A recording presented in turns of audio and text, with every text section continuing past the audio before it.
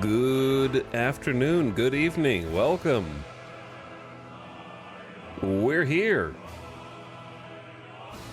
Hopping back in Hearts of Iron today.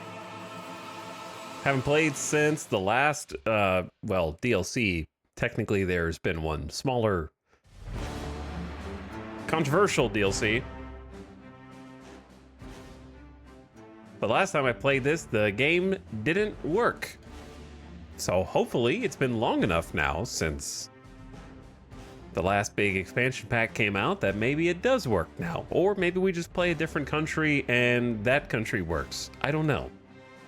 But I didn't really get my fill when Graveyard of Empires came out back in March. And now it's 3 months later.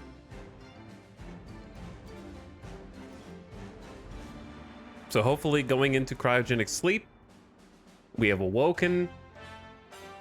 There have been patches, presumably. There's 1.16.5 in April. I don't know what else has happened, but I'm gonna try another new country. Normally when a big expansion comes out for Hearts of Iron, I play like at least 2 of the nations. We only played 1. And it was Afghanistan.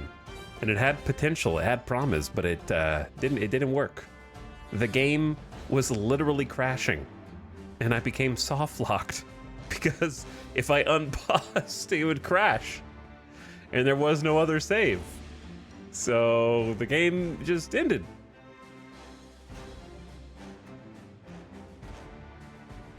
Probably the worst it's ever been. In terms of just game stability. What's up, gamers? Thanks for the beginning of stream subs. Welcome back. Hope you had a nice weekend. Karth Vader, thanks for 62 months. Hello, how are you? What's up, Cobra Blue? Thanks for arriving for an 81st month. Thanks for sharing the sub all this time. War of the Worlds, gifting another sub. Willard Mittens, enjoy your gift sub. And thank you for your generosity, War of the Worlds. Kitty Yuri, keeping the stream alive. Arriving for a 30th month. What's up, Cracker Jack? Pumping it. Hello, Lord Snow. Yo. What's up, Salmon Roll? Thanks for the Prime. I'll take care of her for the next 30 days. Appreciate you leaving it here out of everywhere on Twitch. And welcome back, Bode. Hitting the bongos. G Franco as well for 79 months. Hi. What's up, G Franco? Thanks for the Prime. Appreciate you guys. Thanks for the early stream subs.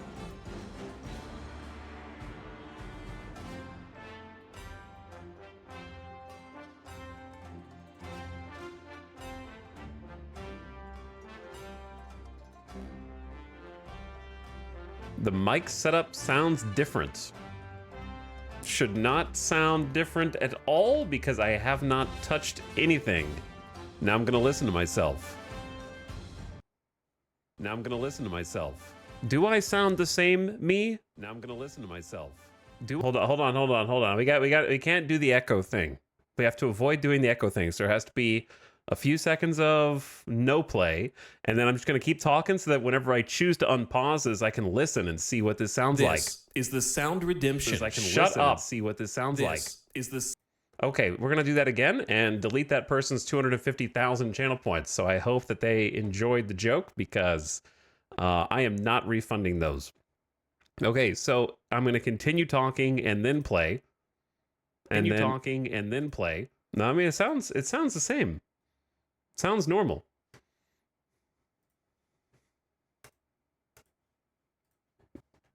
I don't hear any change.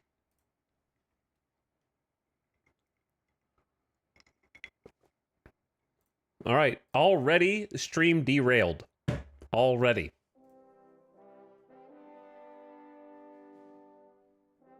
Now, where are we? Somewhere in here. Somewhere right around here.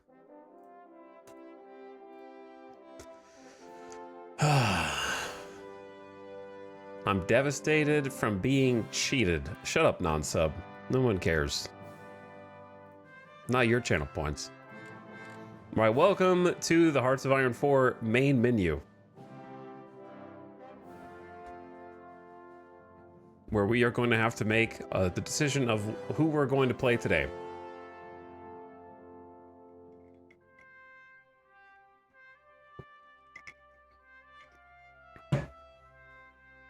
What is going on here? Not much, same as usual. The way things go normally. Burnt Heat, thank you for the 40 months. Happy 4 years. Hearts of Iron 4 for my 4-year sub. You shouldn't have. But I did. But I did. And here we are. So thanks for subscribing. Chat, I hope you all had a fabulous weekend. There was some gaming thing that I wanted to talk about when I got back, but then I forgot what it was. So it'll have to wait. I was like, hey, remember this when you stream next and talk, and it's gone. It's gone. But if you've been playing the Elden Ring thing, I hope you've been enjoying it. I have heard that it is like the hardest thing ever made if you're playing by yourself. So good luck and Godspeed to all of you. I will not be participating in the night raining. I will not be reining anything in. I'm not really like a Souls guy anymore. I was kind of a Souls guy, and I'm just not. I just don't care anymore. Something would have to come out to make me care. Like I feel like I went to the all-you-can-eat buffet, and then I was ready to leave. You know what I mean? Like I don't stay in the all-you-can-eat buffet for 24 hours, 48 hours, 72 hours, and just keep eating the same meal. Like eventually I'm full and I leave. Even though there's more and more and more and more. I'm just at capacity. It's a Mr. Beast concept. How long can you stay in the same all-you-can-eat buffet? Where they like serve the same food, you just live inside of it? Who can live there the longest? Did you see the Witcher 4 tech demo? I did not see it.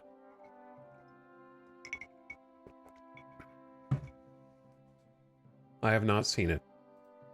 It looked neat, says chat. The Witcher 4 cinematic trailer. Is it the tech demo or the cinematic trailer, or are they the same thing? Are there two things, or are they both that thing? It's a tech demo cinematic. Oh, okay. I see.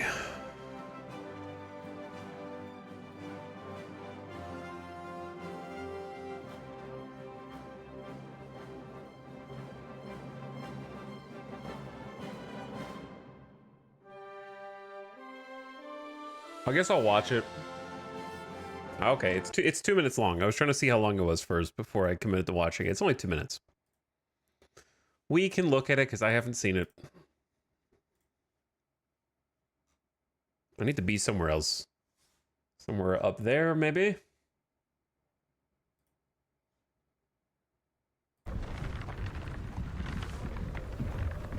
I assume it's this. Sleep, is he? The plowing plonker.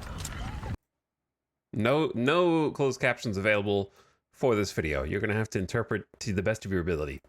Break me pearlies on this blasted pit-ridden tract.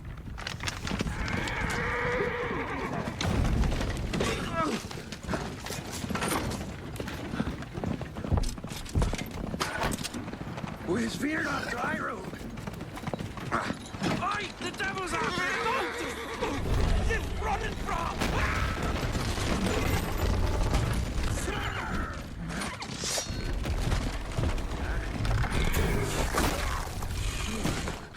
Look out there! Shield us!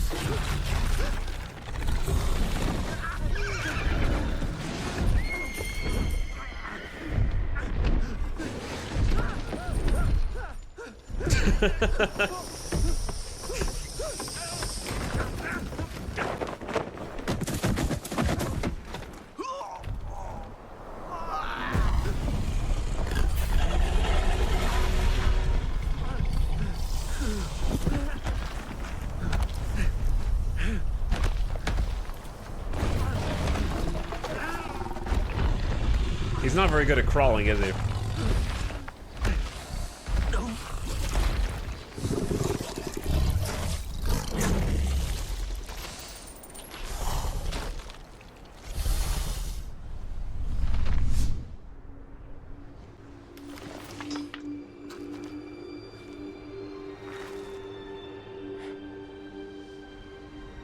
Salt.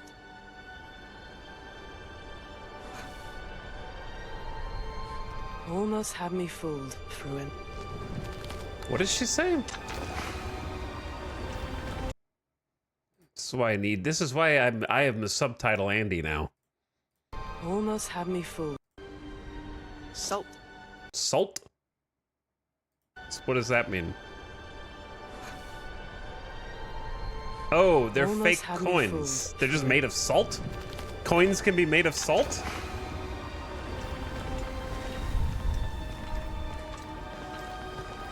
Soap? Soap? Salt? I heard they're made of soap? They're just fake money. Anyway, apparently that was entirely in-engine. And that's the point of this trailer, is that was like the just Unreal Engine 5. It was a cinematic, but it was actually running on a PlayStation 5, supposedly. If you're curious what that is all about. They showed a long tech demo earlier. Oh, well, we're not going to watch that part right now.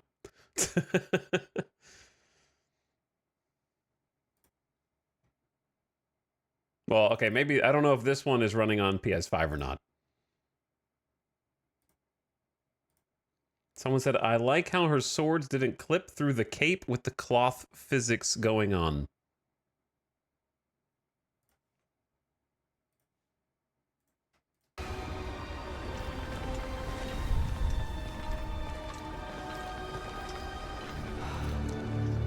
YouTube, just, I hate you so much, YouTube. Like, it's that the video's not even done.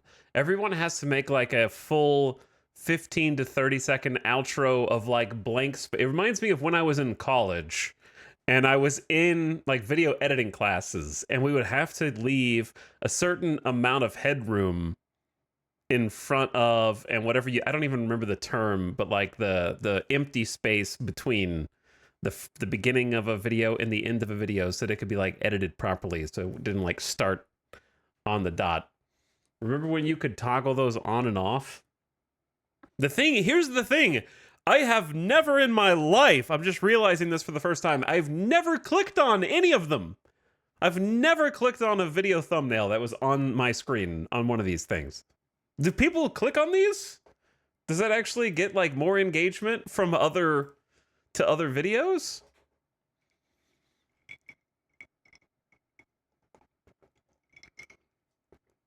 To be honest, I have. Well, at least you're honest.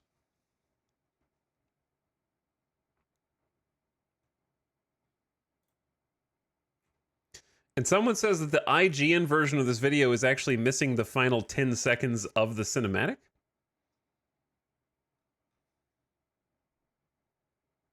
Uploading this in 1080p is a crime. I did think that it looked blurry. I don't know. Anyways, I'll watch the rest of it after the stream. Yeah, outro cards. Outro cards.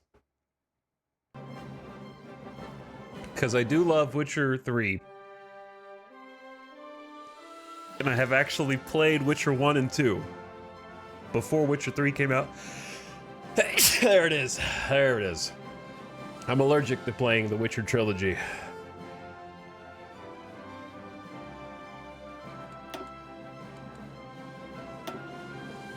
It's a shame.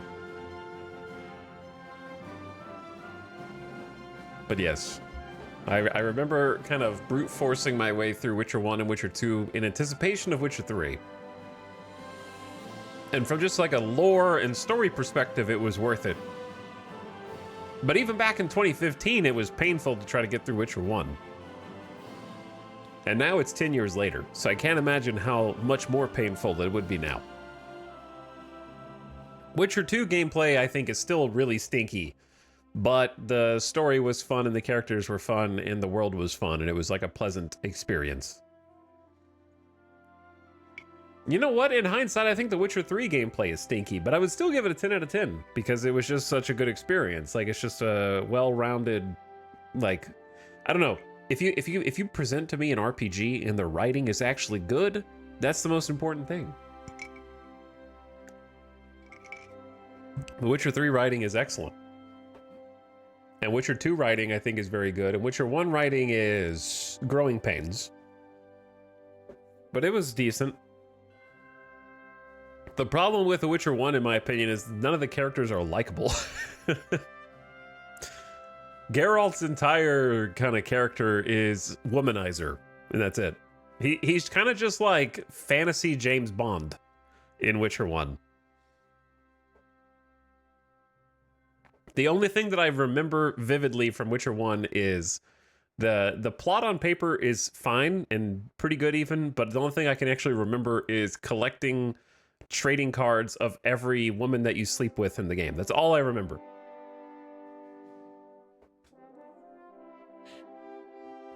They have literal trading cards. Gotta catch them all.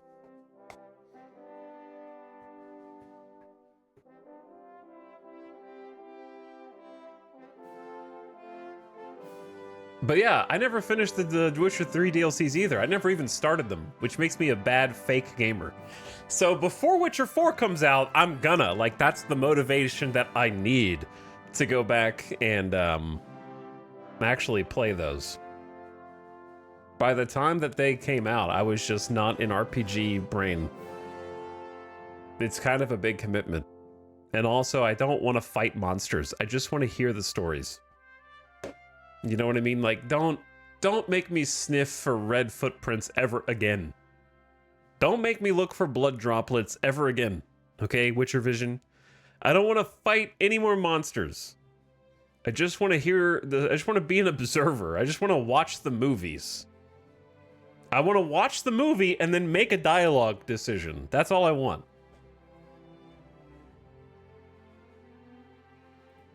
All right. Going back to 1936. Give me the Witcher interactive movies.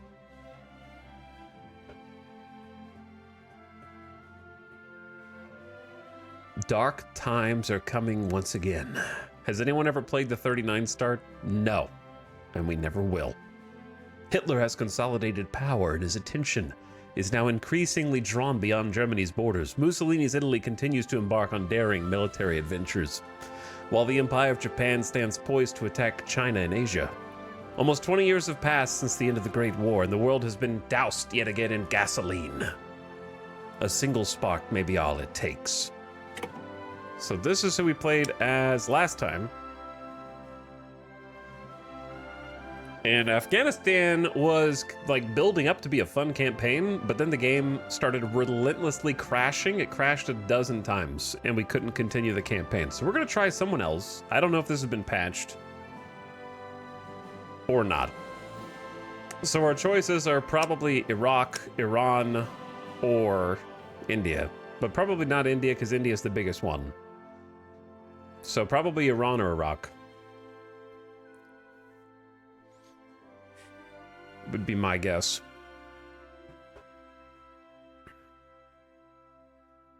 I may or may not be playing this today because I've been watching the latest 4-part Operations Room series on Operation Pedestal, where the British Navy tried to resupply Malta in the Mediterranean. May or may not be playing it because of that. Excellent series of videos on YouTube.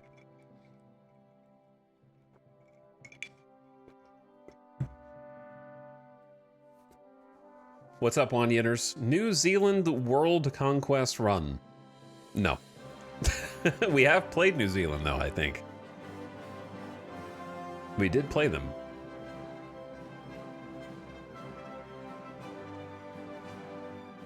Here's my question. Between Iran and Iraq, which of them has the weaker start in Hearts of Iron? I will play that one.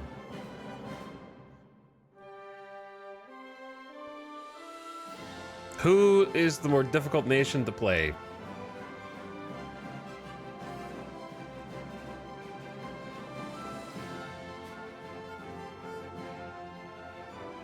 The only reason why I would question whether it's Iraq is because it depends. I think it depends contextually on whether or not you join the Allies. Because if you join the Allies, the British are just right there and will help you.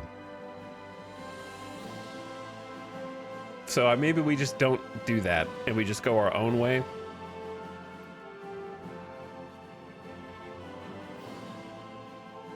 So perhaps we'll try Iraq first. I haven't even looked at their focus trees, to be honest, since the DLC came out. So I don't have a preference because I don't know which direction they end up going. But yeah, we might end up trying both. I don't know. It depends. But sure, let's just try Iraq first. Yassin al-Hashimi, Bismarck of the Arabs. Political power gain plus 10%. Stability up. Ideology drift defense also up. Under the rule of King Faisal, King Faisal I and his later son, King Ghazi, Iraq navigates the tumultuous aftermath of World War I as a British mandate. The Hashemite monarchy strives to balance modernization and nationalism, but beneath the surface, discontent simmers. Tribal leaders resent central authority while urban elites push for greater independence from British influence. Pan-Arab sentiments clash with Iraq's diverse ethnic and religious identities, creating a fragile unity. As the world edges closer to another great conflict, Iraq teeters between consolidation and upheaval. Its future uncertain but brimming with possibilities.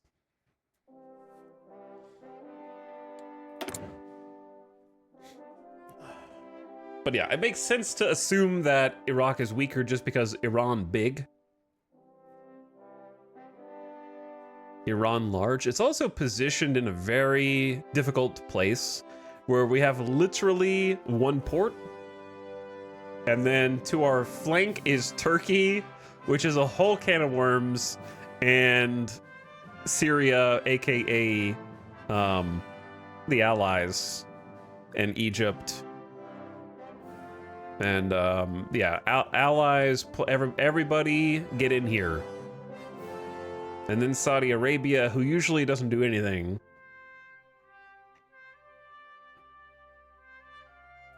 It seems like a rough spot for sure. All right, so I like to play, I don't know where my cameras are going to end up going, Iron Man mode with ahistorical focus, which means that history will be completely randomized based on the different focus trees going down. So that's typically all I do. Regular difficulty is hard enough. Your difficulty is dictated by your start, in my opinion, not by giving the AI artificial bonuses and handcuffing yourself to minus 30% research speed. I think I'm challenged enough on just normal difficulty where everyone's on the same playing field, plus Iron Man, plus the unpredictability of ahistorical.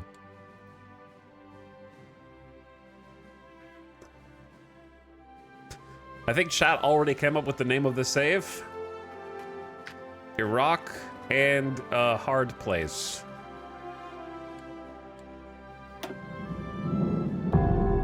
Dong.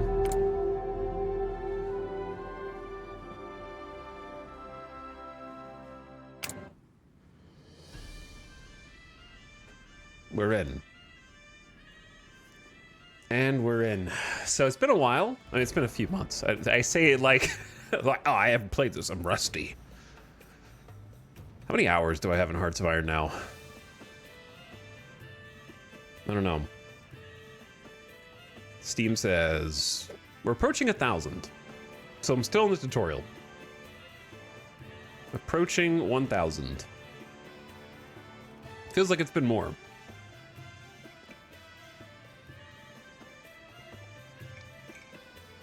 So step one is taking an inventory of everything that we've got and everything that we're gonna do. So let's start by looking at our national spirits. That'll kind of dictate our starting conditions. The Golden Square. A clique of high-ranking Iraqi military officers remains a threat to the stability of the nation. Their sympathies lie with the anti-British regimes of Europe, and they have pinned their hopes on them being able to aid in shaking off the yoke of British influence when the opportunity arises. Political power minus 20%. Okay. Stability minus 20%. And daily fascism support going up. Okay.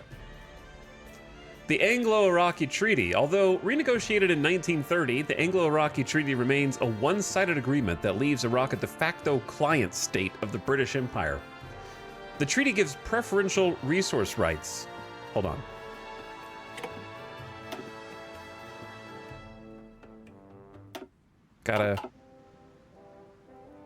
Gotta start everything from there.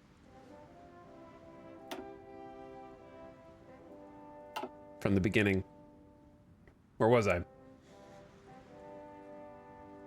The treaty gives preferential resource rights to Iraq's oil to the British and allows them to utilize military facilities across the country. This continues to cause massive dissent among the Iraqi people who yearn for real independence. Any government that comes to power will have to decide whether to renegotiate the treaty or tear it up and risk the wrath of the British military. Another minus 10%. We have no political power gain. Another minus 20% stability.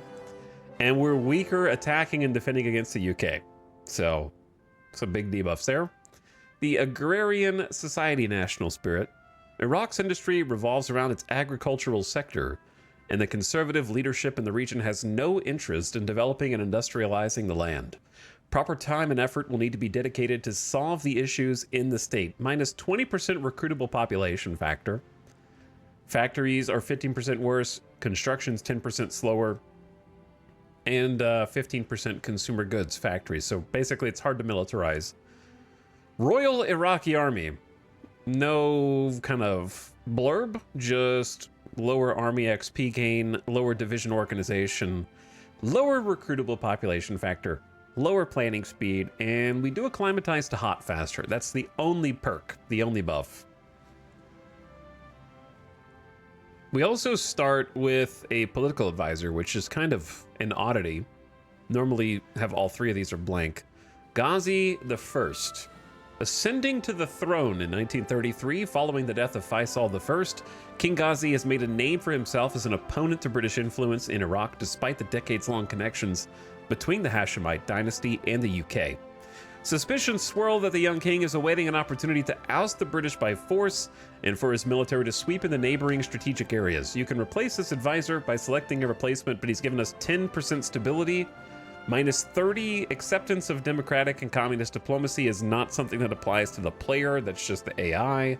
So really it's just a 10% stability bonus for us.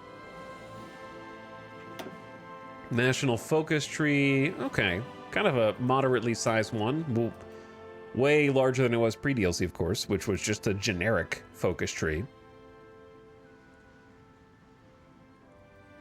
Is this a brand new run? I've always wanted to catch this from the start. Yep, this is a brand new run with a country I've never played before from the last DLC. So, if you guys are new to Hearts of Iron, the National Focus Tree is kind of the thing that differentiates all the different countries other than their geolocation to start the game. So, this is usually how you determine what your run is going to look like. In this case, Iraq, for example, has renegotiated the Anglo-Iraqi Treaty. This is kind of just working with the UK. Unlock the Hashemite Arab Federation to invite members to become your puppets. Restore Al-Andalus. Madrid, Lisbon, Gibraltar, and 23 others become a core of Iraq. Okay, that's interesting at least. I wish it would tell me who the 23 others are. I hate when it does that. And you also get the core Spanish Africa, Tripoli, Alagala, and 14 others.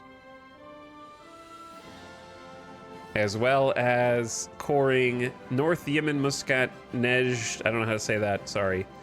Lots of cores there, actually. Reach out to Jordan. Iraq requests control of Jordan, military factories. Okay.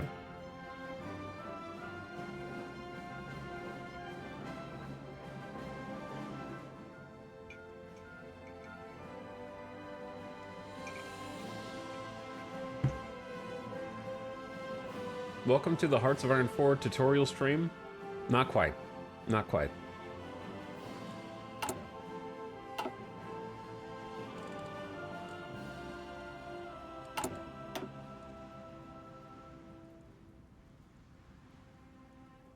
All right, what else do we have?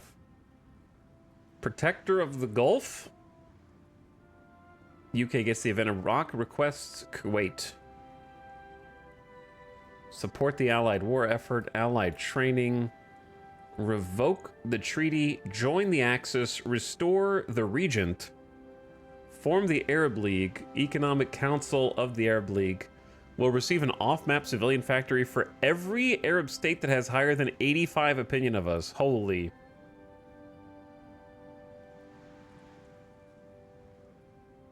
That's a lot of potential civilian factories. For Iraq. What else do we got? Proclaim a United Arab Republic. Iraq will become known as the United Arab Republic, and you can proclaim decisions to gain cores on Arab states that we own.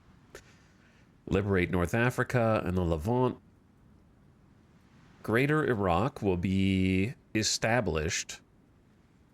You can invite Afghanistan to our faction, carve up Syria, take advantage of the situation, anti-Western alliance, or promote Kurdish identity and seek aid from the Soviets and become United Kurdistan.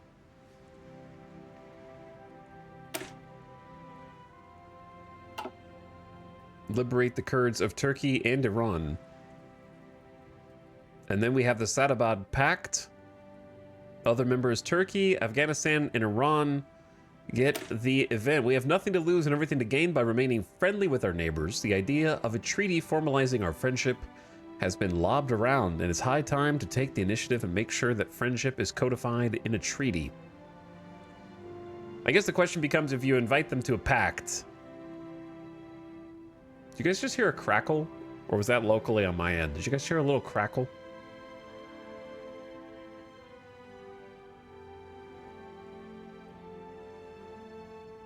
Oh, I know what it is. It's electricity. It's not good. It's not. It's a bit stormy in Vegas today. It's threatening to storm in Vegas, and I think the crackle was electricity. So if the stream randomly goes out, you'll know why. Okay. If we suddenly DC and go to a blank screen, you'll know. I will become absorbed. I've been struck by lightning in that event. Yes, exactly.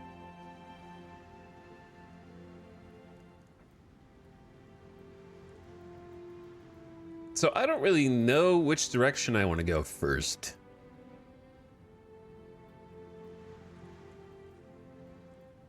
Like,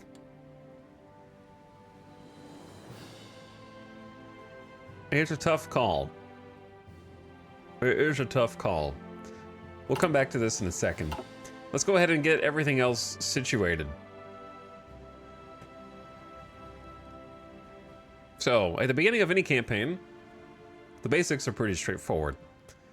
I'd like to start by shift-clicking our unassigned divisions and just kind of see what we're working with. We have 3 divisions. They're not pretty good. They are not good at all. In fact, 12 combat width, 6 separate infantry units, and then a very, very tiny cavalry unit. Okay, so it kind of doesn't matter what we do with these guys. We're just going to group them up and then group them up under a general. We have more generals than we do people to fight at the moment. In fact, we have no field marshals. 0 field marshals, which is going to be interesting. They're not ready at all. Plus 25% reconnaissance. We got a trickster. Desert Fox with desert movement, attack, and defense. That's pretty good. Desert Fox is always solid. And then we got a cavalry officer and another Desert Fox. Members of the Golden Square. Okay, so these are important because if we end up picking a route on the focus tree that goes up opposite the Golden Square, these generals are probably not going to be available anymore after that. If we do a route that emphasizes the Golden Square and separating from the UK, these guys will probably stay and the other guys might leave. It kind of depends on what the other one's allegiances, where the allegiances lie. So for now, we'll just pick you, and we don't have a field marshal, so done. They don't really need an order because we got nowhere to give them an order for, to be honest.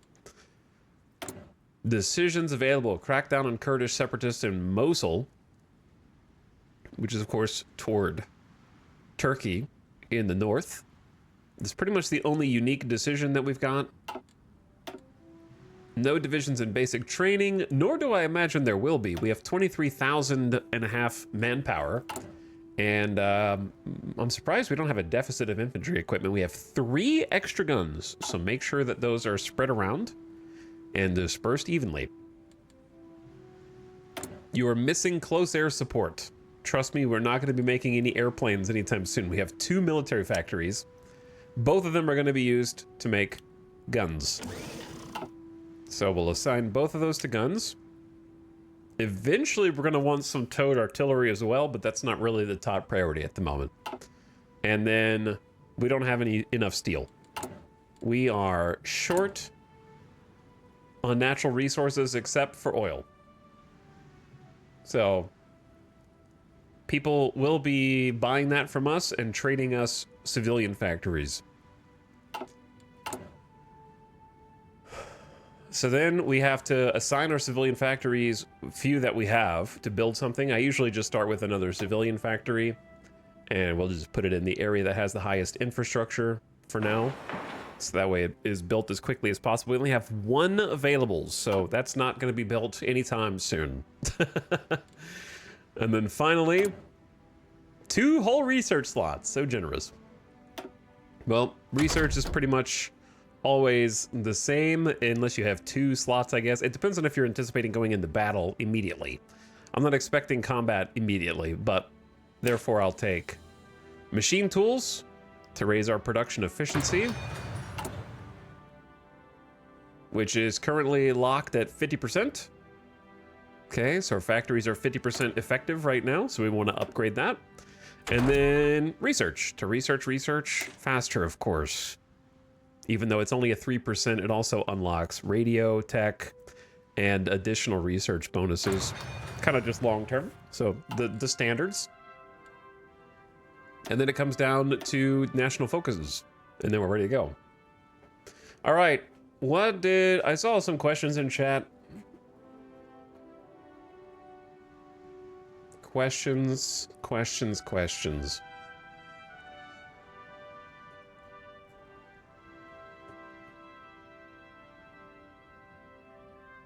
But I can't find them. Why did you pick Iraq? Out of curiosity, because I've never played it before, and it was included in the last DLC as a revamped country. Are we doing historical or non-historical? Always non-historical, unless said otherwise. Non-historical is just more fun.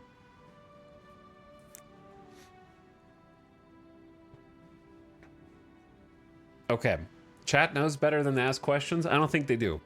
Also, chat, it goes without saying, given our position in the game, and some of the national focuses that are available, it's an important time to remind you that this is a video game and it's all pretend, and it's pretend 1936. So if we enter sensitive areas or topics, just know that these are not real people and nothing that happens in this game is real.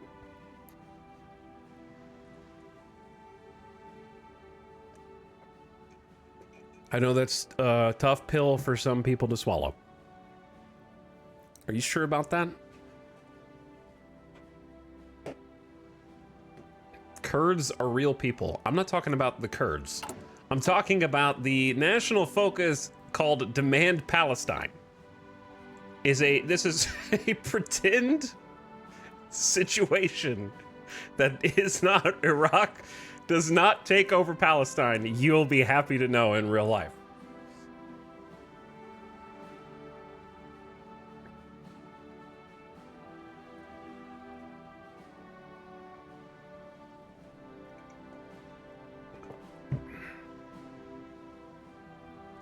How do you know when you start a Hearts of Iron campaign you're not creating an alternate reality with inhabitants who feel like it's real? I can't guarantee that.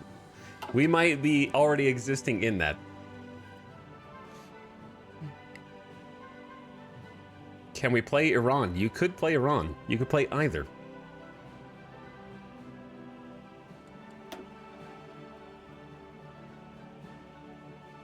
You could play whoever you want.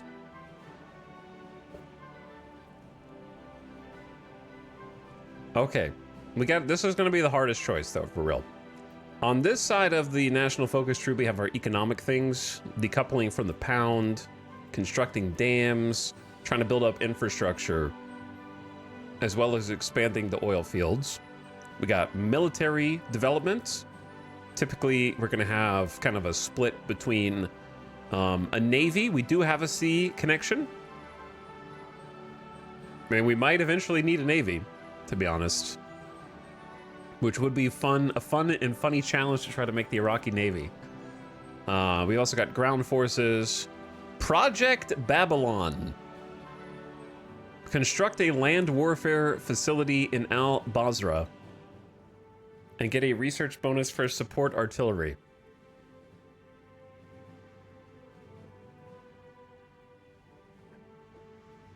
Also, nuclear research center.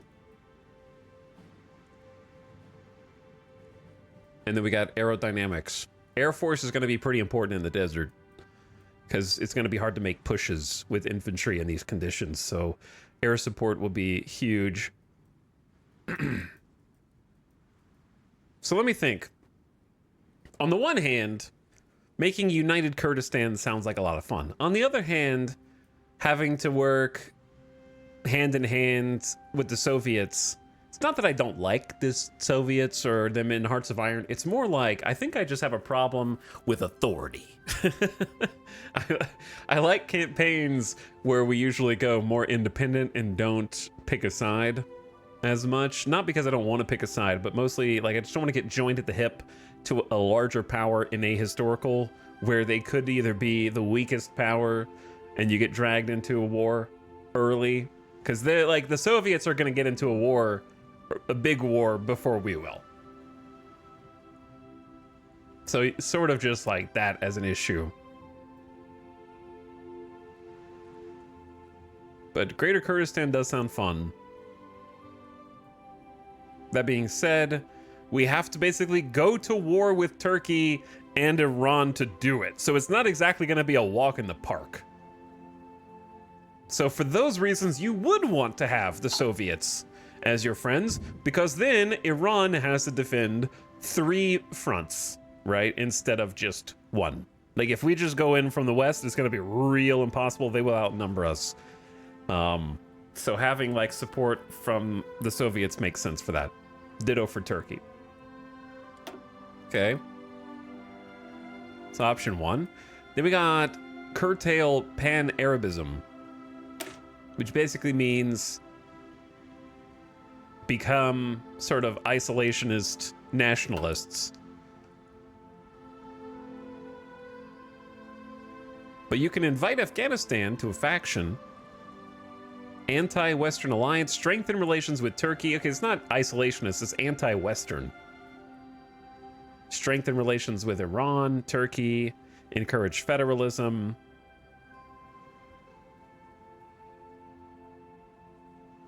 Any controlled state is a core of the Republic of Syria. Kuwait is controlled by Iraq.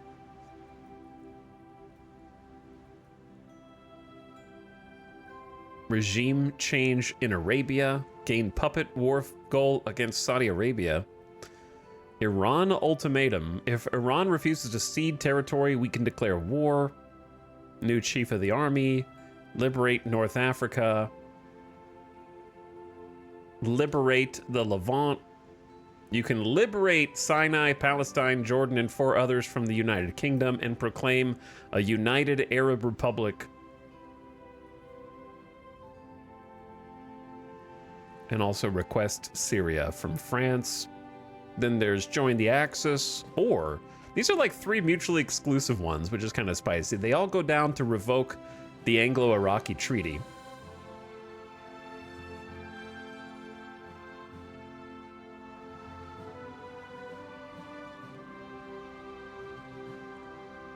Form the Arab League, can create... Actually, I do want to be down here. I just need to move over.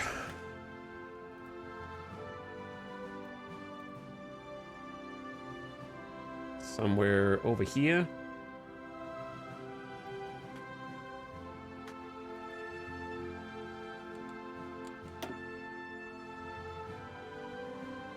The off-map civilian factories from everybody sounds like one of those things that sounds like I would do because it's funny and then realize that it sucks for some reason or the other. Restore the Regent. Embargo the Axis. Support the Allies. Protector of the Gulf. Puppet Kuwait if they accept or renegotiate the treaty. So the historical path...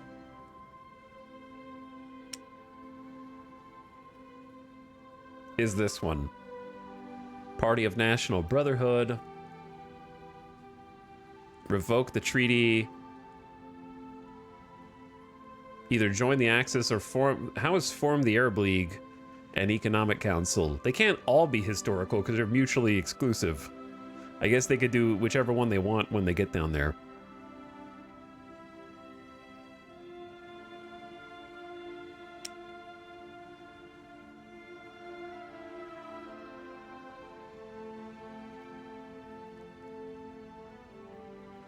Okay. My thoughts are either go United Arab Republic or United Kurdistan.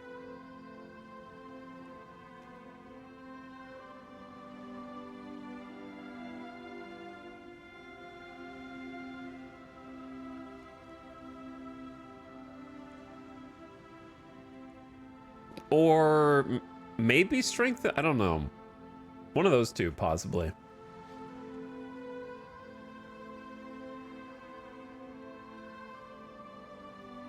The liberate ones sound fun. Chat, what do you think?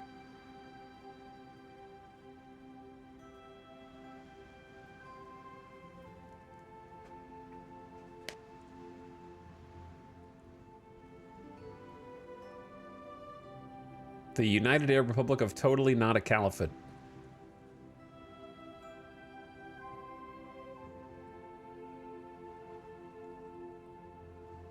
Restore Al-Andalus sounds cool. It would be funny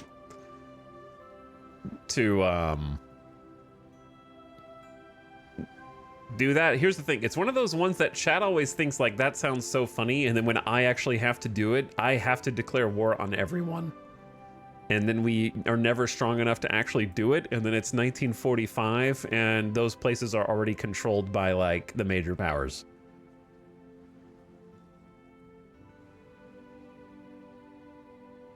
So, that's probably how it's gonna go.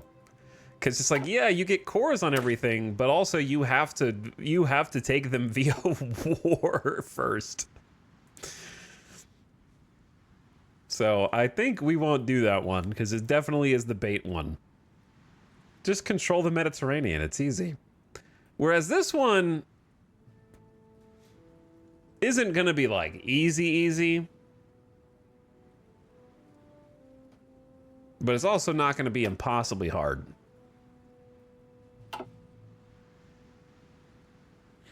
Because we still have to declare war on Spain. For Spanish Africa, Suez, Alexandria, and 20 others. And we still have to declare war on the UK to liberate all of their holdings here. So, I mean, it's still going to be extremely hard. And there's also an Iran ultimatum.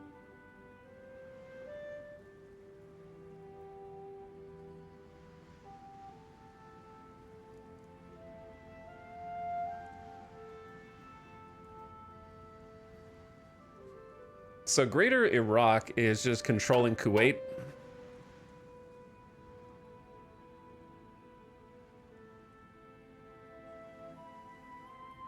Classic Iraq.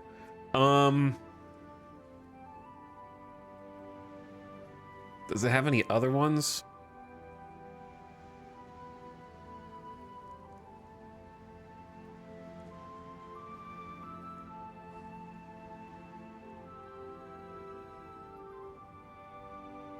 Just become a major global power.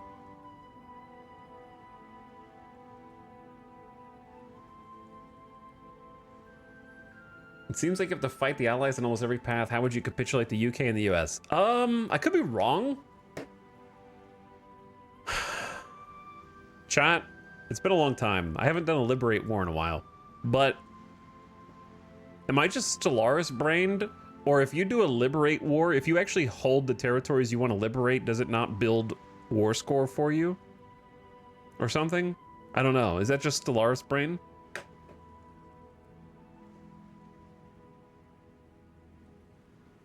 Like, if you just hold the liberated territories long enough, does it ever do anything? I really don't do Liberate Wars almost ever.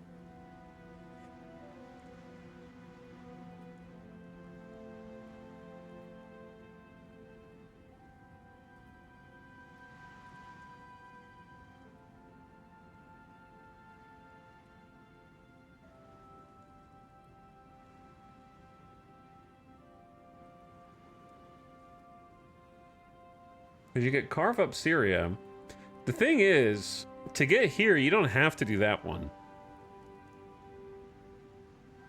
You get to invite, they're not mutually exclusive. So you still get, you don't even have to do it.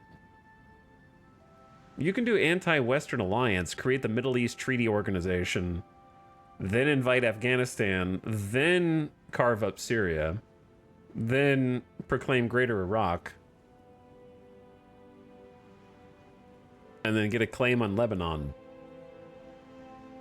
as well. And then do that if you feel like it. So it's not even mandatory.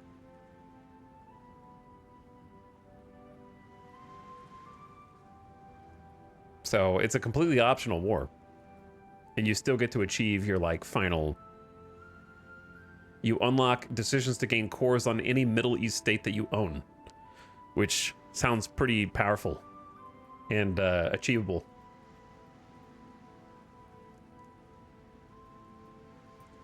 All right, let's go. So how do we get to it? Curtail Pan-Arabism requires attempt assassination of Sidki. Sid something. Pronunciations are hard. Which requires import from Italy, which requires the coup, which requires Party of National Brotherhood. For too long, the government has caved to British whims. Only the Party of National Brotherhood has the potential to lift Iraq to greatness. 10% war support. Add Jamiat al-Shab al-Sana, which grants consumer good factory factor minus 10% and builds civilian factories faster. Okay, that's fine. That doesn't really do anything bad. The coup, however,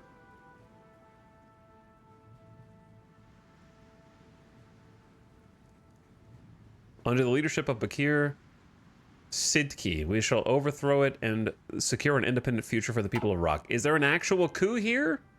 When does the coup start? Is it a peaceful coup? It just says he becomes the leader. One dude retires, the other guy becomes the leader. So I think it's a peaceful coup. And then you import stuff from Italy. Survive the assassination. Strengthen the Golden Square. Has 25% support for HIW. HIW. Fascists.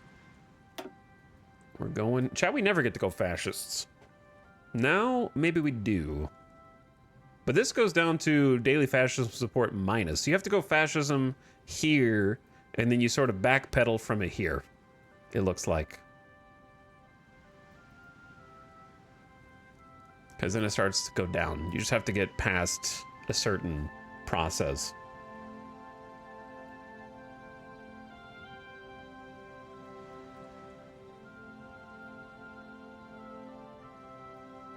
How do I get to this one, though? Requires strength. Oh, no, we have to pick this one. We don't get to pick that one. Okay, so yeah, this is actually going to be the fascist path. United Arab Republic is fascist path. Interesting. See, we have to take here, and then we end up getting to do both this and something over here.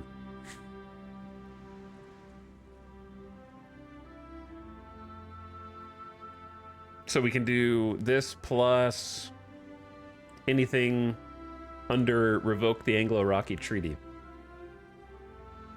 Whichever we feel like. Okay, ad is gonna start. It's already been an hour somehow, but I know what we're doing, and I just gotta decide whether we're doing that first or decoupling from the pound first, because I always want to get those civilian factories first. Also, free trade is gonna be good for us. So we probably just decouple from the pound first, then start pursuing this.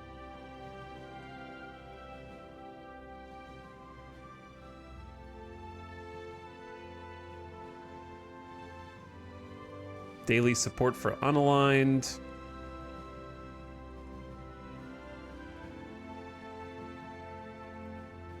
Okay.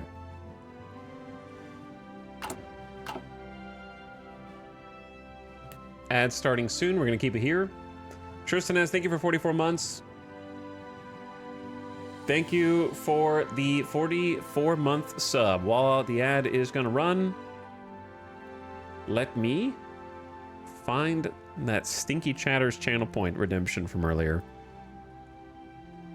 and refund it.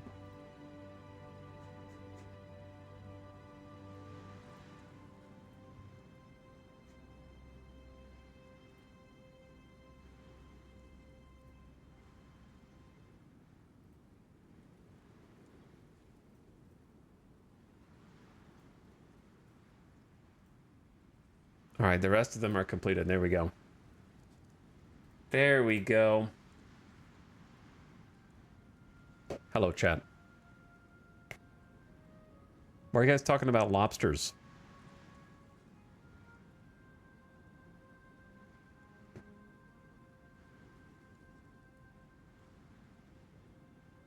Dude, I could go for some lobster. I had some pretty delicious takeout yesterday. I had some nice katsu and some takeout ramen. Takeout ramen can be a little risky, you know, because it's something you want to kind of just have there. You just want the bowl to come out and everything's ready and fresh and hot. And having to receive it via separated containers might not have the same charm, but man, it was good. Found a new ramen place that I like. Take the risk every so often. And everything, it was one of those rare instances where everything that we got from the place was good. What's it called? Your mom's house? She makes crazy good ramen. I was hanging out there late last night.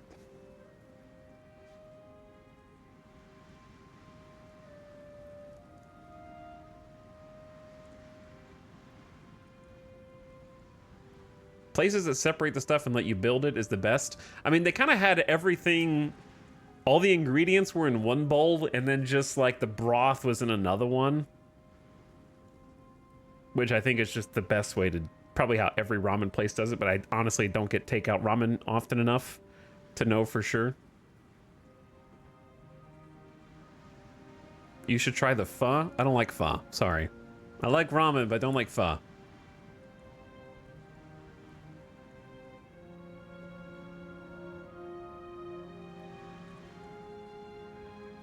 if I am gonna go get Vietnamese, I am usually gonna get a banh mi. I do love some banh mi's. However, I don't like spicy banh mi's. So if you're like a jalapeno banh mi, hold the peppers, please. I know that you'd be surprised. Different places do it differently.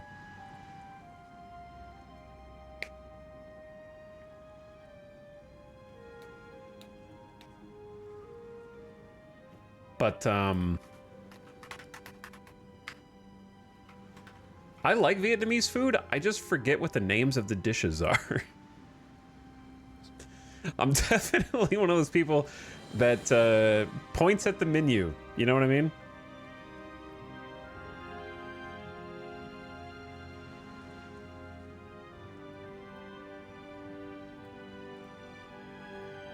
But I like Vietnamese noodle dishes, just not pho. Anyway, welcome back from the ad.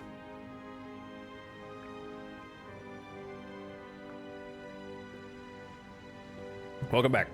So, we're about to get it rolling. So our first focus, I think, should probably be to decouple from the pound, which is going to lower the UK's opinion of us, but it's going to give us 2 building slots that it automatically makes, as well as 2 civilian factories for free. Well, it's not free. We lose 35 opinion. It's also going to replace export focus with free trade, which the faster we get that up, the better. And then gives us the Iraq currency board, which grants consumer good factory factor minus 10%. So those are all very nice things, very good things, because at the moment, we only have the 1 civilian factory. So as we make more factories, the civilian goods factor is going to, right now, the people expect 40% of our factories to make things for the civilians. We're trying to reduce that number from 40% because we want the factories to start prepping for war.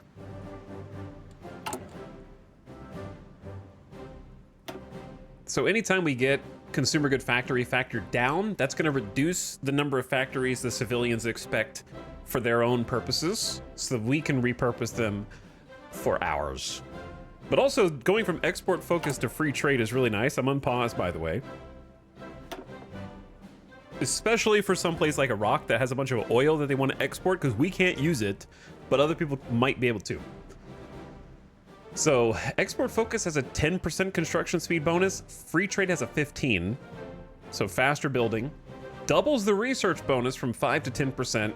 Factory output goes from 10 to 15%. Dockyard output's not a thing for us. It does send 80% of our resources to market. So the more resources that go to market, the more of our oil can hopefully get used when we start exporting it. Or sorry, when we start taking control of it, because right now the UK has full control over it. So we don't get to use it. It belongs to them. We're a client state of the UK. But when we do take control of our own oil, then we will export it. But it's worth it if nothing else. Then the construction research factory bonuses are all great.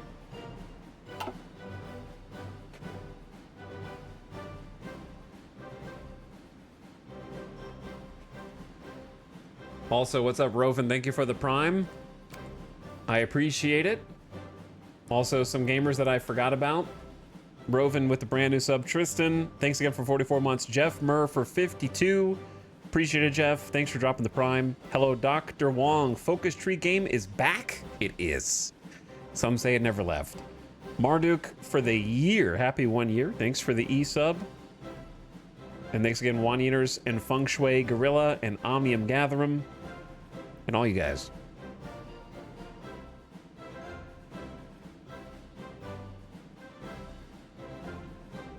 So yeah, never done this campaign before, so it's gonna be, I don't really have any strategies. Not really looking for any strategies, but just gonna be feeling it out on the focus path that we have decided.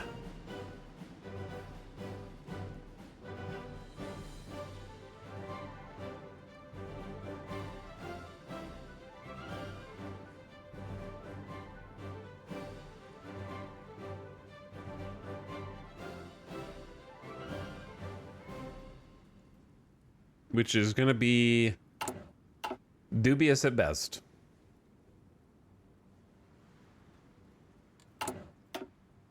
Some of it is going to be kind of historical.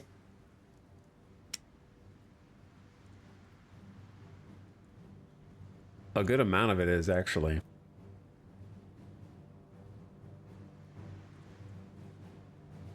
All right, so I need to pay attention to the attempted coup here.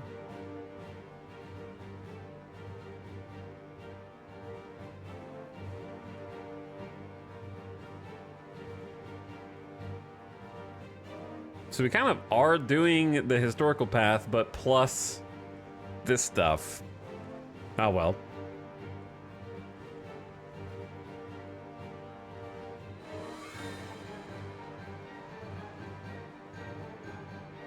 Just because it's partly historical path doesn't mean it's stinky. The historical path doesn't include all of this stuff, though, which is kind of the big stuff that I would say.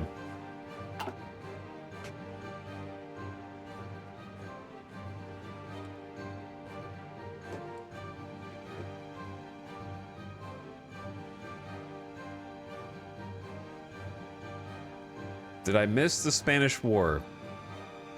It has not occurred yet. And it won't for a little ways yet to come. It's gonna be a little bit. Right, oh yeah, so we are 530 infantry equipment behind to start the game. So step one is going to be trying to replenish the fighting strength of our 3 divisions.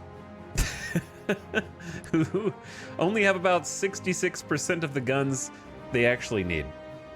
Does Hearts of Iron show the historical path? Yeah, I was just looking at it. There's a button here called Historical, and it highlights the things that the historical AI will choose if you're playing historical. It's a filter.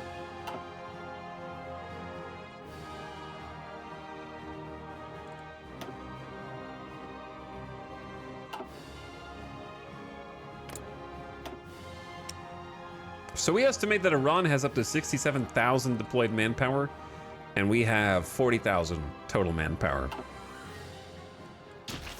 I have no idea what Iran is going to do. That's the other thing, right? Like they could be doing their own focuses that run counter to ours. So we're going to have to cope with whatever they end up pursuing, which could be aggressive toward us.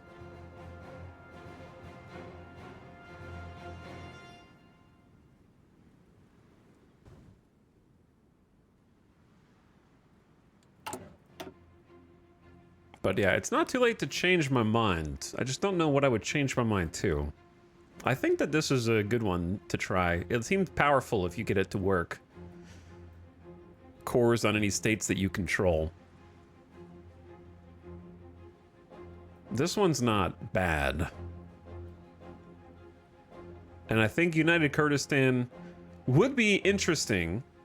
The problem is kind of like what chat said, that if you get the Soviets to help you invade, then they're going to get the majority of the war points, which is going to be useful for them in the peace treaties to take most of the territory for themselves. So you can get help from the Soviets, but you're going to have to share the spoils. Classic. A sudden Wehrmacht coup led by famed Field Marshal August von Mackensen has triggered a civil war in Germany early this morning. Fascists, royalists, and Democrats alike have taken up arms against their former countrymen, and military units have been removed from the border to see to the internal threat. The fascists under order of Hitler have already vowed to destroy the nation rather than see it fall to these treasonous Germans. The German Reich has declared war on the German Empire. Our currency remains tethered to the British pound sterling, which limits our capacity to enact economic policies that suit our needs. We must break the link and establish our own currency board to control the dinar. So, UK likes us less, but we get 2 building slots, 2 civilian factories, and a new currency board, National Spirit.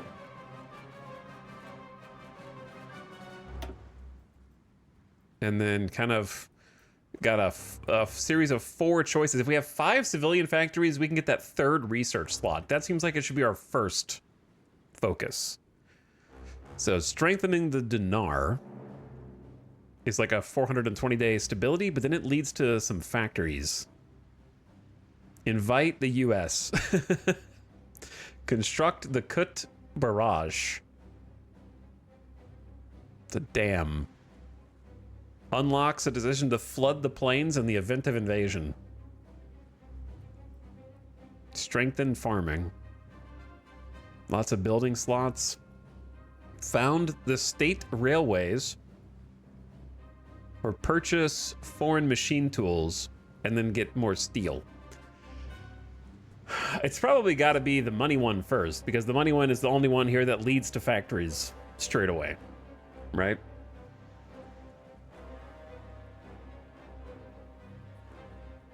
As far as I can tell. Plus, this is a nice 35-day one. Strengthen the Iraqi dinar. Seems good.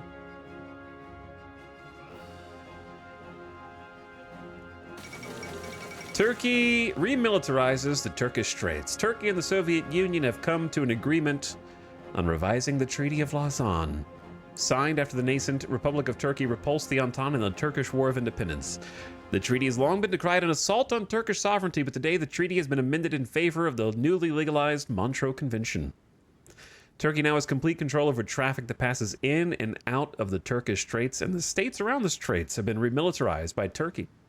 British observers are merely happy that conflict in the region has been avoided.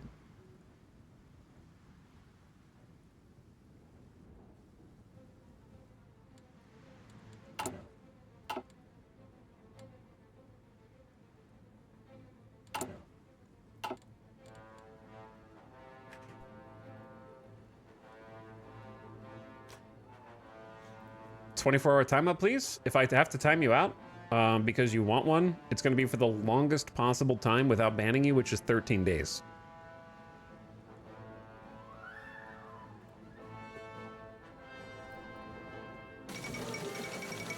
Or I could just ban you, you won't be able to see the stream, and then you'll have to submit an unban request. And then when I decide to ever read them, I'll think about unbanning you.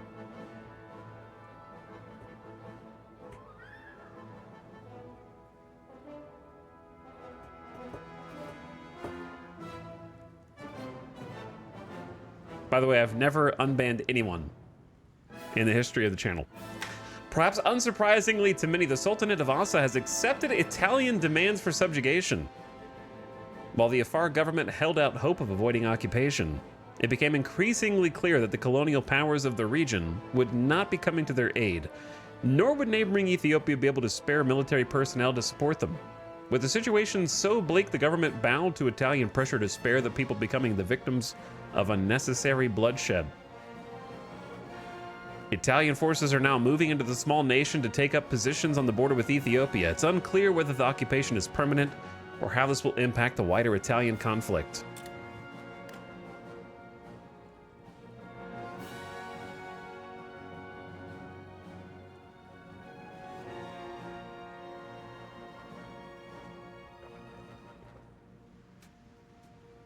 You can prevent banned people from watching the stream? I didn't know that. You can, and I do.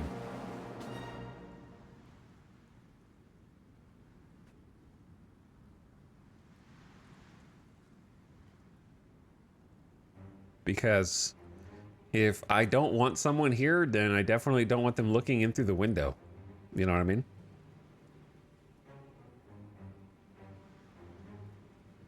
You have no, there's no constitution in this chat.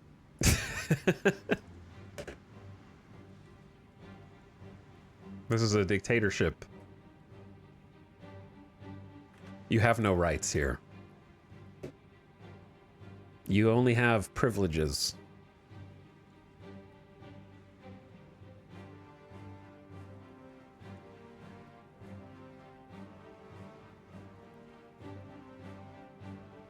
But anyway, the actual reason is because the way I figure, the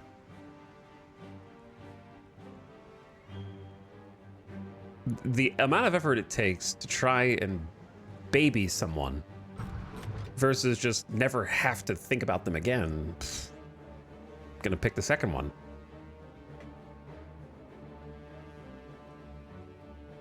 You know what I mean? Like, if you let somebody into your home and they get dirt all over the furniture and sling mud on the walls and dump the fridge, you gonna let them come back?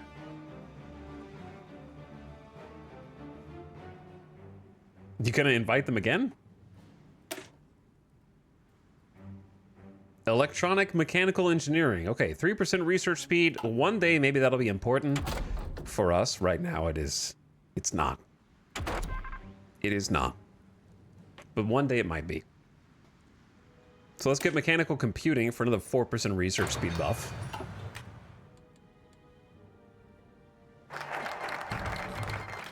Ethiopia has declared war on the Ethiopian Empire. Strengthened the Iraqi dinar, also complete.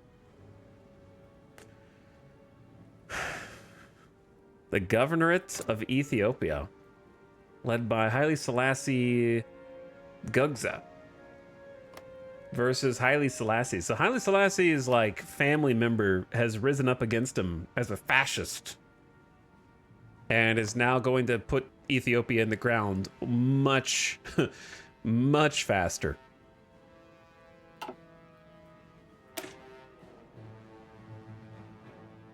Now that we've wrested control of our currency from the British, we can finally set our own monetary policy in a manner that benefits our domestic economy. Strengthen the dinar. Minus 10% to consumer good factor, 5% stability, minus war support for 420 days. 420 days. And then heavy industry to get some more factories up. I don't know if I'm just taking the factory bait. It seems like the right one to get early.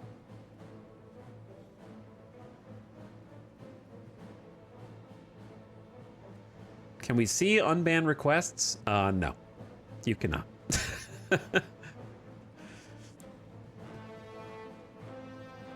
I don't plan on looking at them anytime soon.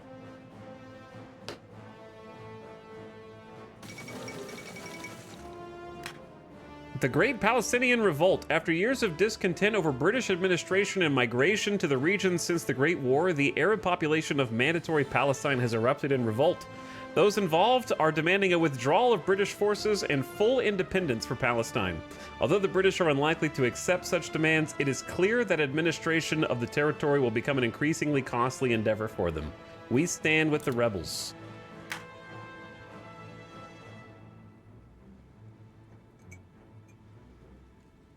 Hell yeah.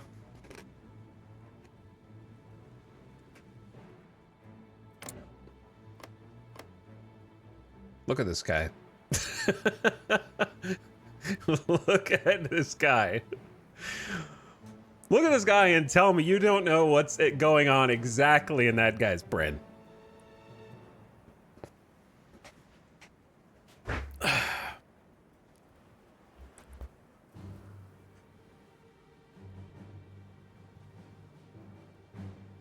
Sir Harold McMichael.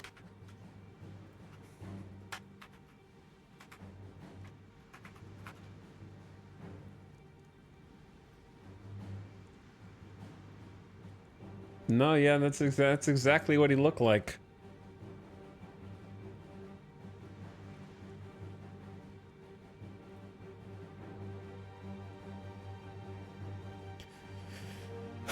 This is from Wikipedia. You know when you could just look at a dude? Listen, I know what it says about me, but you know you can just look at someone and tell that they're evil? I can. I don't know if everyone feels that way. You could just look at someone and my first thought was that dude's evil, and I didn't even know why. So I just Googled him to find out.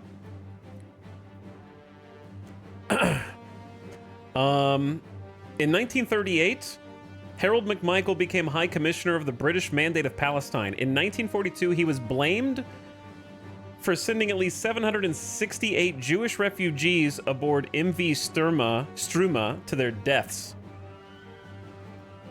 During his tenure, McMichael was the target of seven unsuccessful assassination attempts.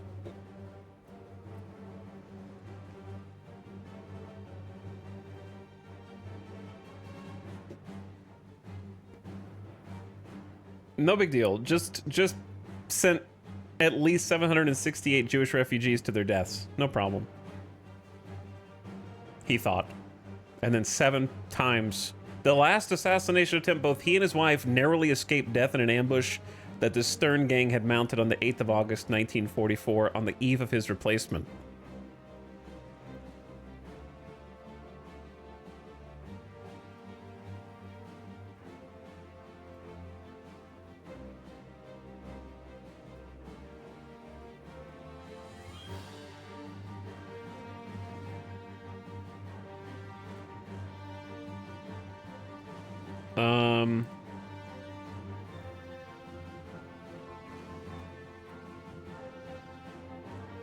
Basically, then he was the High Commissioner of Malta, and then in 1945 was empowered to sign official treaties with Malay rulers over the Malayan Union Proposal Scheme.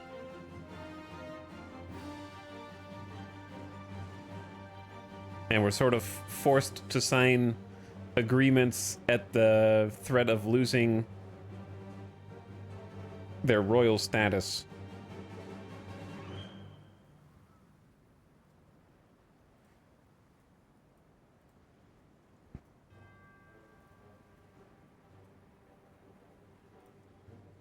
Anyway, all right. That's all you get.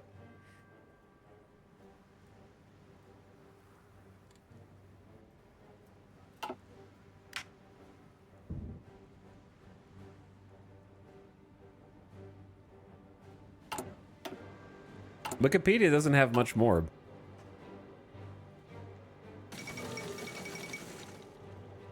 The Second London Naval Treaty.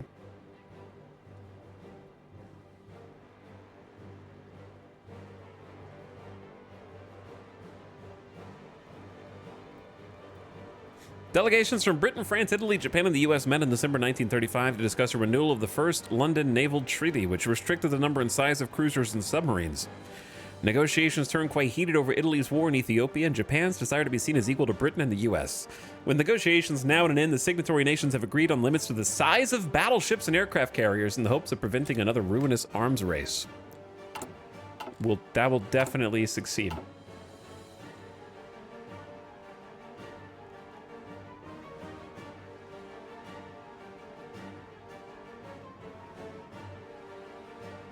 By the way, MX Latia, thank you for the 2-month sub. Hello.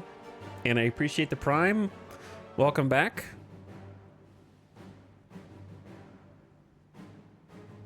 After 2 assassination attempts, you have to start thinking, is it just me? No, it's everyone else.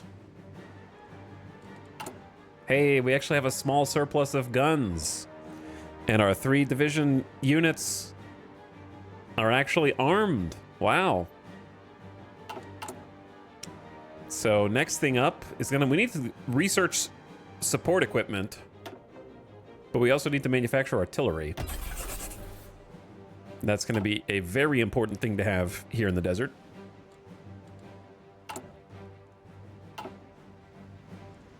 So Ethiopia really got screwed over with the family revolution. And then I have never seen the Reich beat the junta in all my days. So my assumption is that August von Mackensen is going to fight and eventually win.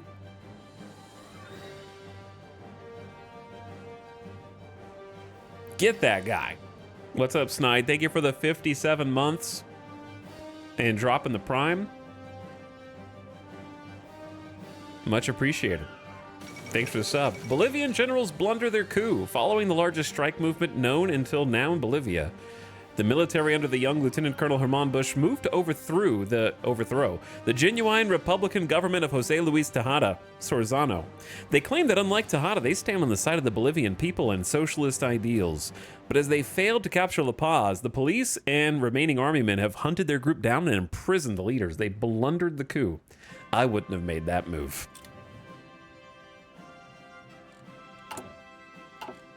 I wouldn't have made that move. We got 3 civilian factories now. It's better than 1. It's better than 1.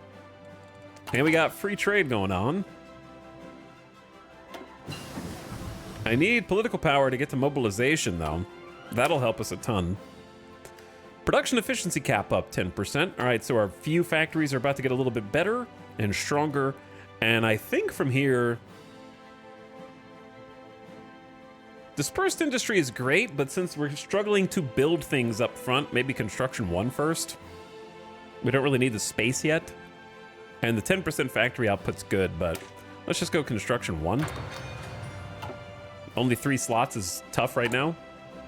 We need 5 civilian factories before we can get another research slot.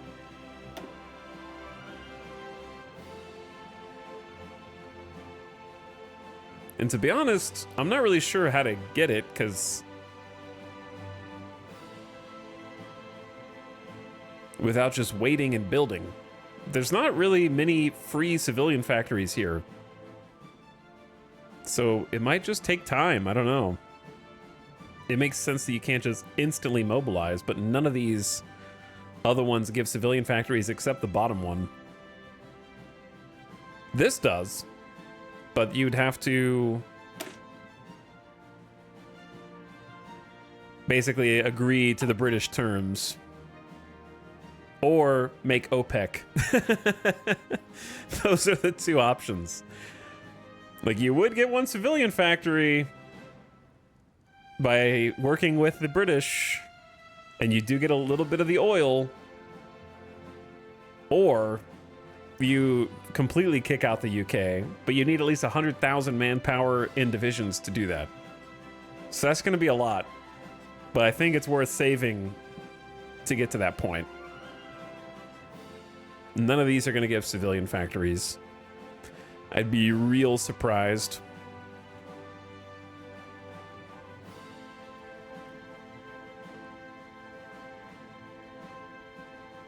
This is a civilian factory construction speed buff with a consumer good factory factor down. So I guess that's something. Probably what we go to next. If I had to guess.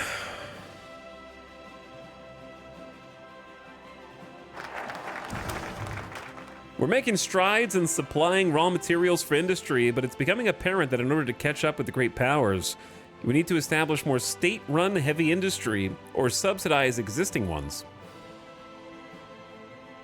So plus 2 building slots, 1 civilian factory, 1 military factory. Baghdad gets the military factory. Oh, we have enough now. Do we have 5 civilian factories?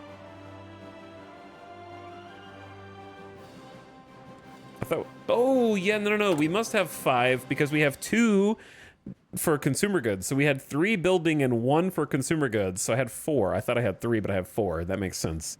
So we just got plus 1. So we have 5 total, even though we've only got 3 actively in use to build. So that's perfect because it lets me go ahead and snag that extra research slot now, which we so desperately need. And we got a new military factory for artillery, which I think is worth starting to just manufacture even though we have no steel. Seems worthwhile. New Hearts of Iron Run? That's right, Avocado, what's up? Trying Iraq for the first time, never played it before. Watching Ethiopia turn on itself and align with the fascists, and watching Germany turn on itself and get taken over by the junta. A couple of classic starts.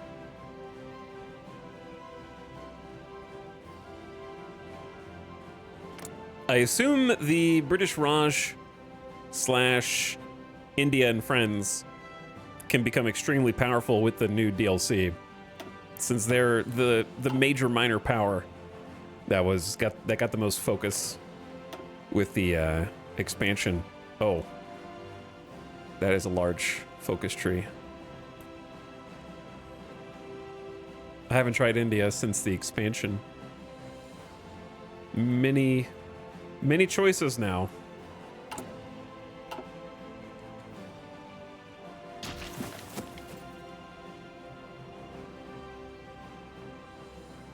Okay, so my favorite countries to play as in Hearts of Iron, for no particular reason other than vibes, are number 1, Poland. Number 2, anywhere in the Mediterranean. Anything that utilizes the Mediterranean. I think fighting in the Mediterranean is my favorite aspect of Hearts of Iron. I'm extremely biased. I've never played Yugoslavia, though.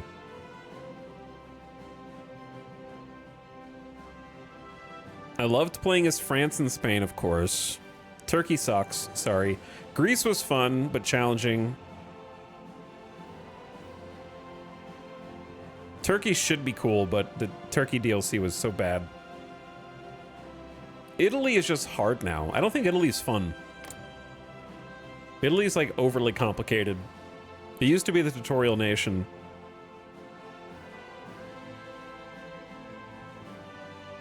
But now it's just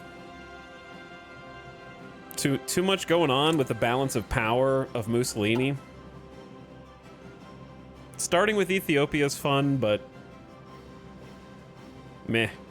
The rest of the mechanics are just overly complicated. Them and Switzerland. Was that the same DLC? Yeah, the dudes who made like the Italy and Swiss DLC just kind of like really overcomplicated it, because I hate the Switzerland leadership mechanic. That was one of my least favorite runs. What was the other nation in that DLC?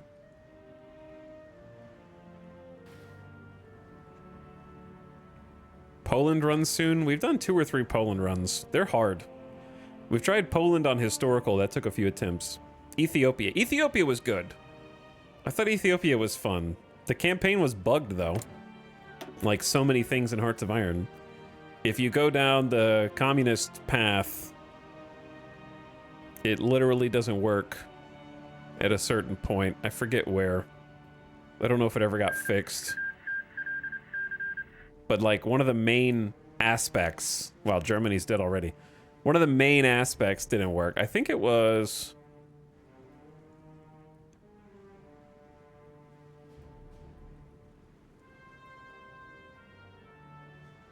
I don't know, I think it was just African Union just doesn't, like, something here doesn't work, and it blocks the entire campaign.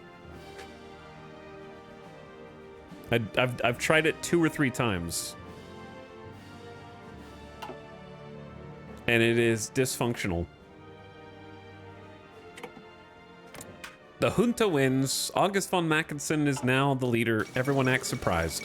The civil war that racked Germany has come to an end. The fighting was extraordinarily intense, with fanatical resistance by the Nazis causing devastation on a scale reminiscent of the Great War. It appears Hitler's dead and the Nazi leadership imprisoned or executed. The provisional government has now announced that it's necessary to secure the hold over the state and ensure the return of stability to the nation before there could be any thought of embarking on a process of constitutional reform. Let us hope the new regime is more accommodating. What are good starts for someone new? That depends entirely on what DLCs you have. If you have no DLCs, then I think the tutorial nation Italy is fine. But that's a big question because there's so many DLCs.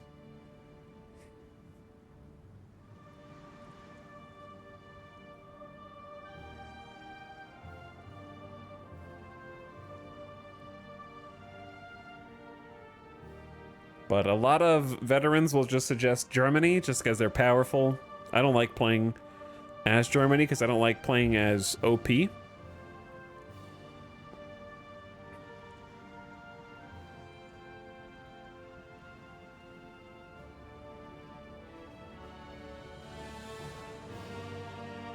Is Spain still your go-to first-time player tutorial?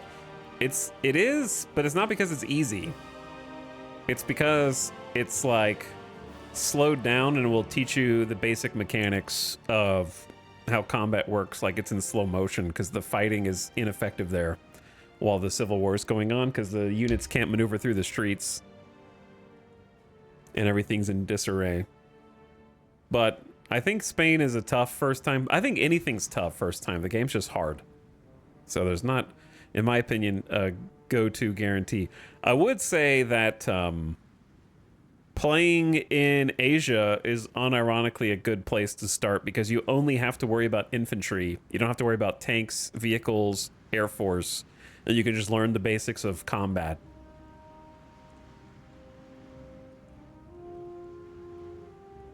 So probably just not communist China because that's a really tough start. But like Xinjiang was actually decent when we played it. Very doable. Just China, quote unquote, would also be a decent one.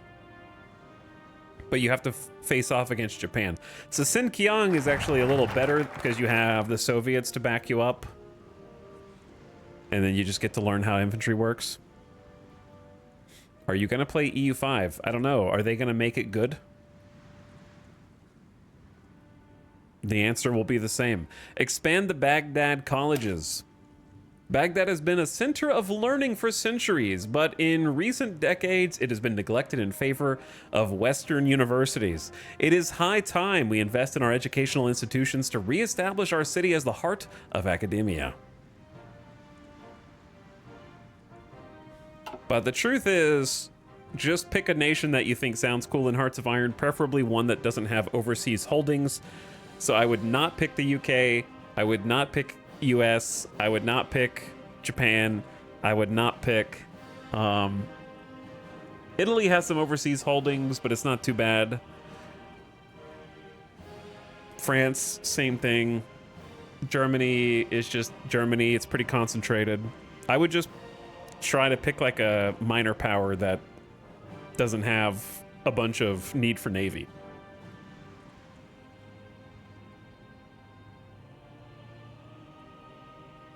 That would be what I start with. Major powers that don't need navy. Or minor powers that don't need navy.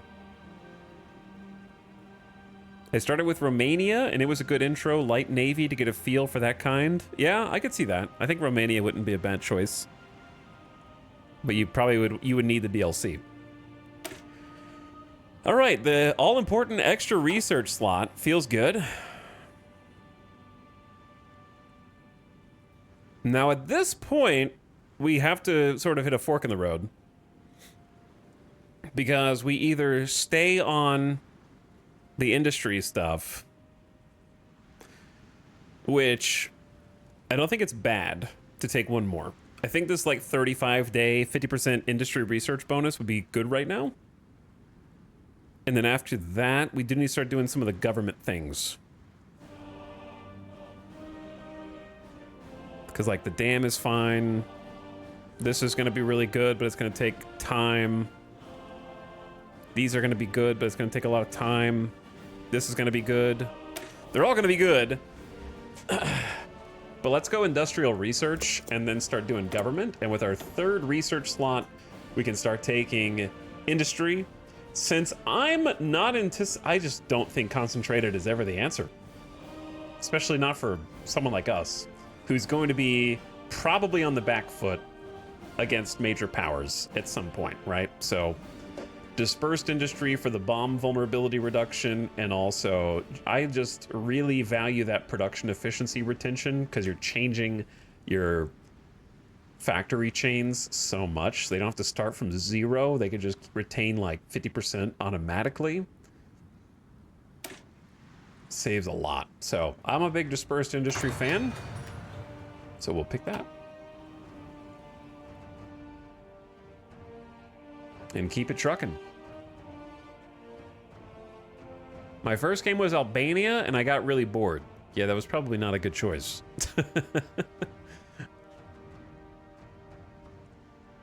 Romania sounds like a good choice.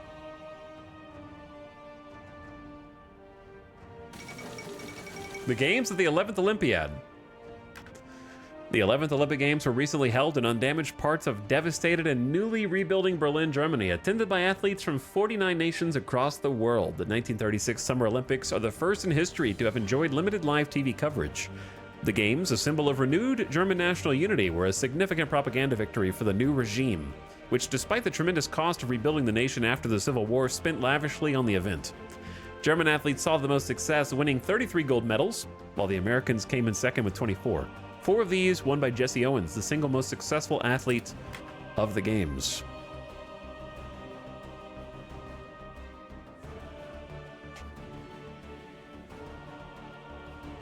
Paradox Games, you will need the DLC. Yep.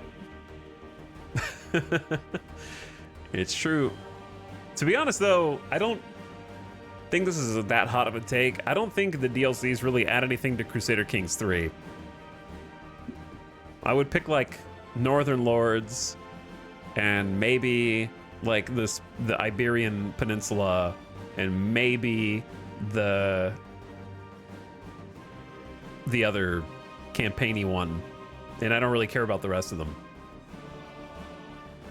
I could live without all of them, except for like those 2 or 3.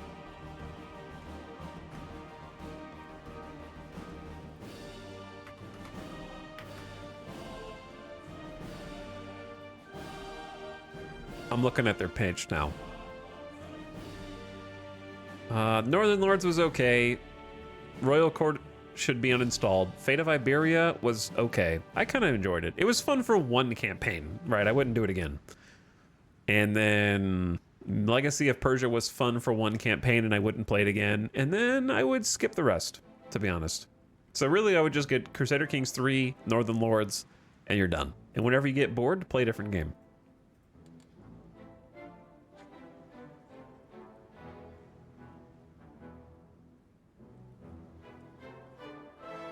Or download some mods.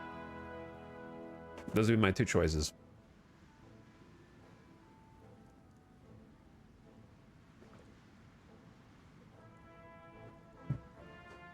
That being said, I will try Crusader Kings 3 again when they add the rest of the map,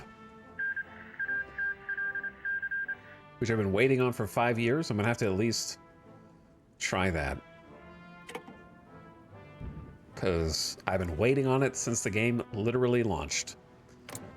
Italy big, Ethiopia small.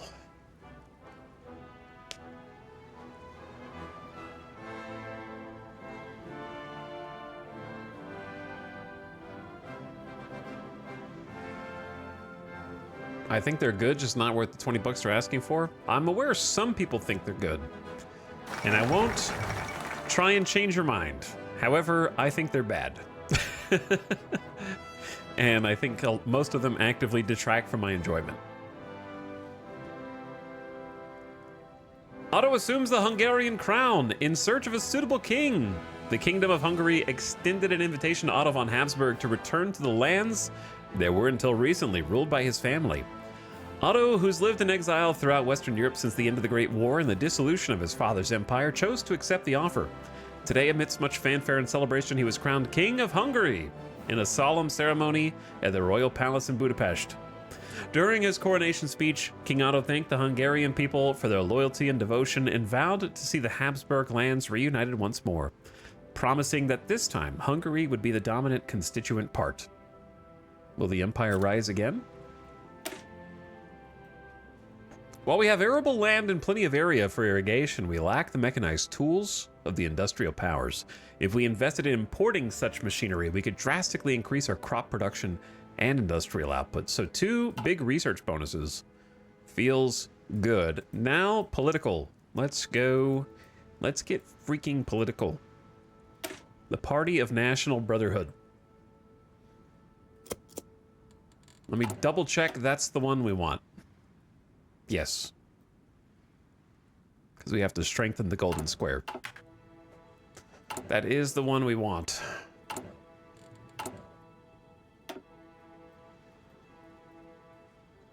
I'm glad we got that 3rd research slot early. That being said, We don't get the next one until we modernize military doctrines. Oh, that's spicy. It's in the military branch. Or if you promote Kurdish identity, you get, oh man, so we're only gonna get 4 total. You only get 5 if you go Kurdish. Well, that's interesting. So we're gonna be stuck with 4. Unless I'm missing something. 4 research slot game is gonna be tough. We're gonna have to really like focus on specific aspects that we want.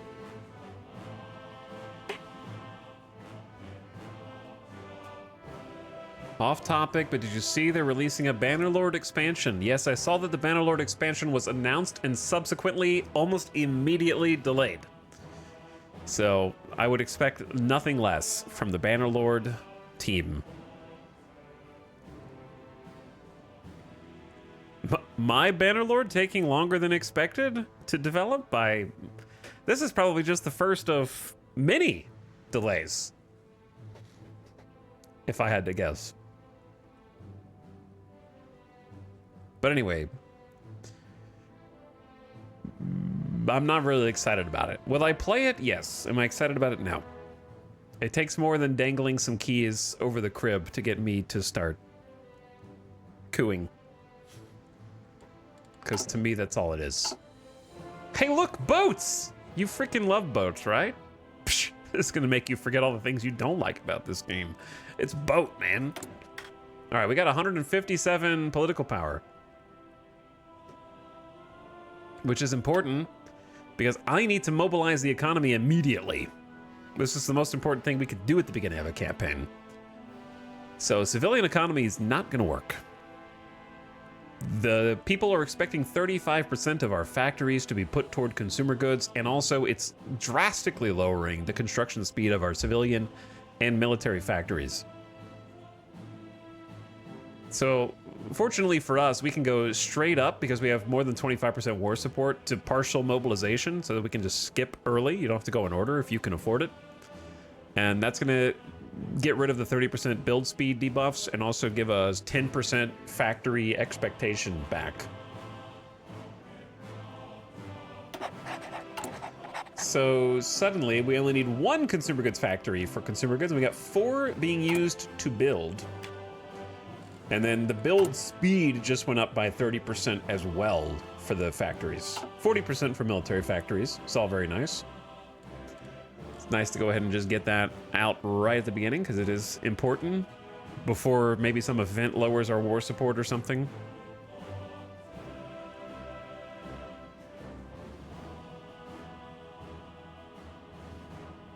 Medieval China is cool. I mean, it would be cool, yeah. It could be cool. We'll see. I'll give Crusader Kings another chance when that DLC comes out. I'm not expecting a miracle.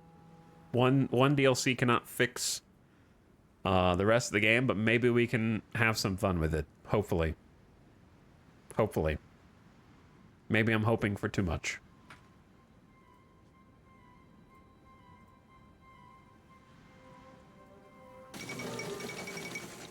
Dominions break with the crown. Representatives of the Dominion governments today announced they will unilaterally be breaking ties with the crown.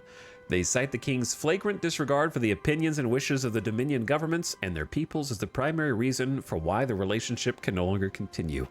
This crisis, brought on by the king's intent to marry Wallace Simpson, has now resulted in the formation of a new Commonwealth of Nations with the various dominions. And it seems that the present paralysis of the British government precludes any action being taken in response to this move. This is undoubtedly what the Dominions had hoped for.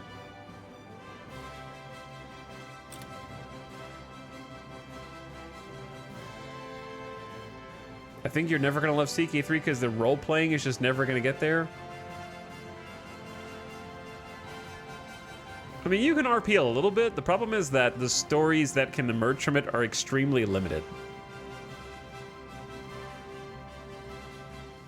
Because the writing railroads the events, and the events writing railroads the stories. It all comes down to bad writing, in my opinion. I think Crusader Kings 3 is the worst written of the Paradox games I've played.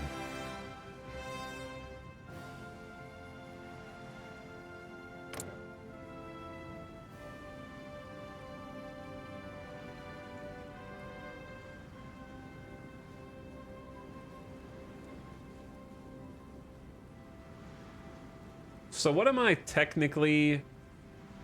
Like, I'm getting guaranteed, but what am I technically in relation to the UK, who currently has no government?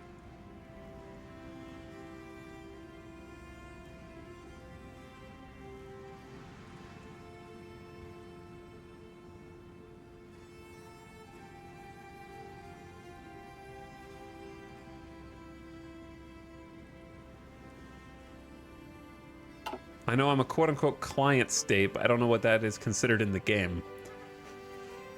Because we're not a Dominion.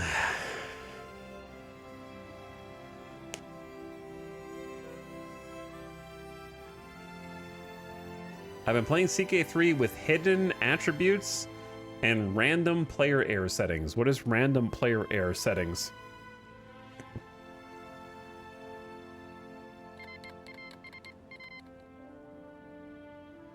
Spanish Civil War is beginning.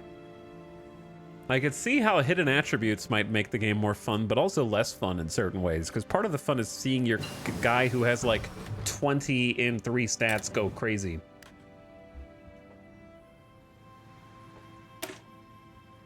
Construction 1. 10% bonus to build speed. And we also have a 50% research buff for the next one. And it's December 1936, so it should be fine to research the 1937 text. So let's just leverage that and get construction 2 much faster. And there's mechanical computing. Constructing machines capable of advanced differential analysis. 4% research speed. Too early for computing machines, so now we go back and get improved machine tools and just kind of modernize all industrial pursuits that we can. So those will come out 50% faster for us. We also have 80 command power. Let's do this. Since we're planning on utilizing the golden square, it kind of makes sense to not spend command power on people who are not golden square, right? Just in case we lose them, which we may. And indeed, probably will. So like this dude's golden square, this dude's a hills fighter and an infantry leader, which is pretty good. So let's go with you. Max entrenchment or 10% attack. Both are good, but we need to build offensively. So let's get the 10% attack. For too long, the government has caved to British whims. Only the Party of National Brotherhood has the potential to lift Iraq to greatness.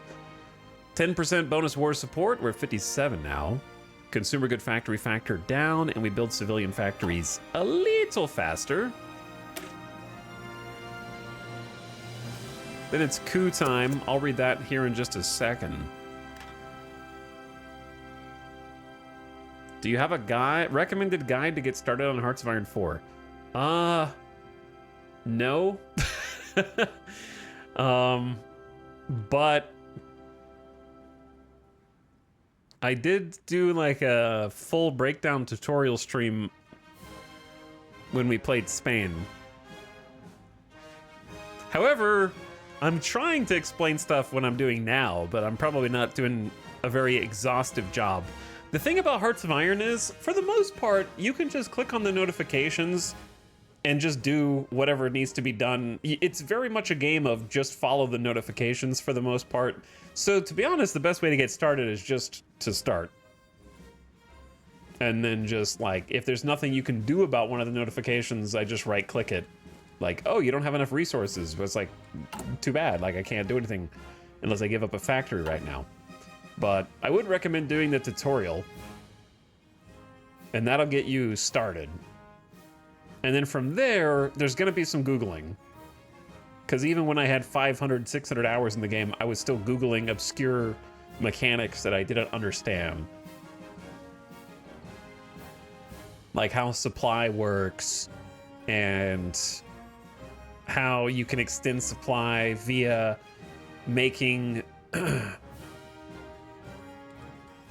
multitude of different constructions such as infrastructure better, or creating a naval base, or creating a supply hub, and so on.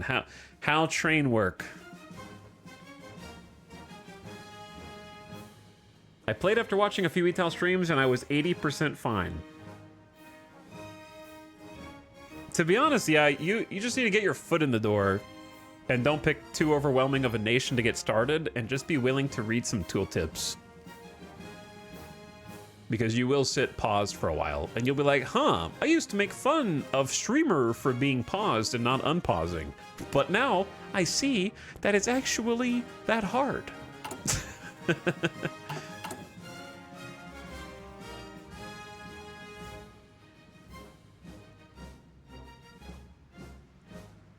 Are we supposed to be cracking down on Kurdish separatists in Mosul? Mosul, remove Kurdish resistance, which lowers resource gain, manpower, supplies, and gives us base stability. Kind of seems like we're supposed to. So I'm gonna do that and see what happens.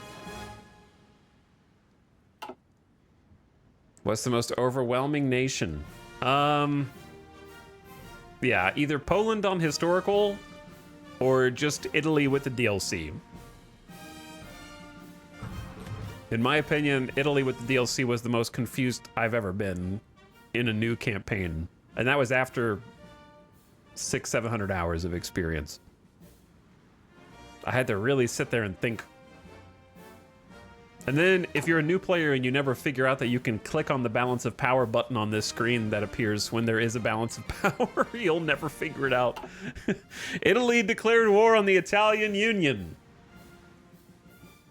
So we got a German junta and also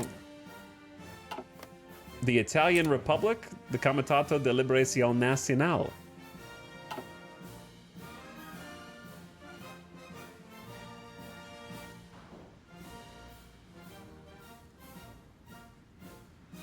Me picking Poland as my first nation, not knowing what the hell awaits me. I think playing on historical while you're learning is good, though, because it makes the AI more predictable, which means you could kind of learn to play around them.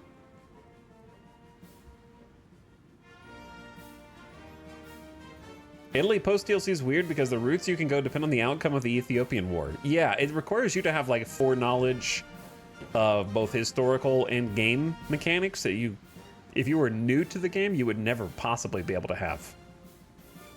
Like a new player playing Italy first with the Italian DLC, you will just be dumbfounded and probably quit playing because it requires pretty advanced knowledge, and like you have to plan your route through the focus tree, which if you're new to the game is already hard enough.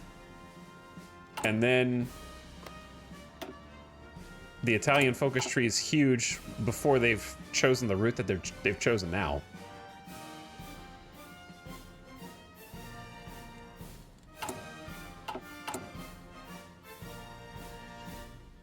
Unite the Arabian Peninsula. Iraq will be known as Arabia. Gain cores on everything. Gain core on everything.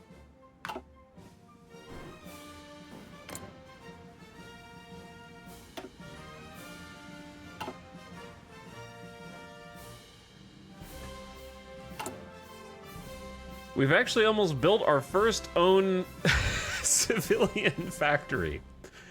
How long are we going to be stuck doing that? One at a time, I wonder. All right, the coup is almost ready to go. The current regime is weak and misguided. Under the leadership of Bakir Siddiqui, we shall overthrow it and secure an independent future for the people of Iraq. Yassin al-Hashimi retires. That's this guy. And then he is going to be replaced with Hikmat Sulayman. Sulayman? He becomes an anti-British social reformer who adds stability, research speed, and unaligned support. Bakir Sidki is hired as an unremovable advisor. He'll grant political power gain, war support, and then attack and defense on core territory at the cost of stability, and we get 100 political power. So it's a nice injection of political power from... Iraq is pretty PP starved right now at the beginning of the game.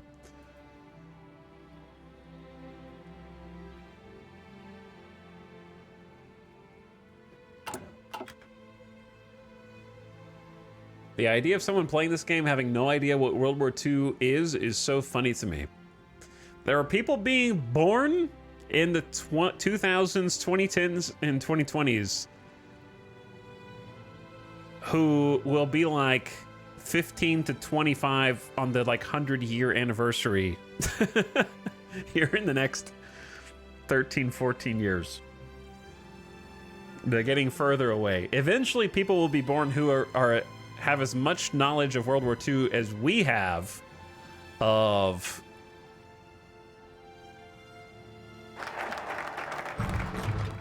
Like, I'm trying to even... the wars pre-Great War. Like, I feel like most people have a worse knowledge of World War I than World War II. I think that's fair to say. And then wars preceding that. Like, yeah, 100 Years' War. Ad starting soon. Turn your volume down.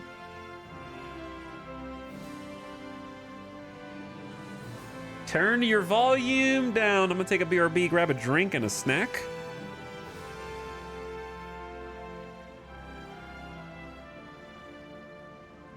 And then I will be right back.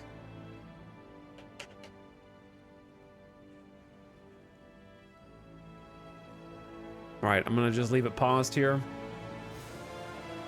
And then I will see you in 3 minutes. KJ, thank you for the e-sub for 51 months. Very much appreciated. Let up KJ. Sunian also for the 2 51-month subs at the same time. That's odd. Y2B Shear's also back for a big 7-7. Thanks for the many months of subs. Those poor SOBs calling it the Great War, thinking surely it couldn't get worse. All right, BRB. Ad taking a long time to get started. There it goes. Hang tight.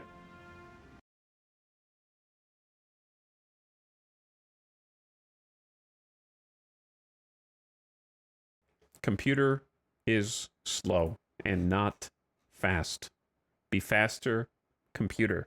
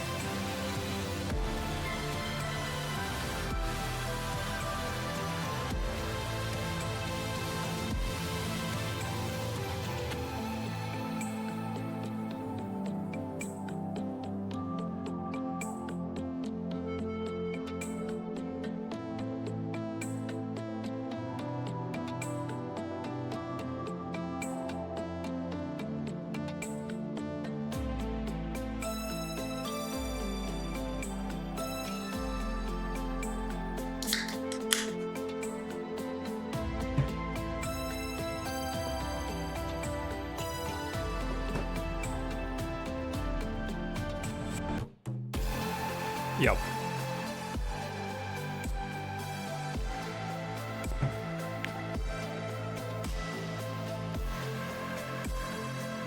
Boop, boop, boop.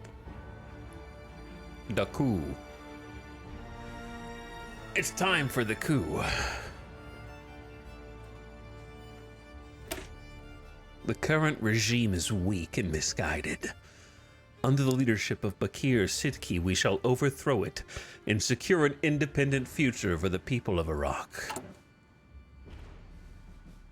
So now we have an unfortunately mustached man, Hikmat Suleiman.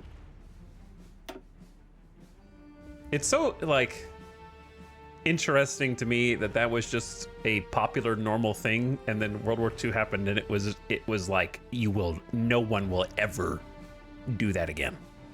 Ever. I don't know what we have to do next.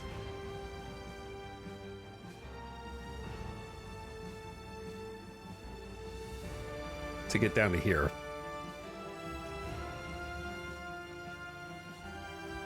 Rally the Arab world requires strengthen the Golden Square.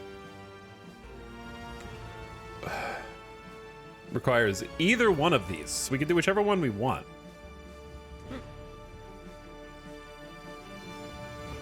Okay, so I'm gonna need to, like, look at the two of them and decide. Chaplain fans were in shambles.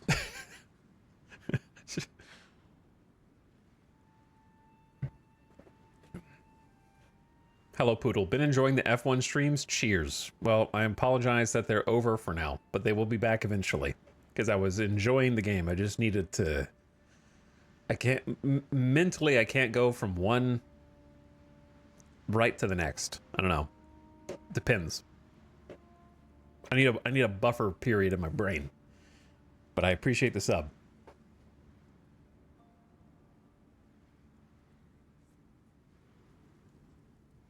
So, the difference between these.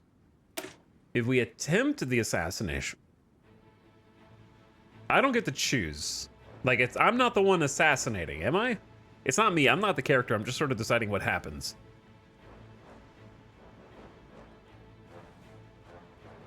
Plus 10% fascism gets the event, he survives.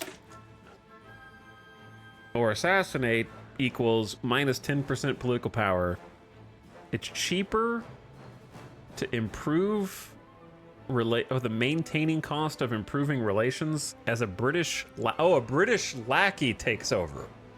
Okay.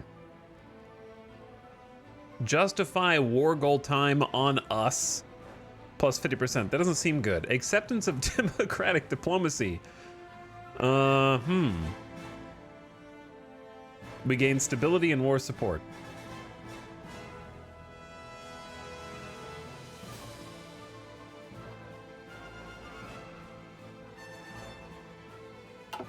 So I think I want the other one. So instead of... Oh, dude, but you do get support equipment for free. Without having to research it. And 3 Iraqi units created in Mosul. Or we get to import 200 units of the Fiat 626. We get armored cars. And 200 units of the Fiat AB 611. This is a tough one, actually, because you could do either one of these and go down from there. Like, getting support equipment in 3 units, even if they're weak, is still useful to us right now. But also, it would be kind of fun to do, like, an Iraq armored car run, because armored cars in the desert are quite good. Not so good in the mountains, but really good in the desert. So now picking one doesn't mean that we can't research the other on our own, of course. But, you know, you get a little jump, start. What's up, Xenofans? No worries, keep it up. Been watching the YouTube channel since longer than I can remember. Well, hopefully not that long, because it hasn't been updated in 7 years.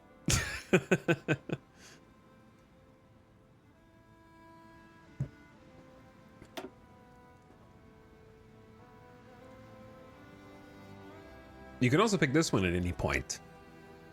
As long as the current ruling party is either fascist or not aligned, it gives you a new recruitable population bump. And a new political advisor. So those are both cool.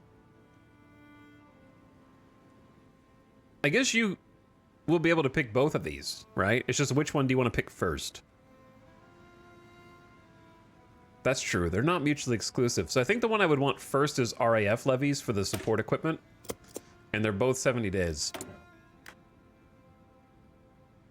It's interesting that you get supplies from both the RAF and from Italy. Though I guess Italy is not an enemy at this point. Wasn't one 35 days? Oh, you're right. The import from Italy is a 35-day. You're right. That being said, let me see if I think we're going to do attempted assassination, then strengthen the golden square. Needs 25% or more support for HIW, which we have 24 right now. So that should go up after this. So we should be able to go... I still think it's worth taking the support equipment, but you're right, that one is only 35 days. Because that saves me from having to spend one of our precious research slots on an absolutely essential component that's going to take us 91 days to research separately. And then we could spend that time either getting trucks or something else as equally as useful. Do I want to spend PP to modify the government? We've mobilized. We like free trade. We could up conscription. That's probably not a bad idea. And start training more units. Alternatively, we get a third political advisor. These two can't be fired yet. It feels weird to pick a third advisor and block myself. So probably not that. Probably not the one industrial concern we have. Probably not a chief of army yet. So I think going limited conscription just makes sense. Go from 1.5% recruitable pop to 2.5. And that way we can start drawing in some more manpower. We're at 1.13%, about 0.327 mobilizing per day. Effective total manpower modified to 75% because we're an agrarian society. So if we can get rid of agrarian society, we'll get a lot more manpower up here to start training. Hello, Swole Irish Dude. Thank you for the 19 months. If Ireland ever gets its own unique focus tree, I will do an Ireland run. But as far as I know, Ireland does not have any unique qualities for World War II in Hearts of Iron. What's up, Not a Giant as well? Thank you for big 7 months, 70 months, 7 times 10. The Republic of Iran just declared war on Iran. Should I be concerned? Civil war on my borders.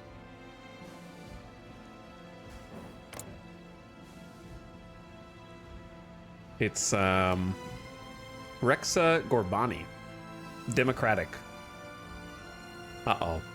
The Democrats are trying to take over in Iran. The reason I say uh-oh is because if they join the Allies, then we're pincered between Iran and the UK on the west.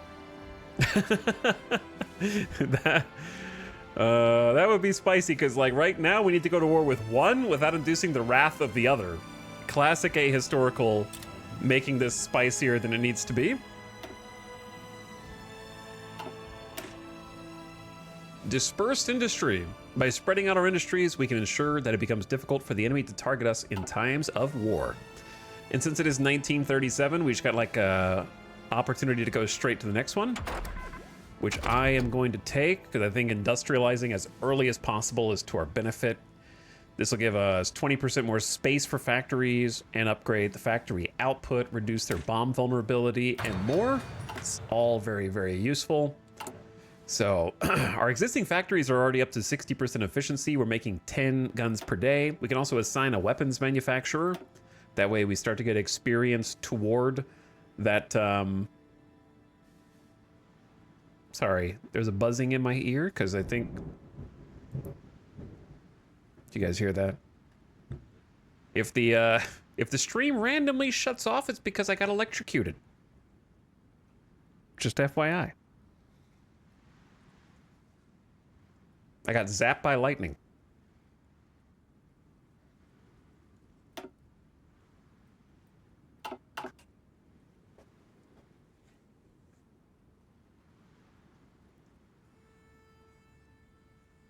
Anywho, what I was trying to say was, each time we upgrade our machine tools, in particular, down this path, we get 10% more efficiency cap. And that efficiency cap raises the total capabilities of all of our military factories. So if we have a 60% effective production efficiency, now it can go up to 73. So that extra 13% it represents more than 13% better effectiveness, right? It's 13% over 60%, which would be like close to 20% bonus efficiency. Math is hard, but they are slowly gaining efficiency, and once they gain efficiency, they're producing more units per week with the same quantity of factories. We could produce even more if we had resources, but we're very low on steel. And I could trade for steel at the cost of a precious civilian factory, which I'm not quite ready to give up yet, so let's just leave that alone. And since we're going to be totally concurrent with 1937 on our industry stuff, we can start looking elsewhere for other potential researches, such as trucks. Trucks would be just a nice thing to have researched. I think the sooner that we can start manufacturing those, the better. You don't want to be really behind on like truck research. And I don't really want to use a manufacturer because I can't afford to give up political power right now. Political power is pretty precious. So we're just gonna do it the old-fashioned way. I should promote a field marshal. Presumably we're gonna keep these golden square members.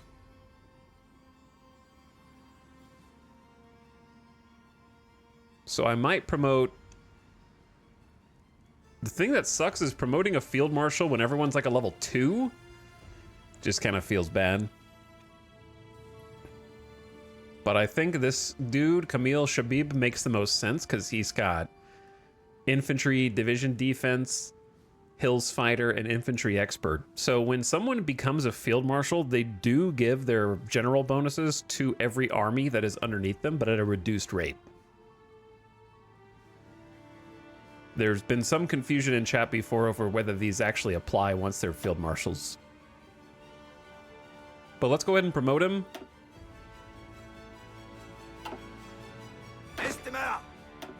And he also can have a new field marshal trait. Offensive doctrine, reduces org loss when moving, bonus attack, bonus entrenchment, reinforce rate, or recovery rate.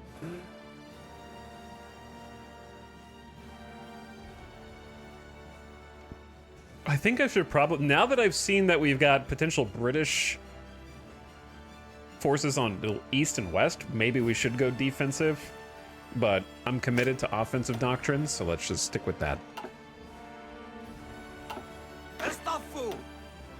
Get him assigned. Get a different marshal in here.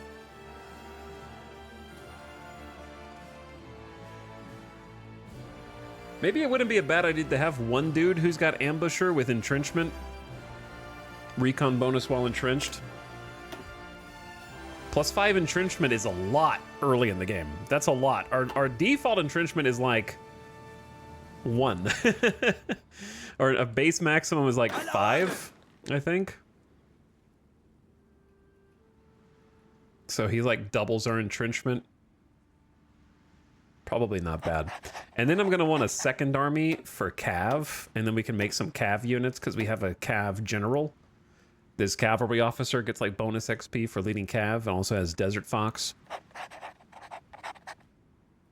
And I believe is also a Golden Square. So we got all the Golden Square members now. What's up, Broken Helix? How's it going?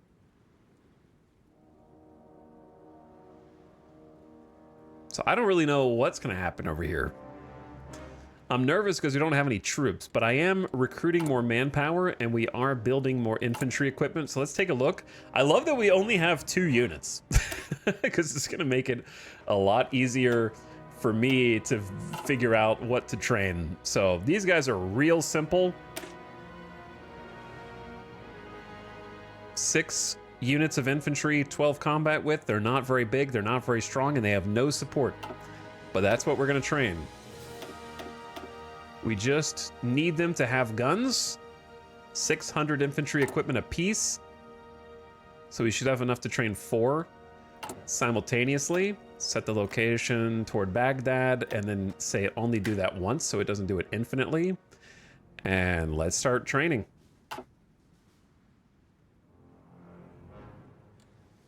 And we'll be recruiting more manpower. Finland has declared a war on the Socialist Republic of Finland. Well, that's really bad for you, Finland. You just lost Helsinki. And some territory to the east. Is this the Murmansk? Yeah, Murmansk.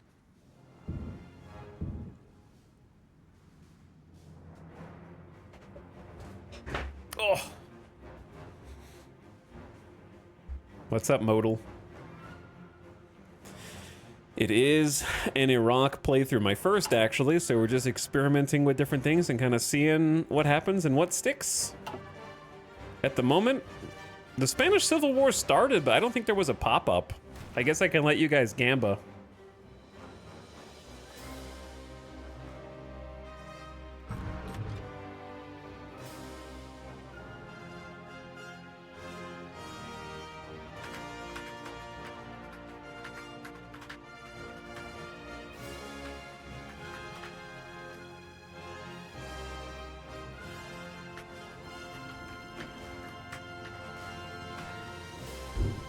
Oh boy. It's getting real out there, chat. It's getting real. All right, you got 5 minutes.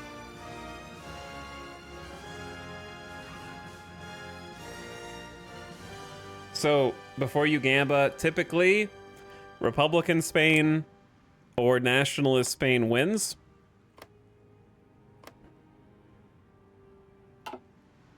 Anarchist Spain has never won or only won once, and Carlist Spain has never won or only won once. Before you gamba. Republican Spain is the democratic one, Nationalist Spain is the fascist one, Anarchist is the anarchist one, and Carlist is the unaligned one. Construction 2! All right, 10% more speed. I need that 10% speed because my civilian factories are trying to build civilian factories so I can build more civilian factories. And I know there's some people that are new to Hearts of Iron. Civilian factories are the thing that build everything else here. So the more of them you have, the more of everything else you can build. So that's why they're my initial priority. So we will need some more military factories. But right now, just queue them up and start reaping the bonus to construction speed. All right, research slot. What are we doing? Ooh, that was close, Chatham. If I die streaming because electricity goes through my headphones into my ears and then zaps my brain, then just know it was worth it. That was close, dude. It's right on top of us. If we can hear that on stream, yeah, if you could, it was, that one was a loud one. That was like a real boom.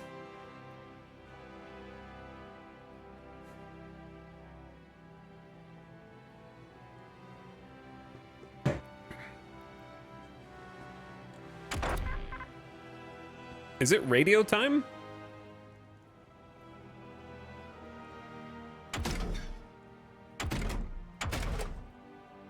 We're gonna get support equipment automatically.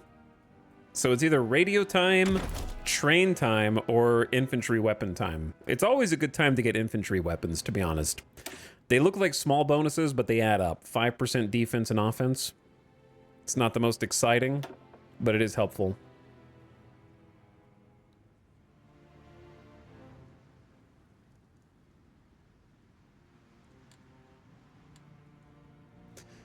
Yeah, I don't really want to use the political power for that. We'll go a little infantry buff.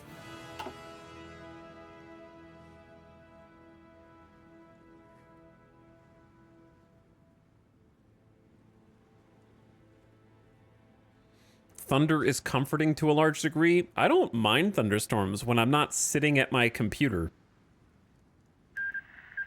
When I'm not risking testing the theory of whether or not the power strip actually works during a power surge. You know, that's the part that's stressful. Hey, am I gonna have to rebuild a computer soon? And lose all data that's on this one? Iran was annexed.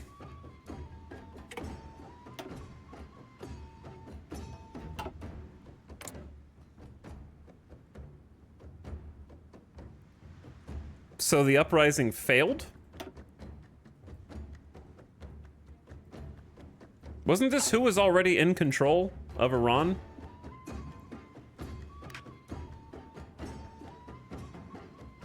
The democratic uprising failed?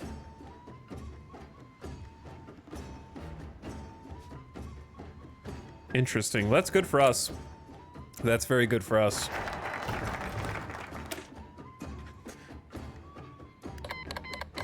The British have maintained a number of levied troops within our territory to keep their air base secure. Air bases. Perhaps we can improve our defensive capabilities by collaborating with such forces. 15 air XP and 3 Iraqi units created in Mosul. The Soviet Union declared war on Russia. Okay. 3 RAF levies. They're small militia units with Australian hats. 8 combat width.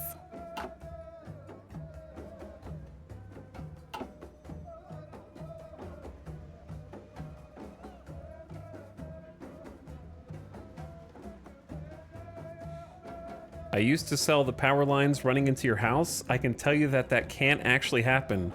I know that it can happen because I have physically seen TV and Xbox 360 get fried by an electrical strike from a lightning bolt.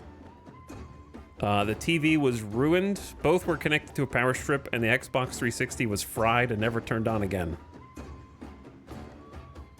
So you were selling lies and deceit.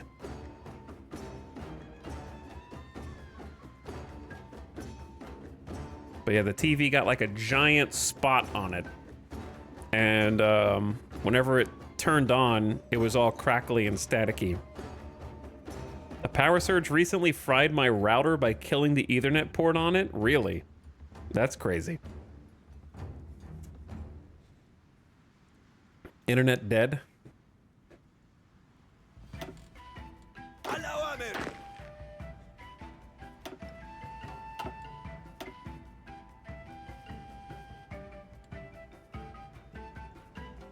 Okay, so we got the RAF levies. Oh, I've made a mistake. The attempted assassination requires you to import from Italy. All right, well, that's fine. We're just gonna get both of these. This one's a 35 day. We're just gonna get both. So the upside is, not only did we get the levies, which are small, but we've got support equipment technology now without having to do any research. So now I need a military factory to be built so I can assign it. Rather unexpectedly, the white forces have risen up against the Bolsheviks once more. Their cause may have seemed lost, but over the last months there have been several reports of military buildup in Manchuria and Siberia, and earlier this morning a provisional government of Russia was proclaimed in Chita. The Soviet government immediately mobilized the Red Army, and once again Russia is embroiled in civil war. The Western powers have so far shown no interest in intervening in the conflict. It remains, however, to be seen how the Japanese will react to this turn of events. Long provisional Russian government. That's gonna be some brutal fighting. Where's their capital? Oh, their capital's Cheetah. That's a hell of a front line.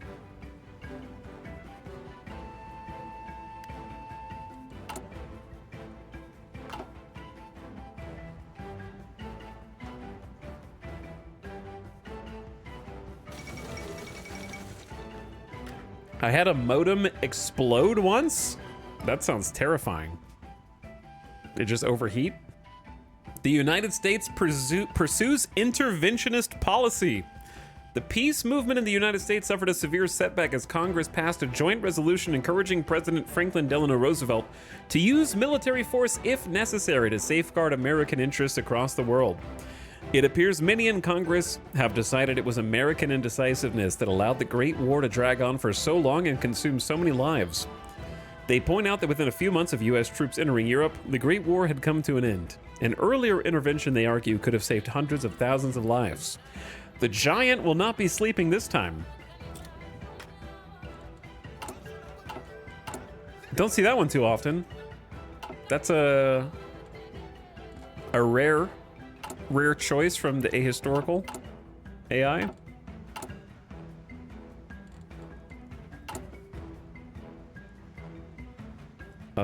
Welcome surprise. Disaster was narrowly averted today when a diesel fuel leak was discovered on the German passenger airship Hindenburg as it came into dock at the Lakehurst Naval Air Station in the US.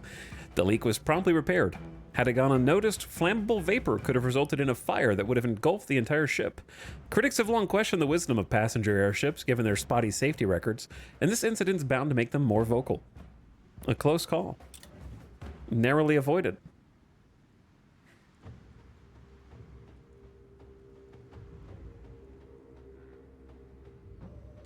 They caught it just in time. Okay, let's go 4-speed. Did you guys put your channel points on? I forgot to remind you, but I gave you 5 minutes. Poor Finland. Finland ain't gonna make it.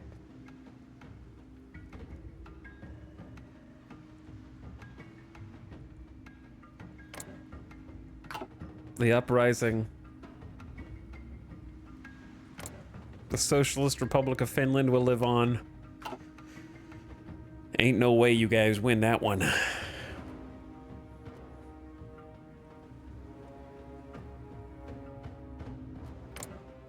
And then it's only a matter of time before Spain splinters. The Italian Republic is fighting against Mussolini. Iran just had a uprising.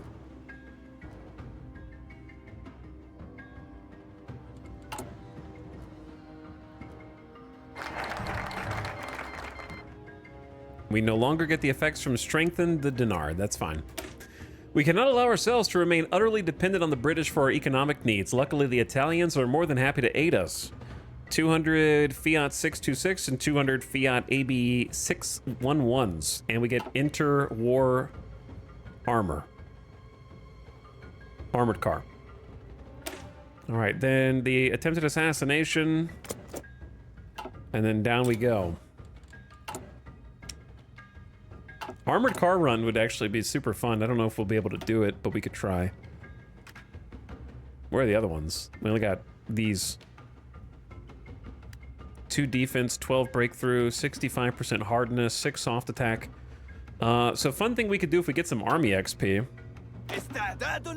Which reminds me, these guys are green, so we want them to start doing some exercises since we're in peace times.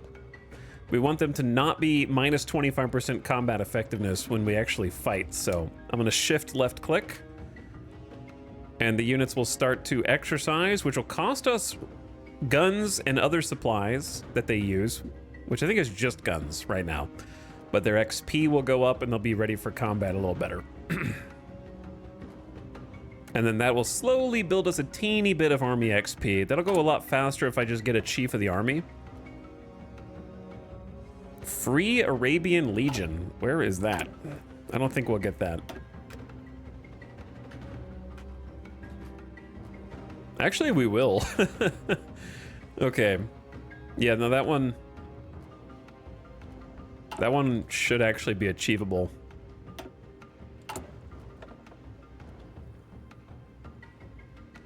%8 organization or 10% attack. Definitely a 10% attack. Or the org one's not bad though. I feel like as far down the tree as that one is, it should be even better than 10% attack, but whatever. Whatever.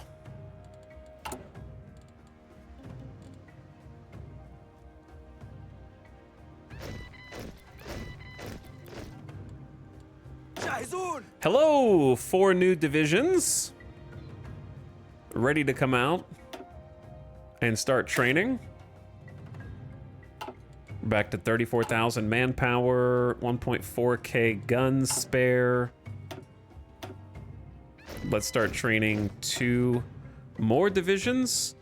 Low manpower, I know.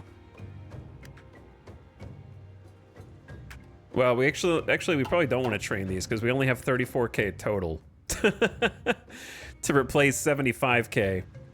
We can't recruit any more yet.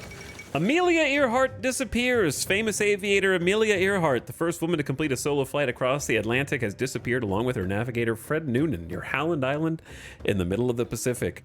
They were attempting a flight around the entire world in their twin-engine Lockheed Electra plane when they vanished. The search for the missing aviators is now being conducted by the U.S. Navy and Coast Guard, but there is little hope of finding them.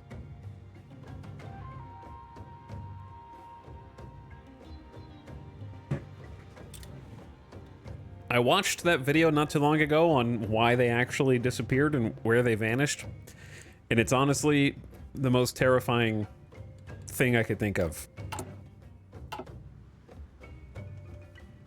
Long story short is they were flying over a tiny island.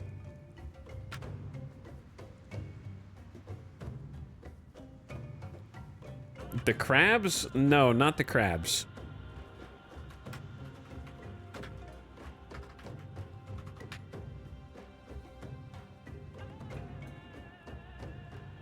The crabs is a myth.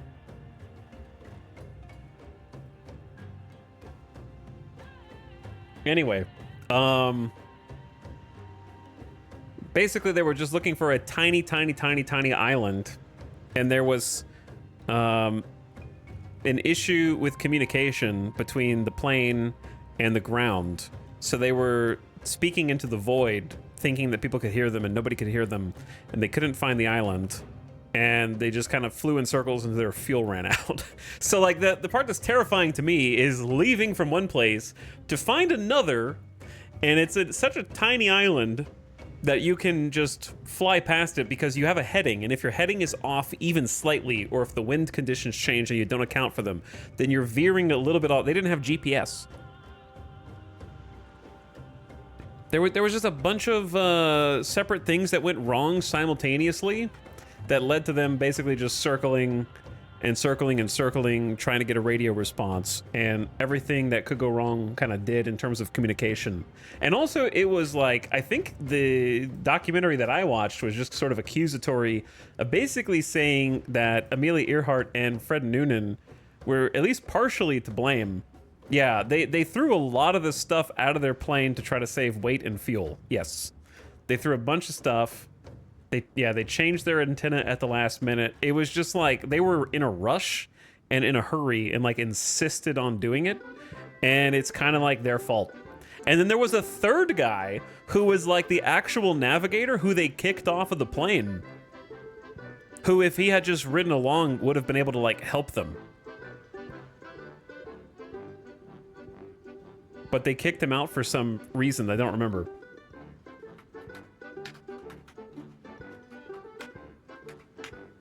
Let me see if I can find the video.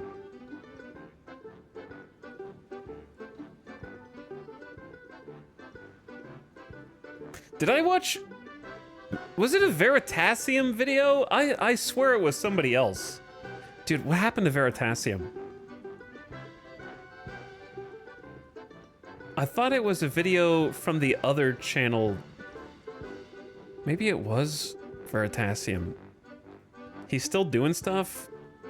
I haven't like seen a video recommended in a very long time. I feel like Veritasium videos were like very interesting and sciencey, and then sort of became more Mr. Beast clickbaity over time, and then I kind of lost interest when it felt like they were struggling to find interesting stories and were taking something that could have been explained in like 7 minutes and turning it into a 30-minute video. And it's just like, there's not that much to talk about now. But like there was. Because when I started watching them, it was like start to finish, like jam-packed with interesting stuff. They went to clickbait and sort of sensationalist titles.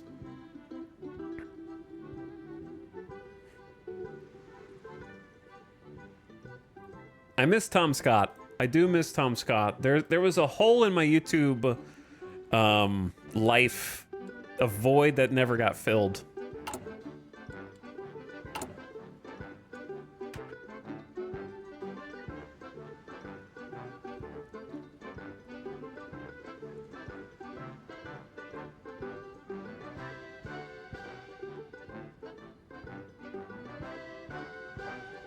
Windover is all right. I've watched a couple of those videos and I always stop.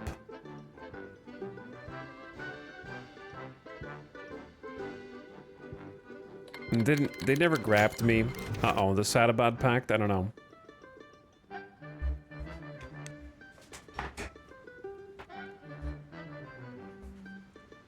I feel like every Windover video is always like, and today we are going to talk about the reason for the supply issues that are coming in and going out from the West Coast of the United States.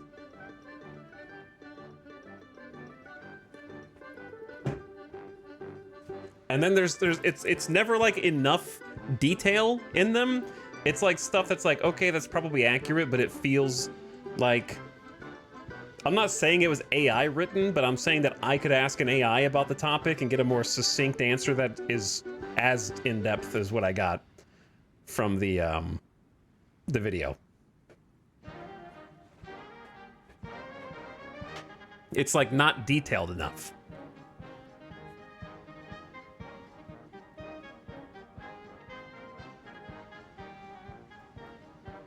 Mustafa Kemal Ataturk has approached Hikmat Suleiman with a suggestion of signing a mutual non-aggression pact, leaving open the prospect of further cooperation.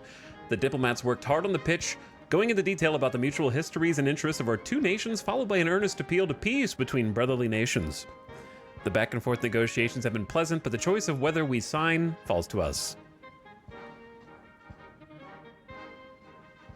So, Turkey did this. Of course we will sign this pact of friendship.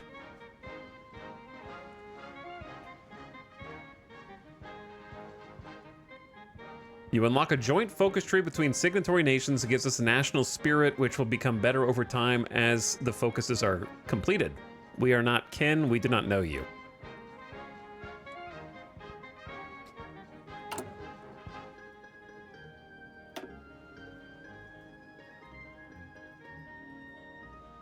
Here's a question. Does signing it benefit us or hurt us? In terms of like, are we gonna need to go to war with them at some point?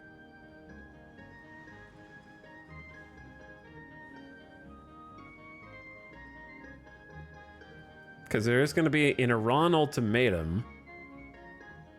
Gain puppet focus against Saudi Arabia.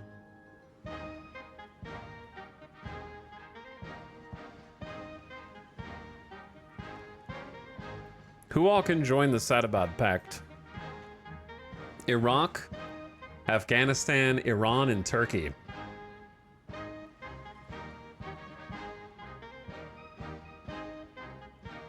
So it really is just us and Iran.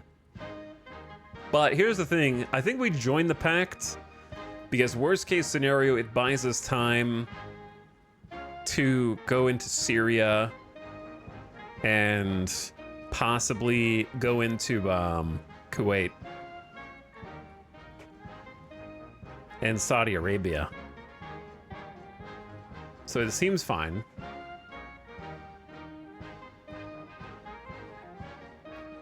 Of course we will sign this pact of friendship. Plus 120 PP is nice. We get a non-aggression focus, or sorry, non-aggression pact and a joint focus tree. So all those reasons are good. So I will be a signatory nation. And then we have military cooperation, war support, and construction speed of military factories or infrastructure build speed. Those are 35 days. These are 30. That's a 35 right there. There's some good stuff in here. China declares war on Xinjiang. It's begun. 222 PP.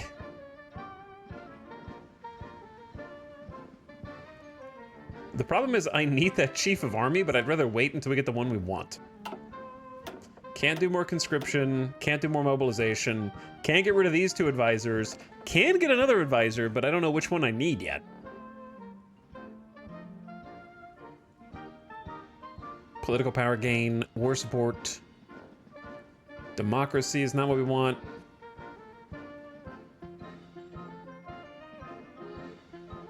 Stability and research speed. Political power and militia bonuses. Communism. Fascism down. Stability and research speed. I think I need to just save the PP for now. Save the PP.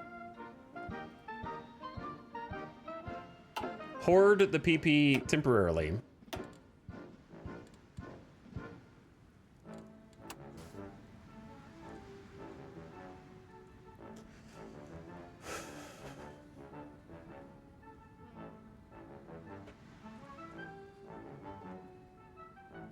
World leaders be like, will signing this benefit us? Yeah, of course. Paraguay. Higinio. Or is it Higinio?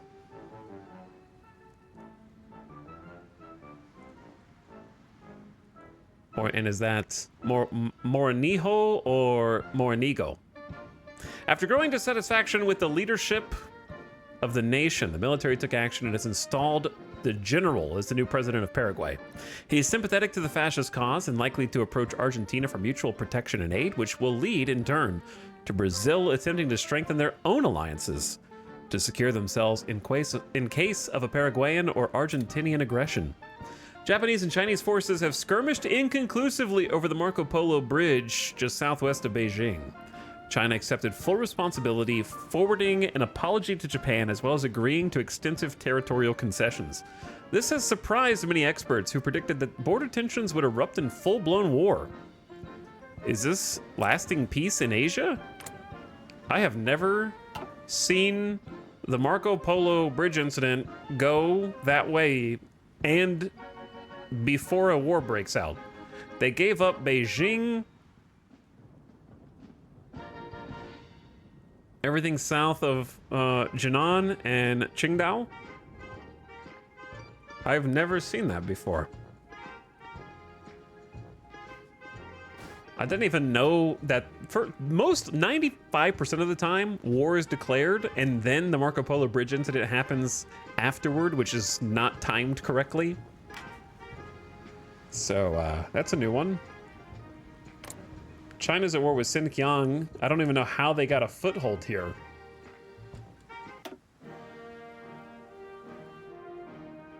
I don't know how that spot appeared. I just noticed Germany. The Socialist Republic of Germany? That's a new one. I don't think I've ever seen Socialist Germany from the AI. August von Mackensen is gone. Huh. I mean, I know that you could choose it, but I've never seen the AI choose it. Ernst Thälmann, People's Republic of Germany. Huh. This is an interesting run. China declared war on Yunnan. How many hours do you have and you're still seeing new things? That's the benefit of all DLCs plus random. all DLCs plus random actually adds things to future runs of Hearts of Iron. Unlike CK3, in my opinion.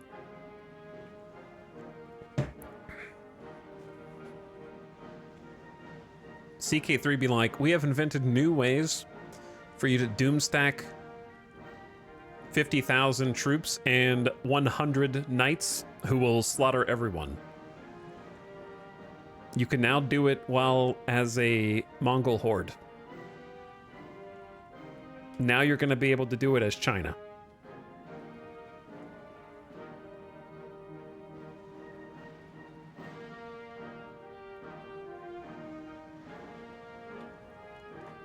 The German-Soviet alliance is going to be terrifying. It is, but the Soviets are currently in civil war.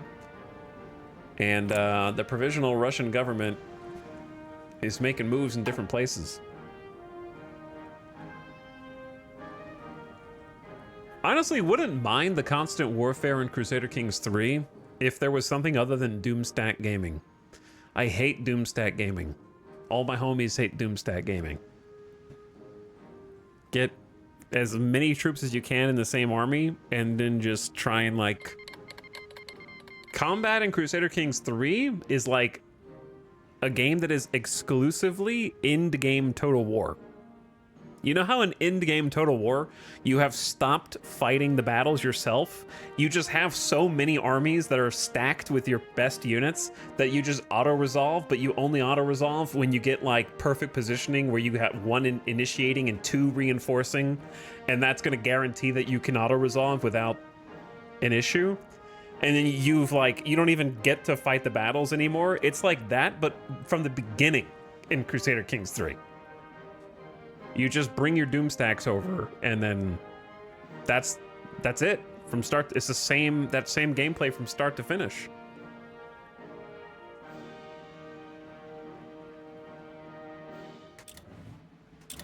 All right, Spanish Civil War is in full swing now. No, it's not. We don't have Carl. Continued government attempts at reasserting central control over the independently acting anarchist communes in northeastern Spain, as well as Stalinist repression of dissident communist viewpoints, has led to full-blown infighting on the Republican front. Initially limited to street fights and low-scale clashes between militias and government or Stalinist forces, the unwillingness for either side to compromise has meant the conflict has rapidly escalated in just a few days. The reallocation of military resources to deal with the internal threat means the front lines against the nationalists have been noticeably weakened. The anarchists, honestly, they're not bad. They got a good amount of land, good amount of space. It's not going to be enough.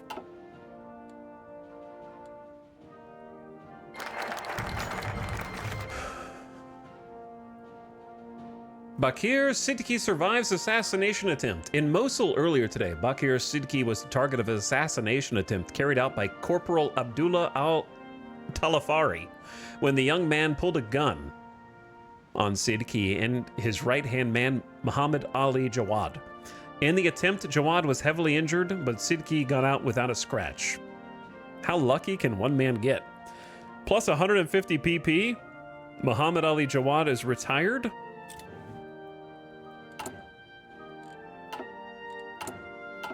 I don't even know what that means. Was that a political advisor who's no longer available?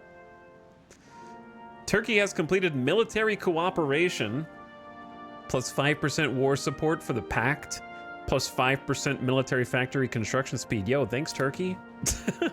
Chile Civil War is happening as well. Is this the Etal plays a Paradox game and uses it as an excuse to talk shit about the other Paradox games every single time? Yeah, kind of.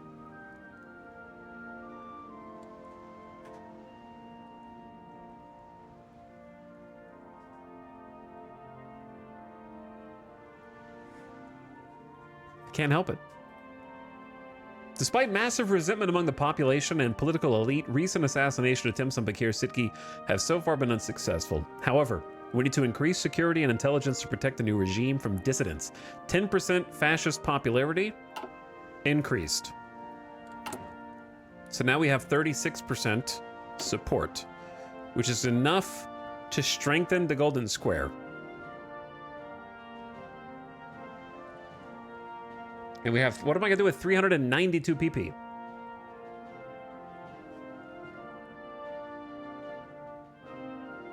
Politics will change, fascists become the ruling party, elections will not be held.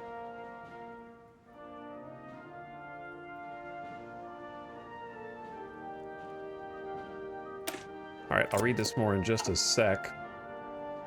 I gotta snooze the ads real quick. Did they ever make the South American countries not broken? I don't know. We tried Chile a couple times and those campaigns didn't work at launch. I assumed they eventually patched them, but then someone in chat told me they didn't, and then I don't know.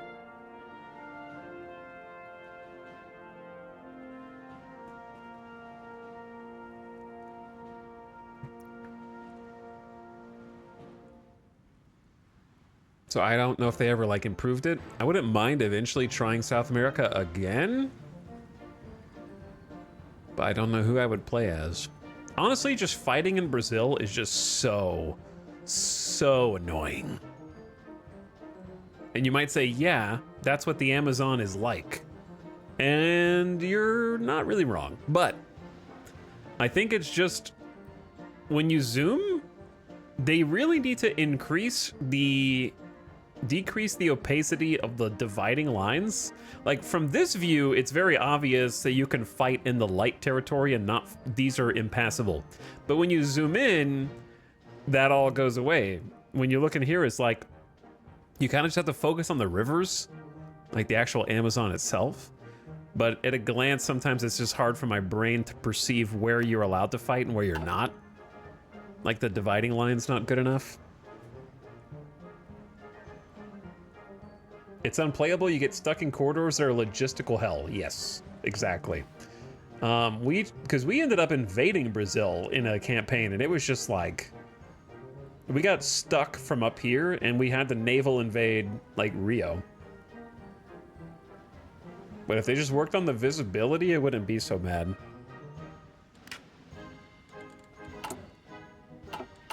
Like tweaking a couple of color values. Czechoslovakia surrenders the Sudetenland in a move that surprised many. Czechoslovakia today unilaterally surrendered the Sudetenland region to Germany. When questioned, a source in Czechoslovakia Foreign Office replied, it was obvious which way the wind was blowing. This is the only path for national survival. An unnamed French minister reportedly condemned the move, claiming the West would have supported Czechoslovakia if Germany pressured them. Could we have done something? No, we're in Iraq. We couldn't have done anything, dude.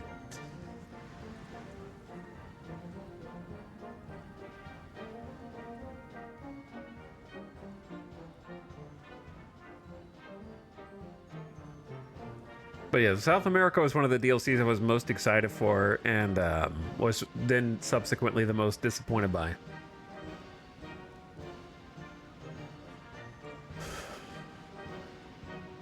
Meet the new boss, same as the old boss. True. Well, there is a new boss. Now it's Heinrich Brandler of the People's Republic of Germany. That's a different guy than when we looked a minute ago.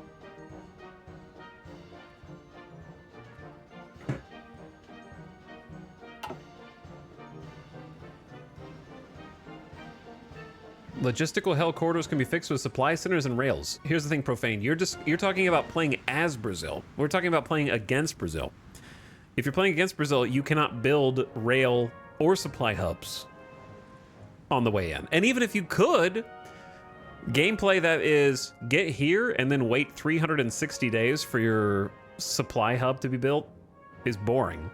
And besides that, you're not allowed to build abroad in temporarily held Allied territory. So that's the problem. If you are Brazil, then yeah, you can just build supply hubs out there or whatever. But attacking into Brazil is a nightmare.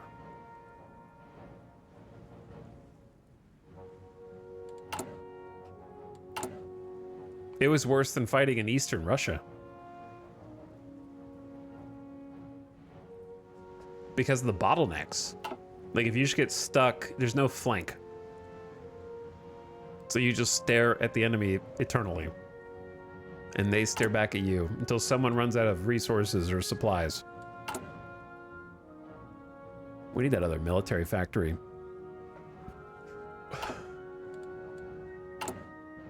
About to have 3 researches done. Halfway to another civilian factory, and we're strengthening the golden squares. Let me see what this is all about. Modify the golden square with plus 30% political power gain, 20% stability, minus 20% political advisor cost. Those are all great. Daily fascist support up. HIW becomes the ruling party. And 2 of our areas get politically connected, or 2 of our generals get politically connected, which I hate. Gets the event legitimizing our rule. Okay. Interesting.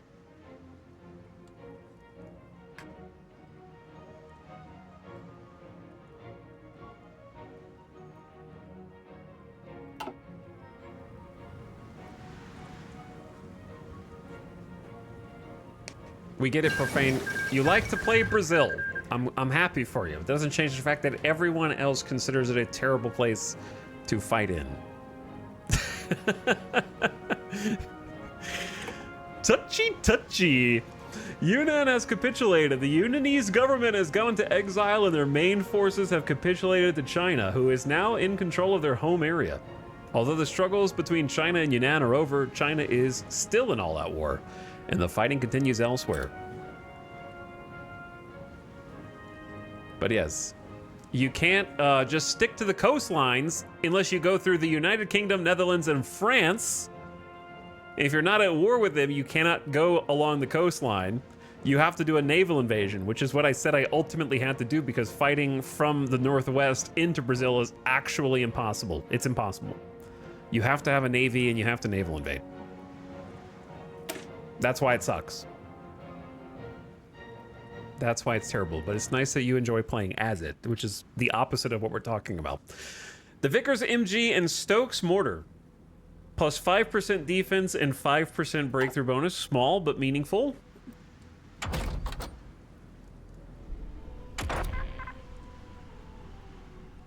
And it's not quite 1938. I think we go ahead and grab radio. No, we can grab some support companies for the future.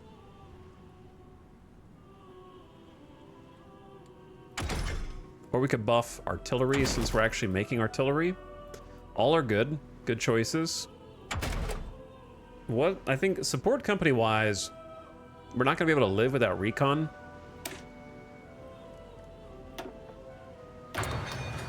So let's start with the recon company. Having like an intel bonus and advantage.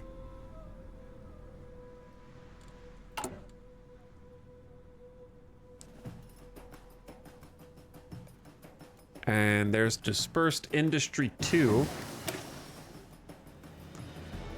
So our industry is now completely current.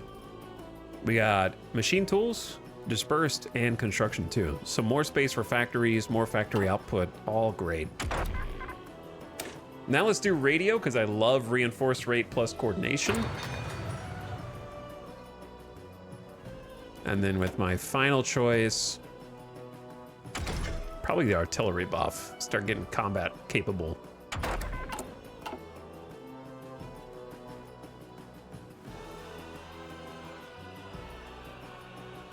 Armored car run? Maybe. Can't get better armored cars for a while. 1940. They got some cool looking ones. Oh, the ad's in progress. Okay, ad just started. I missed it. Ad just started. Give me a really quick BRB. Hang tight.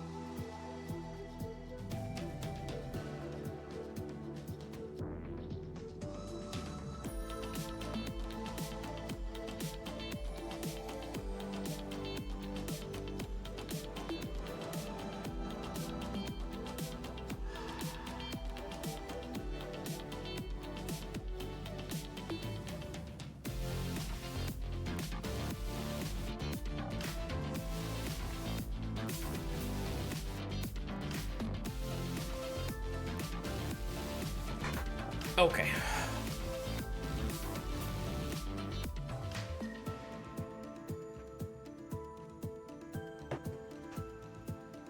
Bonk.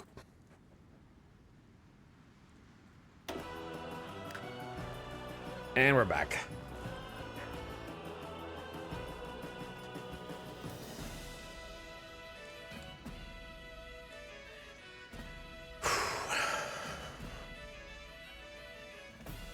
جهزونا يا سيدي. Well, at least we got some like pretty trained troops right now. استماع. Few though we may have. We have learned how truck work. Old truck? New truck.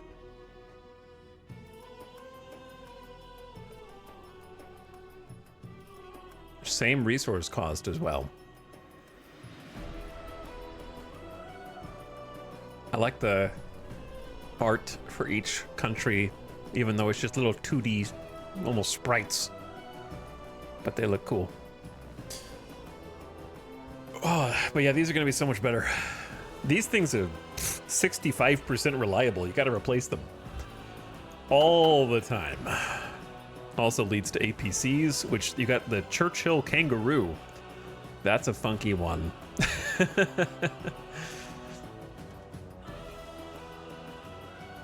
That is a real funky one.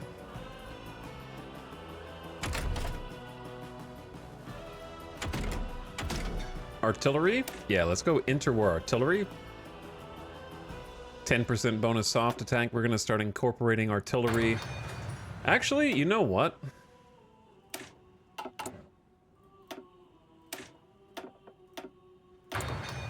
We have so much political power that I am gonna start using our military industrial orgs to get some XP and get these done faster.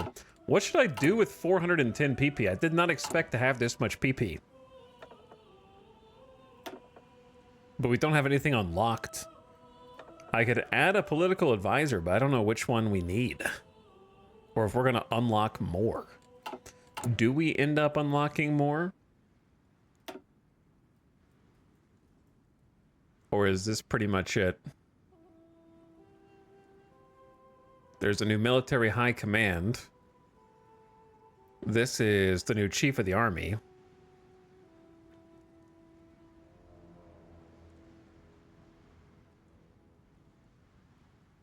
Which is why we don't have a chief of the army, because I'm waiting on this guy. Weekly manpower is going to be great. That's actually going to be huge.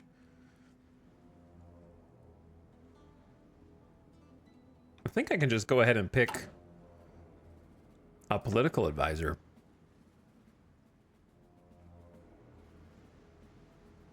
Consumer good factory factor, resource gain efficiency, war support, stability and research speed just sounds good.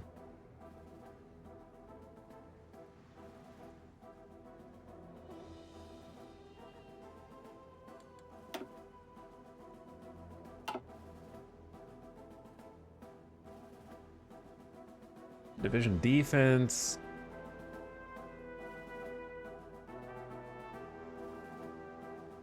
Stability and research speed. Recruitable population.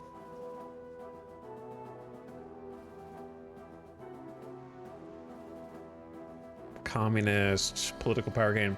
I think I'm just gonna go with the Minister of Education, 5% stability, 5% research speed. And just lock that down. But yeah, we're not picking a chief of the army until we get the other guy. And none of these guys need to be picked in advance. So you could just wait until you actually go to war to pick them. We have to start manufacturing trucks. Economic cooperation's been completed by Turkey. 5% stability and 5% infrastructure completion speed. Turkey's just buffing everybody. Who else is in the Sadabad Pact? Did everyone join?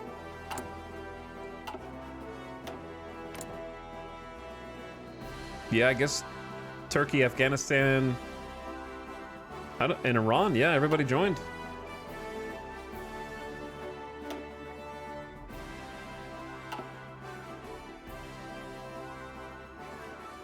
Hello, Chow. Thanks for 2 years of slub. Happy 2 years. Thank you for sharing. And New Fire in for 44 months. What's up, New Fire? Thanks, Nasukin, for the 47-monther. Approaching 4 years. And I saw Not a Giant and Swole Irish Dude, but thanks for all the subs. All right, it is 4 times speed. Italy still embroiled in civil war. Spain does not have Karl yet. Communist Germany just took over the Sudetenland, confusingly. And the provisional Russian government is getting more territory. They're actually doing a pretty great job so far. China has tried to appease Japan by giving up their territories while they fight a war remotely versus Xinjiang. And the US is apparently pursuing interventionist policies.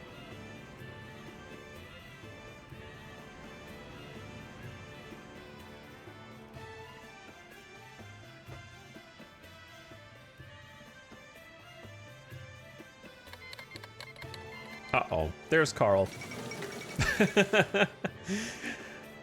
Sativalicious, thank you for the 7 months.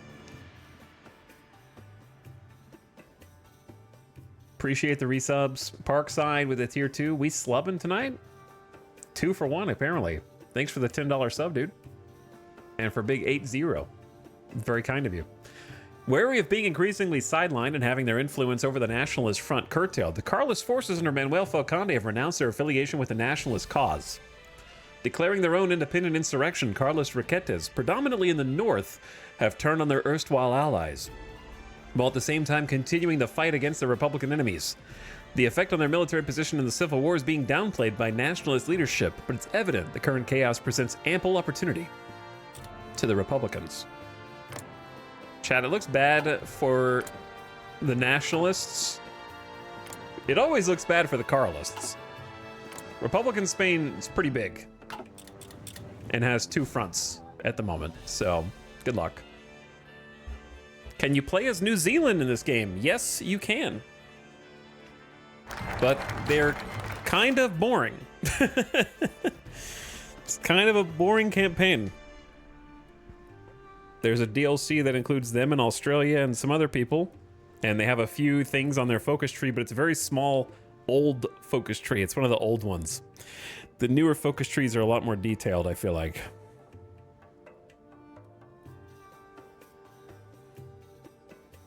Legitimizing our rule. Many input nation. Put? Chad, did you know that you would type in put if your fingers were off to the right by 1 key? P is to the right of O. Well, I guess you could do U. They got U right, and then T is to the right of R.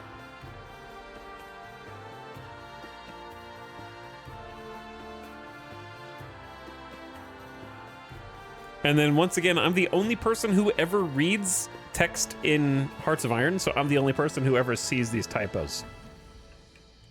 No one else actually reads the flavor text. They just mouse over to see what they get.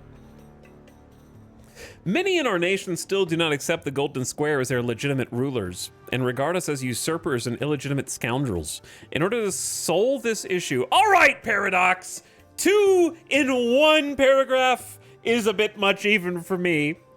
Our ministers have come up with a few solutions.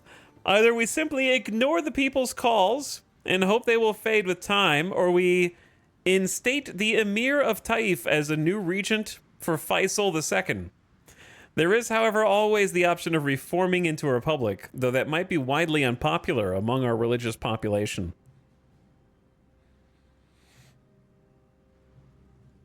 Can't you just put that text into like Google Mail and it autocorrects? How does this happen? I don't know, dude. I don't know how it happens. We are legitimate enough already. Sharaf bin Rajeh will do. We need a president, not a king. We're legitimate enough already. 75 PP lose some stability. Rashid Ali Al Gilani, Arab fascist politician. Sharaf bin Rajeh will do. Gain 5% stability. He cannot be fired.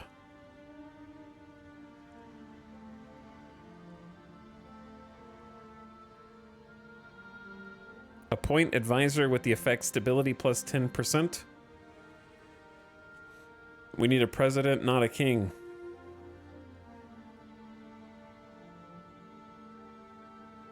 Are all... Wait, am I going to lose the guy that I just assigned? Or is it going to replace Bakir Siddiqui?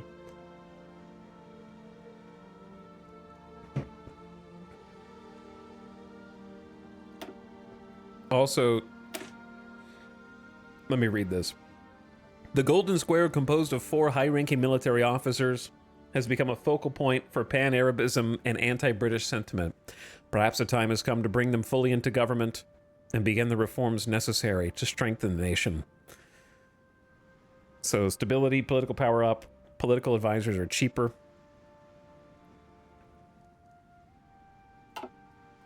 The most important thing is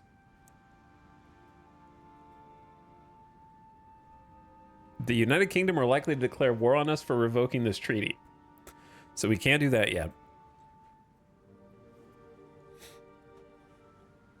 Do I need to have a specific leader for anything here? Is kind of what I'm looking at.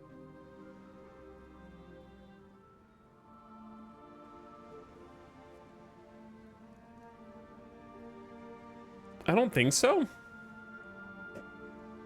Current ruling party must be fascist or non-aligned.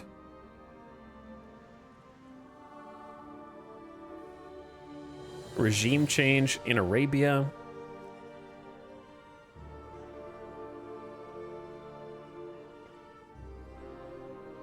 All I have to do is be independent and fascist for these.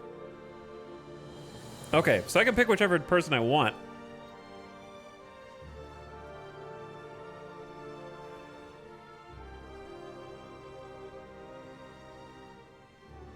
So one, like, am I missing something else? We're legitimate enough already seems like the best. You only lose 5% stability, but you don't have a permanent advisor. That being said, the stability advisor is not the worst.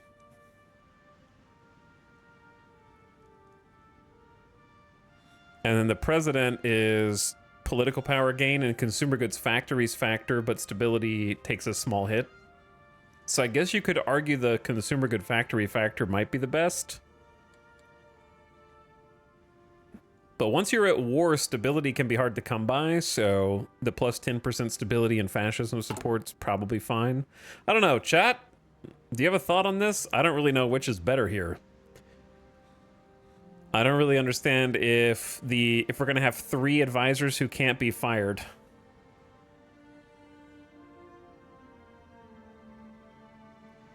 Or is one of them gonna get replaced?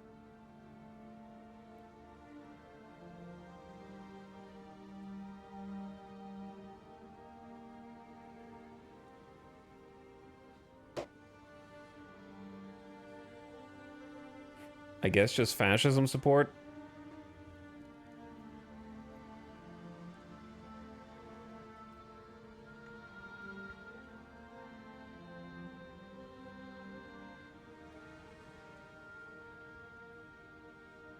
All right, Sharaf bin Rajeh will do.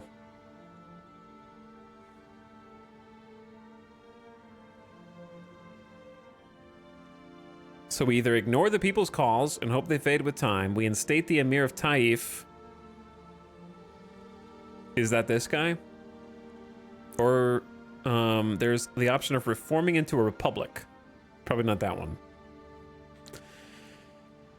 Sharaf bin Rajeh will do.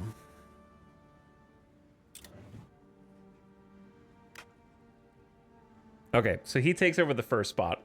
I forgot who was there a second ago. It was Sidki.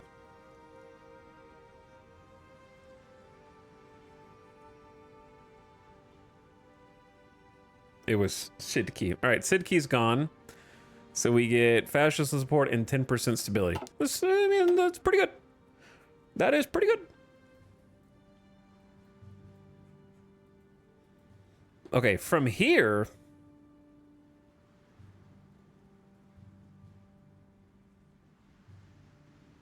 The faster we get weekly manpower, the better, I think. That one seems amazing. And we can up conscription now. Because we have current ruling party is fascist. So they just changed, it just changed hands. So now we can get extensive conscription, which is awesome for us. Training time plus 10% means nothing compared to doubling your recruited manpower. So that's the first most important thing. And then I'm thinking we just go straight into rally and start getting that weekly manpower. And then go back and do industrial stuff. Seems solid, I think. Construction's almost done. At what point do we start building military factories? The Republic of Georgia declared war on the Soviet Union. Good luck. How about one infrastructure in the north? And then another civilian factory.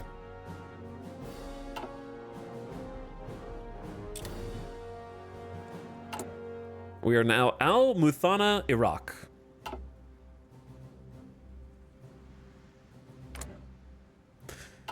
I have a feeling with the provisional Russian government that things are about to get funky over here.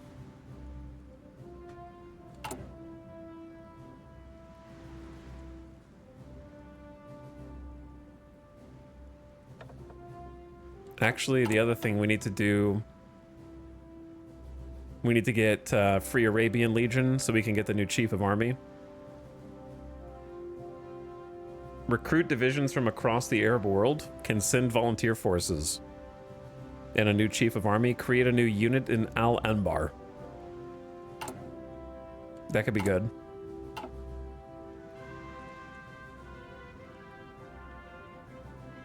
Don't you get extra bonus if you do some of the shared tree yourself? Yeah, but ain't nobody got time for that. Ain't nobody got time for that. I'm just here to reap the benefits. Such as 7.5% faster military factory construction speed and hot acclimatization gain factor and a 50% research bonus for Mountaineers Tech. They're doing the hard work for me. They love the shared tree.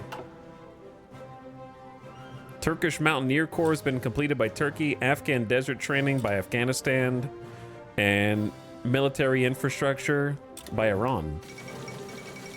The Swiss Confederation joins the Commonwealth of Nations. Earlier today, Canada and the Swiss Confederation issued a joint statement that the latter has been formally granted member status of the Commonwealth of Nations.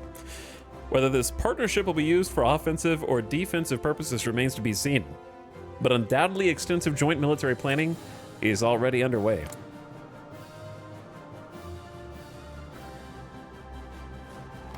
Who did they invite? Did they just create it, but they haven't invited anyone yet? Switzerland is full democratic. Chad, I got some bad news if you're not a Republican Spain voter.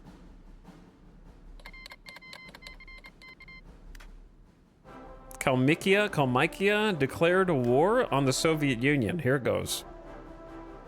The uprisings.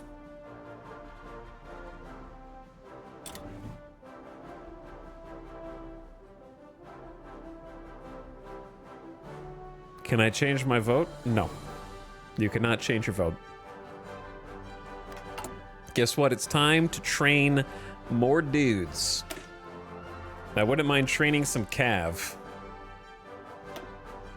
We need to make the cav better. They just need 500 guns apiece. Let's train like at least 5 divisions of cav. Oh, we don't have enough guns. All right. We'll just do 2 twice.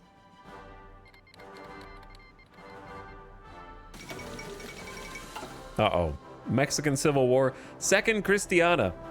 The forces of church and revolution have once again come to conflict in Mexico, but the government renewing its attacks on the church, the embattled Catholic parties and social movements are launching an armed rebellion to seize control of Mexico. Cristero militias are reforming after a decade of inactivity, supplemented by defectors from the federal military. They have taken over several rural states and are using these as a base from which to operate. The first Cristiada ended with a settlement negotiated between senior revolutionary and church officials thanks to intermediation by the American government. But it looks likely this violence will end only with the complete destruction of one of the belligerents. It's too complex for an outsider to understand. Also, I'm going to chill on the lights. Go night mode.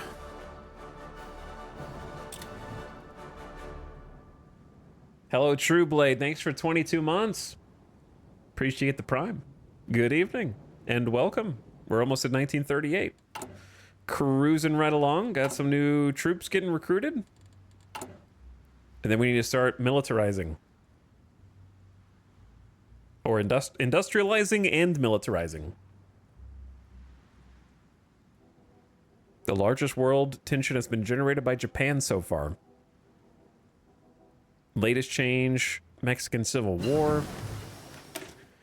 You now know how to make recon companies, which we won't be able to do until we have support equipment. But when we do have support equipment, we'll be able to add that armored car recon company, which would be pretty sweet in the desert if we can start manufacturing our own armored cars. Since it's almost 1938, I want to get ahead of computing machines. 0.01 year ahead of time penalty, no big deal. 5% research bonus. Stay up to date on research. Trying to stay out in front of it.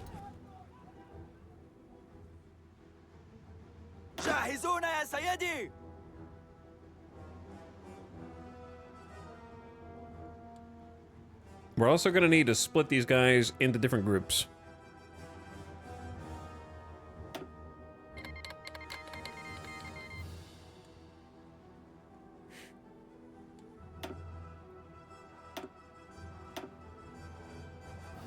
All right, these are the generals we have left. So this guy's chill.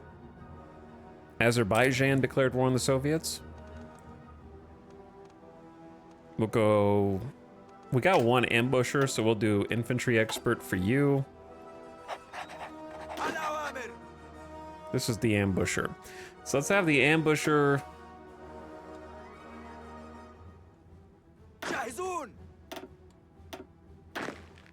set up a front line with Iran. The Iranian government has finalized agreements with prominent companies throughout the Sadabad region, exchanging vast quantities of oil for resources. While the bulk of the oil is going directly to private entities, our government retains a modest portion as an administrative fee. This pact is starting to have a big impact on our economy. Import tin oil from Iran. Turkish chromium exports. Turkish Empire imports resources from the other pact members, adding 4 oil, 5 tungsten, 6 aluminum, and 6 steel to their capital. Oh, I should have done that one. Yeah, I should have done that one. Other members get 10 chromium. I didn't know there was one that just juices your resources, man. Iranian oil exports, they're doing the same, and we get 10 oil. Whoops. 10 oil, 10 tungsten. Should have read the fine print.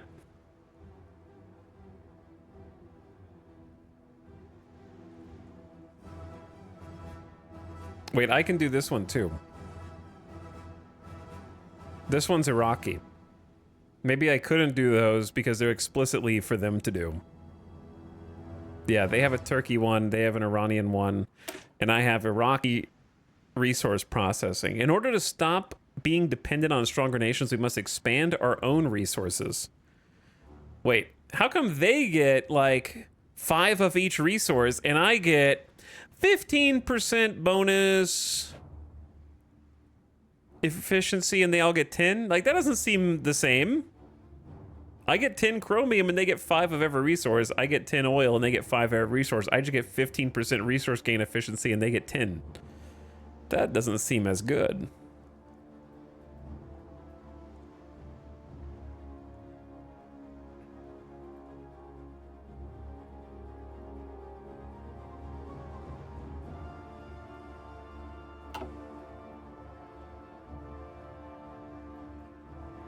All right, I'm just going to spend my time getting free Arabian Legion.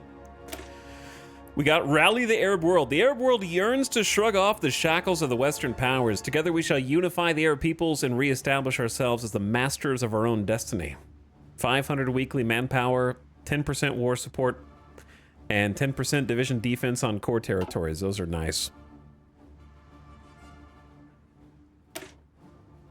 All right, now the Free Legion.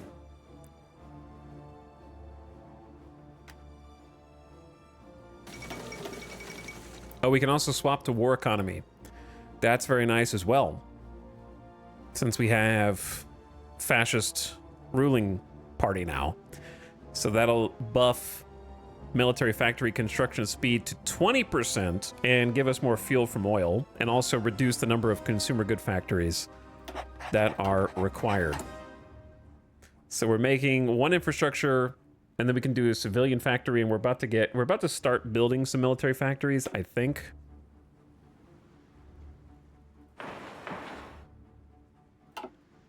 We can't build civilian factories forever as much as I'd like to.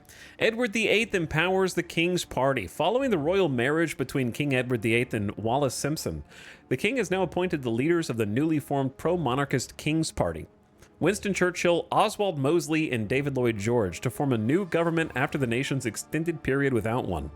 Supporters of Edward VIII applaud the formation of a loyal government, but critics point out the new government is so supportive of the king's wishes, we might as well consider the king de facto an absolutist monarch. A step into the past.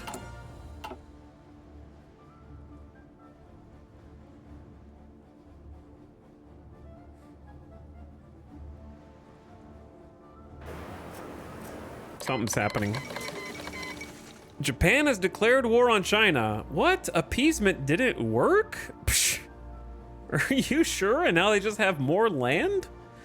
In a last-ditch attempt to halt the oncoming might of the Japanese forces, the network of dikes and flood defenses along the Yellow River were destroyed by the Chinese army. The ensuing flash floods have displaced huge numbers of the rural population, who were only given a brief window to prepare. It remains to be seen if this act can buy the Chinese military enough time to regroup and face further combat. A humanitarian tragedy. The dawn of the Europe Alliance. Edward VIII announced today that Great Britain has reached out to form a new alliance. The Europe Alliance. You couldn't call it the European Alliance. The Europe Alliance have made public their intent to cooperate in case of war. Although great coalitions can deter against aggression, we've seen the consequences they bring when conflict does arise. The intentions of the different parties joining in this new alliance is still debatable, but what purpose it may end up serving may be unknown even to its instigators. Great Britain, the Folk Republican Sverige, and the Sultanate of Muscat and Oman, and 4 others. What? That sounds bad for us.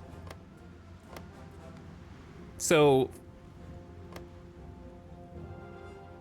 why did communist Finland has joined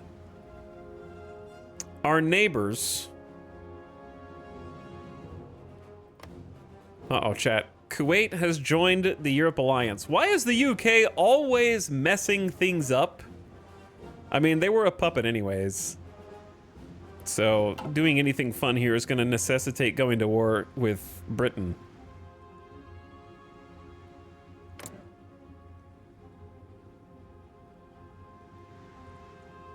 Which is going to be tough. That's going to be tough. I think that's our ultimate goal, though. We sort of need them to go to war with someone else big before we do anything crazy anyway.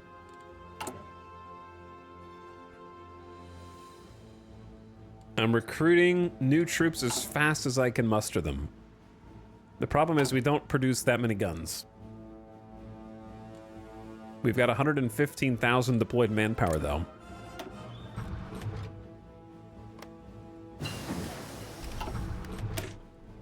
And we are manufacturing some artillery. Lessons learned in the development of different types of artillery can be applied in the design of other pieces. 10% bonus soft attack for Artie. And it is 1938.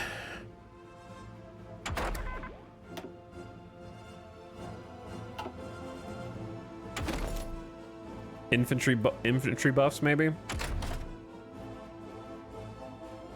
I'd say infantry buffs. Focus on the basics. Get ready for better weapons. Improved infantry equipment 1 is good. We'll use the manufacturer as well to speed it up. Unlocked traits. Artillery manufacturer has a buff. I think for now, just take the production efficiency gain plus 5%.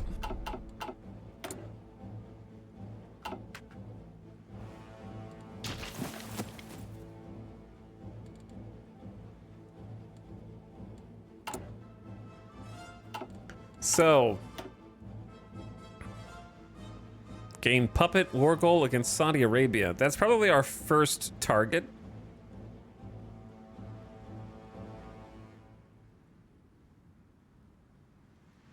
If Germany goes to war with Great Britain, we can request Syria from France.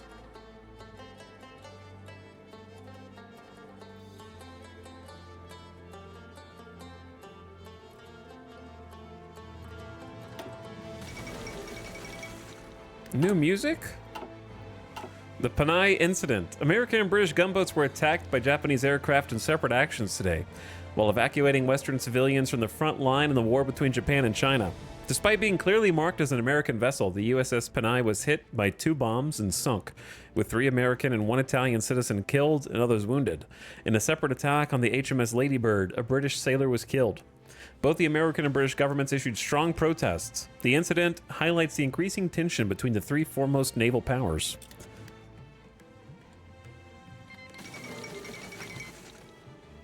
What? Our request for military access has been accepted by Afghanistan. Turkey. Expand road and rail connections has been completed by Afghanistan. Everybody gets military access to everybody. And then infrastructure construction speed plus 7.5% for us.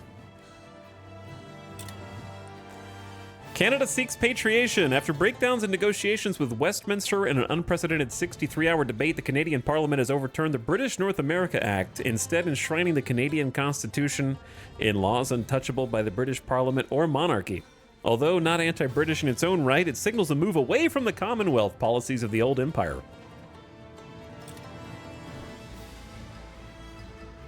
Canada. Canada is in an alliance with Switzerland. Good luck. And South Africa. And Australia.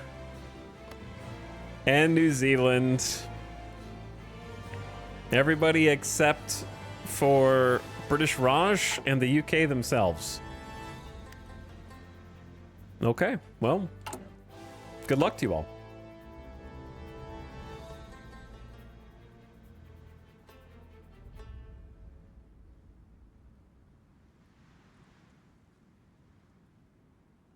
The former empire plus the Swiss, correct. The Spanish Directory was annexed. Rest in peace, Nationalist Spain. Nationalist Spain betters, you guys are out.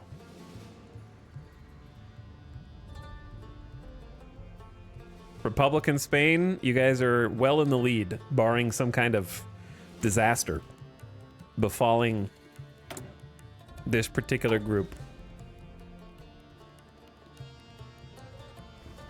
Carlist Spain and Anarchist Spain. Finland has been annexed. Now, only the Socialist Republic of Finland stands, and they are not in a faction with Great Britain, which is interesting. So Finland is out of that alliance. Peru has declared war on Ecuador.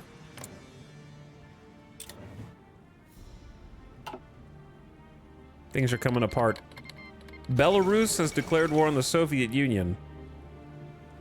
War in South America, stemming from disputes that have been happening in the regions of Napo Pastaza and Santiago Zamora on the border of Peru and Ecuador, ever since the dissolution of the Gran Colombia. Skirmishes have now started to occur between the two countries' forces. Due to recent settlement in borders with Colombia, Peruvian soldiers feel confident pushing their claims against the weaker Ecuadorian state, and the skirmishes have now escalated into open conflict. This will test the stability of the region as other countries may intervene. What has become of South America? Hey, we learned how the radio works. Coordination buff is good. Reinforce rate is good.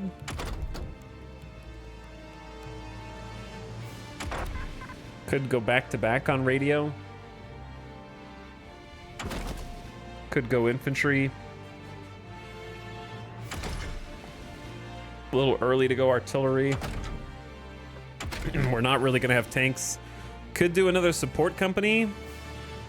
I think field hospitals are going to be very important, as well as logistics companies for Iraq. We don't have an unlimited manpower pool, so let's go field hospitals first.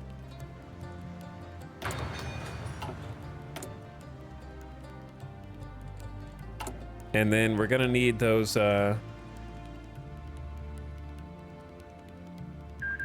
military factories. The Soviet Union has been annexed by the Provisional Russian Government. The Soviet Union is dead. Georgia is independent. Azerbaijan, Kalmykia, or Kalmykia. Belarus.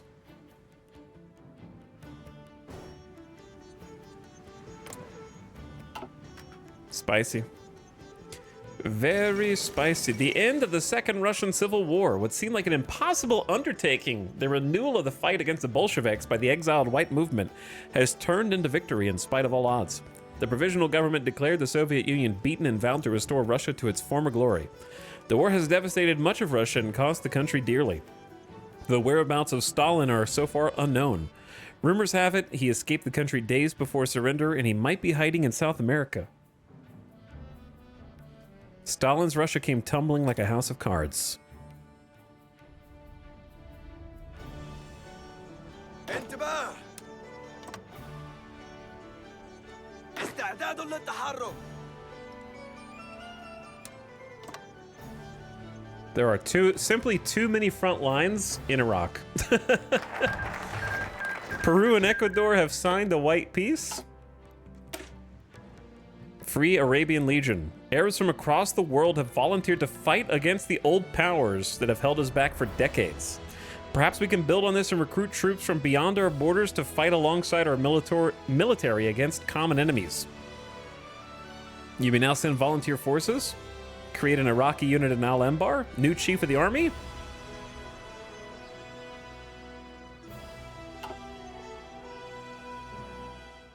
Now back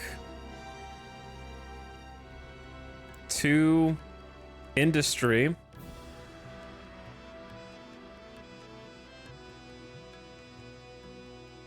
I don't think I want to invite foreign corporations. I think we're gonna need this steel. And we're gonna need the military factories. But I say let's get the military factories first and the civilian factories first. Or at the very least, get this military factory and building slot in first. Because it has a build speed buff baked into it. Here's our one extra division. It's actually the biggest one we've got. Motorized recon, support Arty, and an engineer company.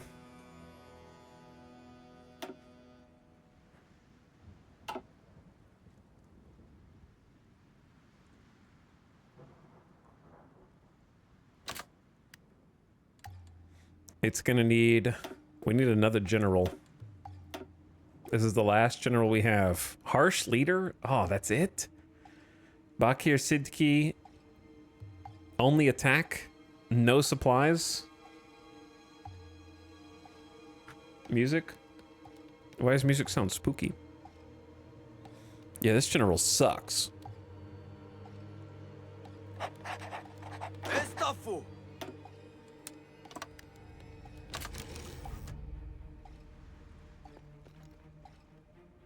Oh wait, that's the horse one. Estimar.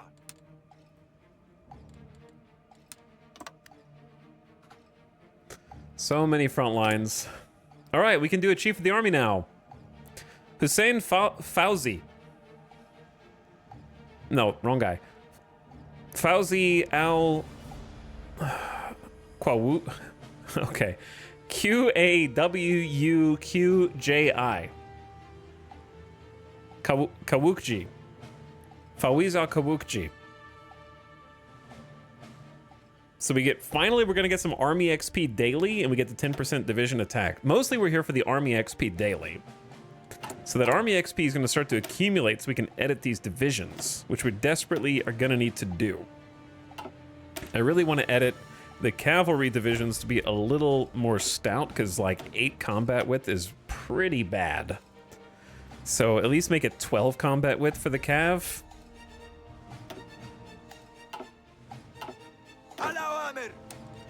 Do some limited training here. And we got the 2 new divisions here.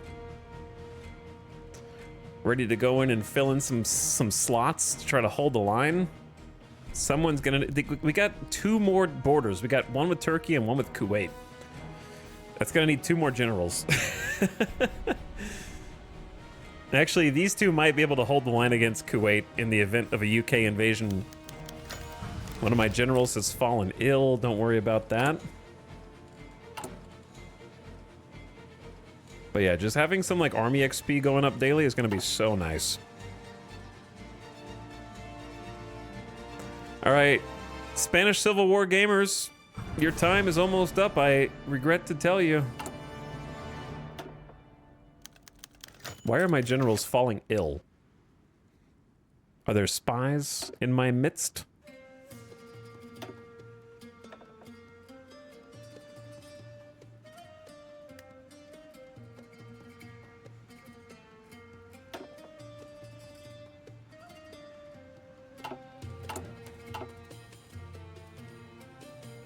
It's probably not going to be Carl. Almost certainly not going to be Carl. Stalin is going to move in with Trotsky in Mexico. That's funny.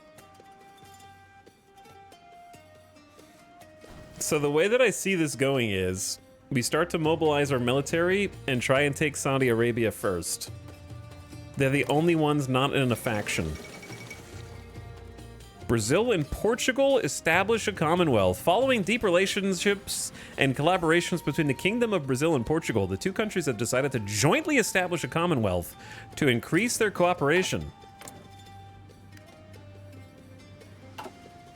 Is Hearts of Iron finally patched? I don't know. We'll find out if it works or not, I guess.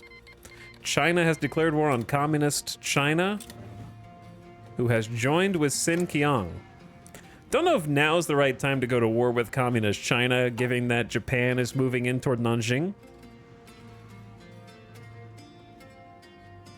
But you're welcome to try. Why are all my generals falling ill randomly? Like 3 of them in a row. We're not even at war, like nothing's happened.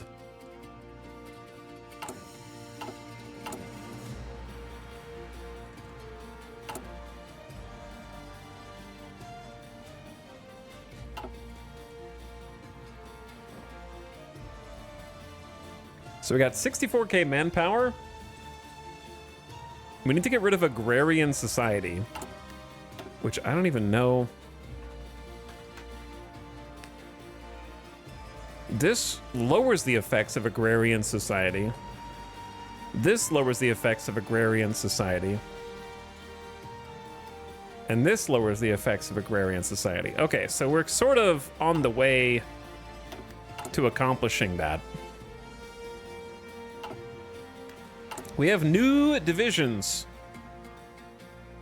but we have to have at least 2,000 infantry equipment stored, and then we can recruit Arab legions.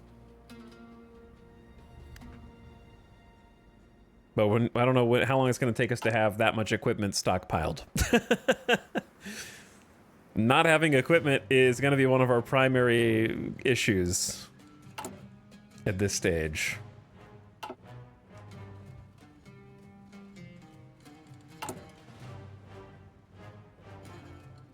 Can't you bring every country together and make world peace? That sounds boring. I don't think I would want to do that here.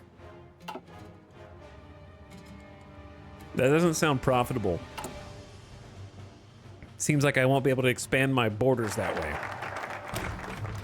Should war break out, we will not be able to depend on shipments of military equipment from abroad. As such, we must rapidly establish our own domestic arms industry to support our forces in times of crisis. Baghdad gets a free building slot and a military factory. And we have 10% faster military factory construction speed. Excellent.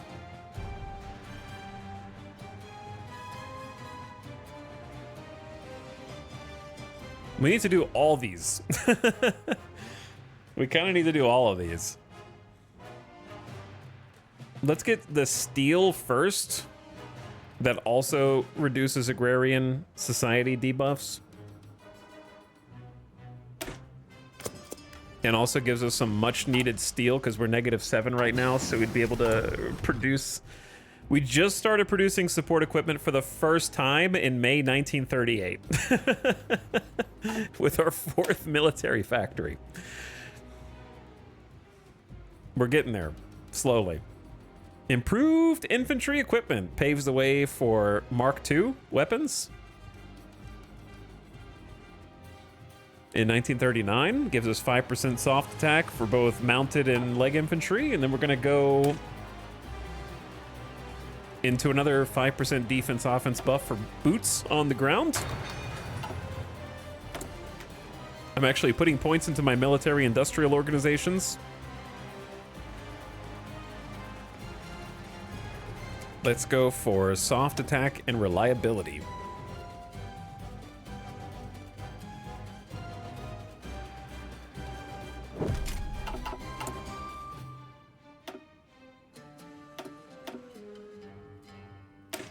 And then I need to create a variant, which is actually going to be free this time since we just upgraded it. So that's going to buff our soft attack and reliability of these weapons. I still think that whole system needs to be better, but I'm going to try and use it to get stronger equipment early.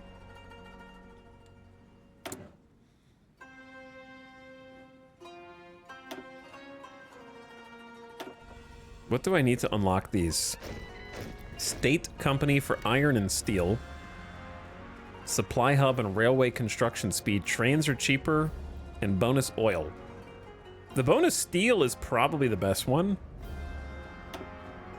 Which needs this. Alright, we got 5 new divisions of cavalry. Since we're planning on kind of going on the offense in Saudi Arabia, I've got them kind of stationed on that border to start.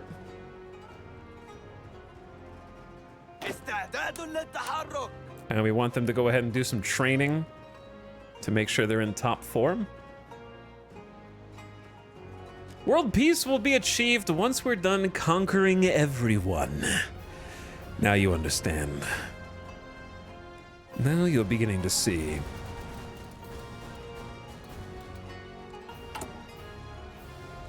Exactly that.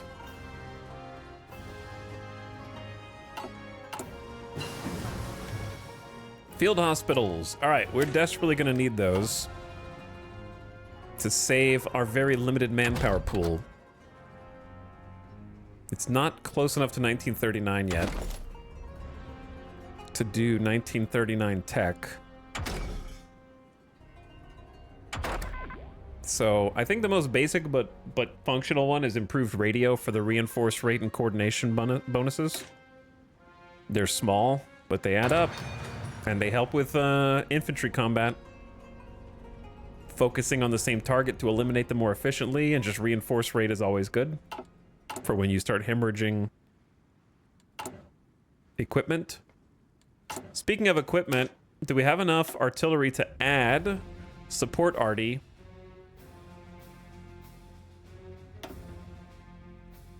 We do. It would only take 96. Oh, this is great. Yeah, no, this is really good.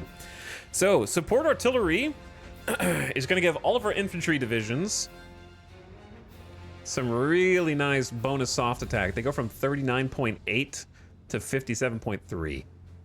So it's like almost a 50% increase in our infantry attack. Heart attack goes up, breakthrough goes up, defense goes up, piercing goes up, organization goes down, but we have 60 organization, which is more than enough for our soft HP. So that's definitely a great use of 10 of our 57 army XP. Now I want to add the field hospitals like I said, but we don't have support equipment yet, so it would be negative 240. So that's got to wait. And then light armor. We could do light armor recon, but I only have 8 backup armored cars, so that's not great. And cavalry will take support equipment that we don't have. So for now, just the support artillery is a nice little upgrade. And then we can do the same thing for our cavalry. Give them support artillery. Shouldn't slow them down at all, as long as it's a support company. And give them similar strength buffs, while still having plenty in storage. Okay, nice upgrades for them. I don't really know what to do with the RAF militia. I assume they would disappear if we went to war with the UK. One would guess.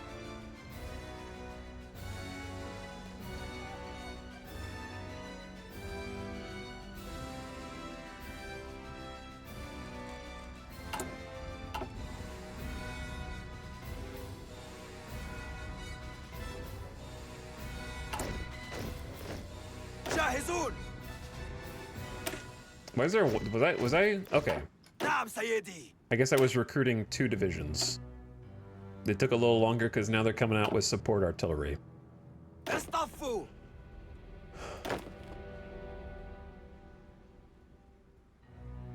الأوامر. All right, one of you go here and one of you go there. نعم سيدي. Everyone do some training until you're all level 3. No divisions in basic.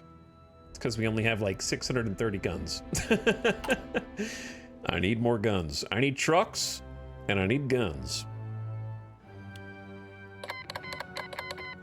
Polish Civil War? Poland, what are you doing? There's far too much pink going on in this side of the Europe. What is going on here?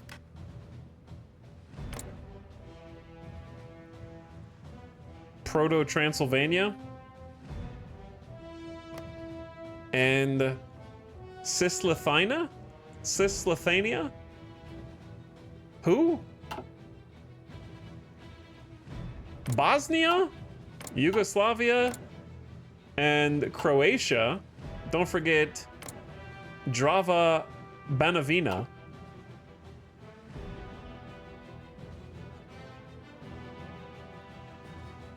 What's going on here?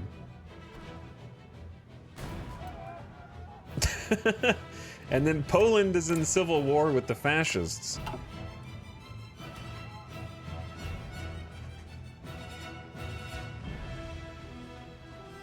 And then the Bohemian Empire, I didn't even notice this was called the Bohemian Empire. Led by Jaroslav. Not even going to pronounce the last name. Just not even going to pronounce it.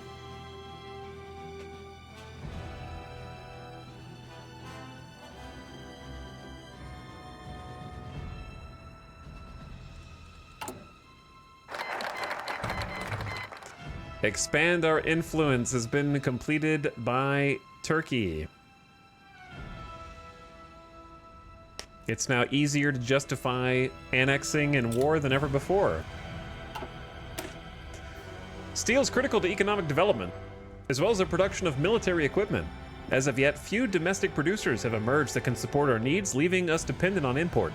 This cannot continue as the world becomes more hostile. Al-Basra gets a production of 8 steel, and lower the effect of our debuff agrarian society by upping the recruitable population factor, taking away some of the bad consumer goods factory factor, 5% construction speed, and 5% factory speed, or factory output.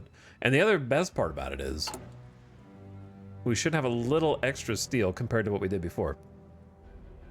Currently, we're exporting nothing, but Latvia is buying some of our aluminum, which is giving us an extra factory.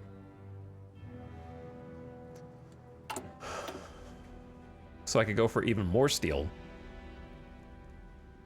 which I think makes sense and also gives us that industrial concern. Eventually, people will start importing our steel. We kind of just need all these, which is a problem, because I also need the military ones.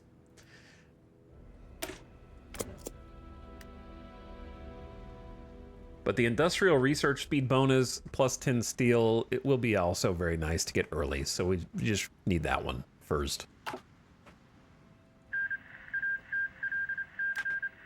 I see a little silhouette of an empire. Okay. Mexican Republic was annexed. Communist-leaning Mexico wins for now.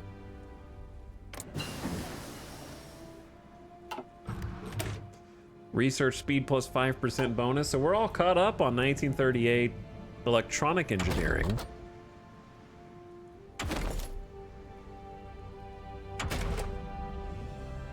We're definitely going to want logistics companies eventually, so may as well start now. Logistics companies around Iraq are going to be very essential.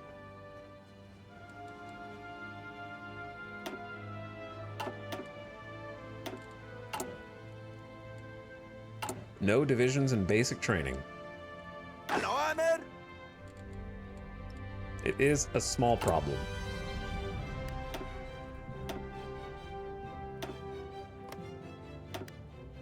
I will train 2 more.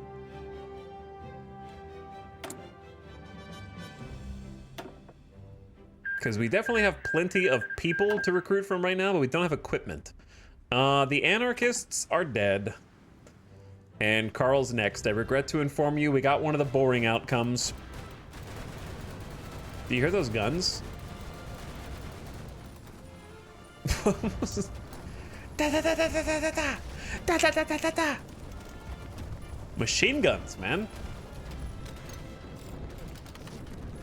I think there's just echoing sound effects there from like too many units.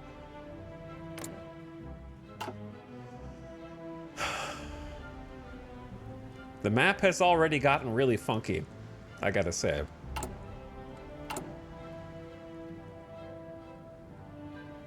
We have already been hitting funkiness. Stalinist victory in the Spanish Civil War. That's ironic considering what happened to Stalin in this timeline. After a long, grueling civil war, the Second Republic has finally defeated the anarchists and nationalist enemies and secured full control over Spain. Though isolated pockets of nationalist troops continue to wage guerrilla war and may hamper the exertion of local Republican control in previously nationalist areas, it's unlikely further coordinated resistance of any significance will materialize. The Civil War saw the peaceful transition of Spain to a communist government which secured extensive Soviet aid. As the nation focuses on rebuilding Soviet aid? Who? Spanish-Soviet ties appear to be strengthening, and the Soviet Union is expected to be heavily involved in post-war industrial recovery programs. Carl's dead. Long live Carl. All right, Republican Spain voters knew what was going on, and they win again. Here's your channel points. Also, the ad's going to start in a few seconds. Turn your volume down if you're an ad watcher. I'm going to go get some water. Or maybe I'm just gonna take a quick bathroom break because I still have some Coke left. I'll get water on the. I can get hydrated on the next break. Quick little bathroom BRB. Come back and then we hurtle toward 1940. Because I'm on a respectable 4 times clip right now. You know what I mean? Like I'm not going at 1x. Italy just finished their civil war as well. The Italian Republic has defeated Mussolini. Mussolini is gone. Stalin is gone. Hitler is gone. Japan is the only one who hasn't changed anything yet. And America's still getting ready for interventionist policies.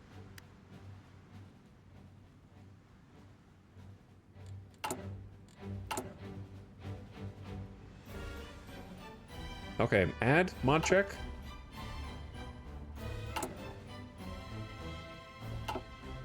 I'll just go ahead and pause it here. Boop, boop. What's world tensions? Right here, 38%. 38%. All right, ad just started. Ba-boom. Be back in just a minute. Take a quick bathroom break. Talk to Alice real quick.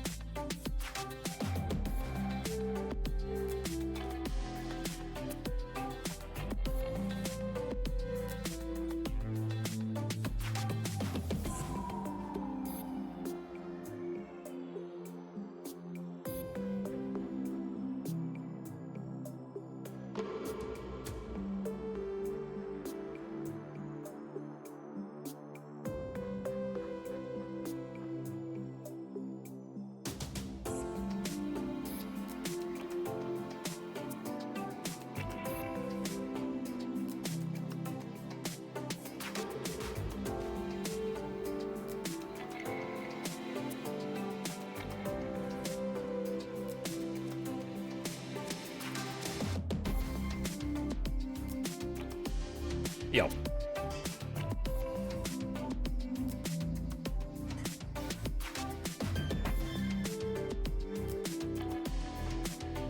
And we're back.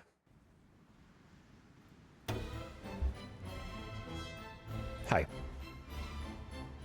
What are we doing? What are we doing? We're doing the classic build up to war, and then by the time you're done building up, the war that you wanted to do was impossible due to circumstances that have changed on a geopolitical landscape that you couldn't have possibly predicted. And then you sit there and hope something changes so you can actually follow through on your plans from the beginning of the game. We haven't gotten there yet, but we're probably going to head that way. The Lewis Mark III 2-inch and 2-inch mortar. That's this guy. So we got both of it. We're keeping up to date on all infantry buffs that we can get. So we're going to be as strong as possible actually going into our first war. We're researching logistics. Honestly, recon, field hospital logistics, and artillery is probably all we're going to have anyways. So train research probably next. Train research. Always forget trains are down there. And we've been using our infantry weapon manufacturers, so we get XP every so often for trait points for our rifle company. Let's go defense plus 3%. It ain't much. Does it automatically upgrade now?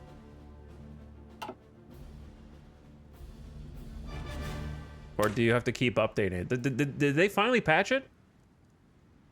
Wait, did they... Did they finally patch it where it auto-updates now?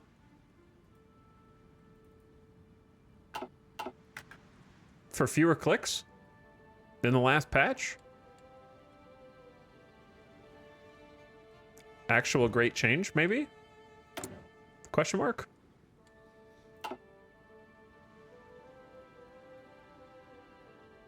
Hearts of Iron devs listening?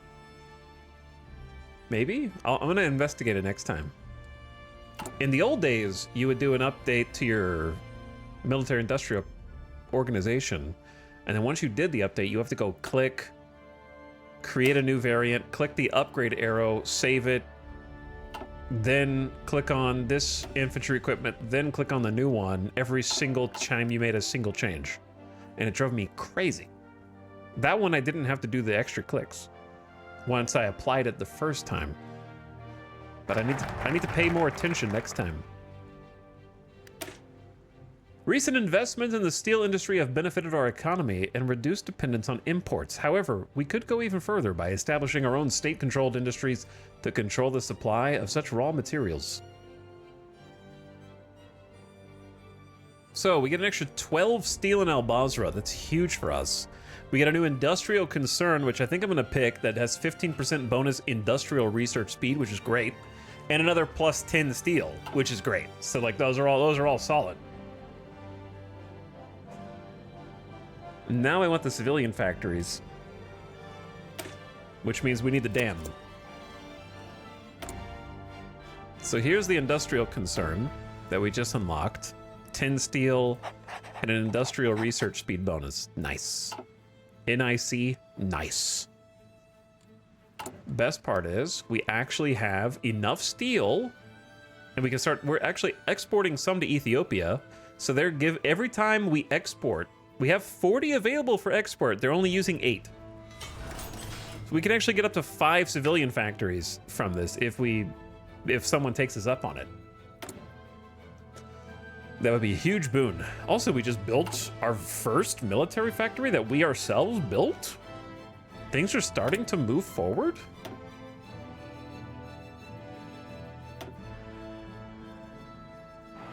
I think let's go ahead and just alternate, like build another civilian factory.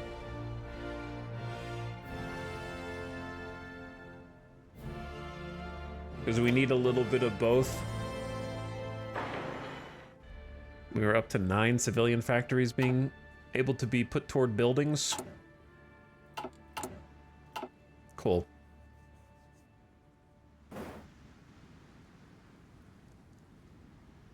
What's the biggest war going on right now? Polish Civil War. Now it's the Kingdom of Bohemia, Moravia, and Silesia. Can you guys choose a name? Just pick a name. It's getting chaotic over here.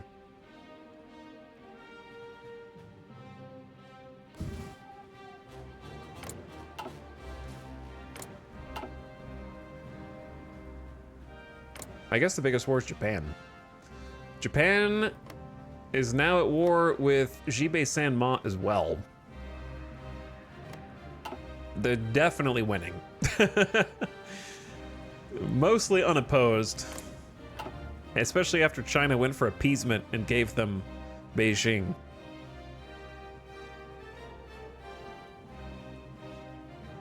I thought Austria-Hungary was a mouthful. How do they decide whose name comes first?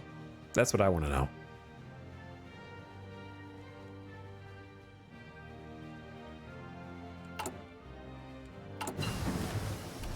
I'm gonna make a couple more horsies. Not go too crazy. Logistics Company 1.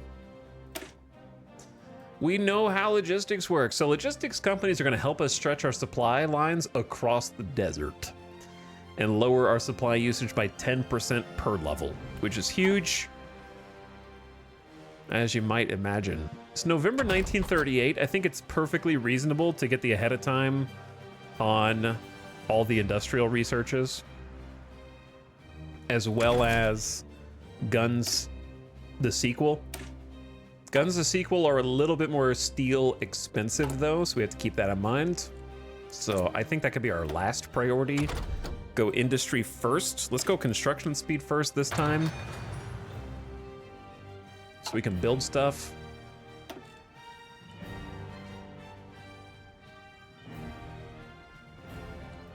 And we got a new military industrial organization. So this is for support equipment.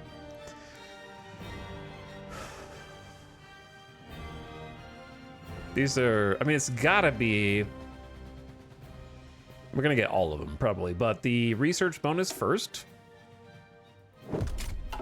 5% research for all support companies.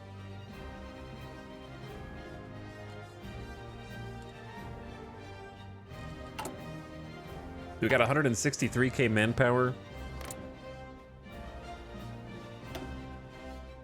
That definitely outnumbers Saudi Arabia. So the question is, should I be trying to just like go all in on that first and win? You know what I mean? Like, should I wait for the infrastructure?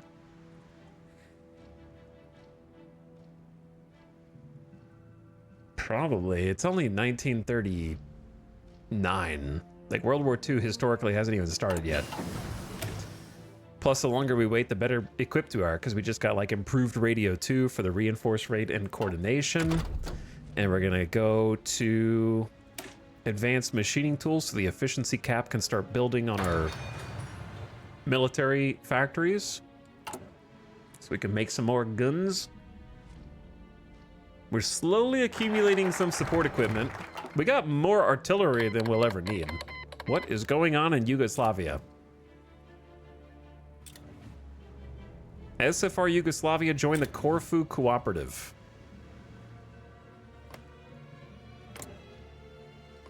Oh.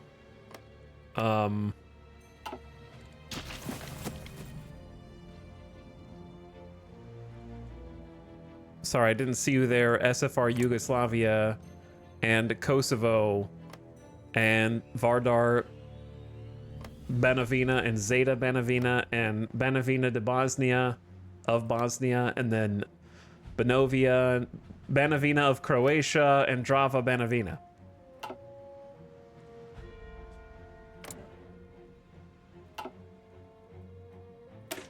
The great rivers of our nation should be harnessed not only for irrigation, but also electrical power generation.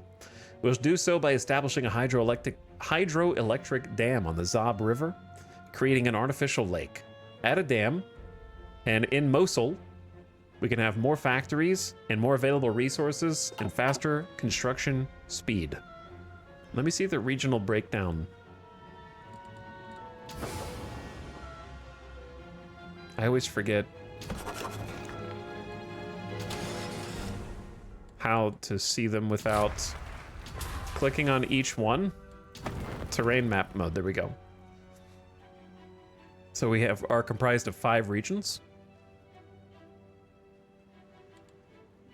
So the resources that come out of Mosul in the north, it's primarily oil. Our steel is coming from the southeast with our aluminum. Now that we have both of these, we can take forceful industrialization, which is going to give us 2 building slots and 2 civilian factories and lower agrarian society even further. We're trying to get rid of agrarian society altogether, but it's taken a while. Yeah, this is definitely one of the more rainbow Europes I've ever seen. There's a lot of different little countries. Don't forget communist Greece, who is now at war with, well, everyone that was Yugoslavia before.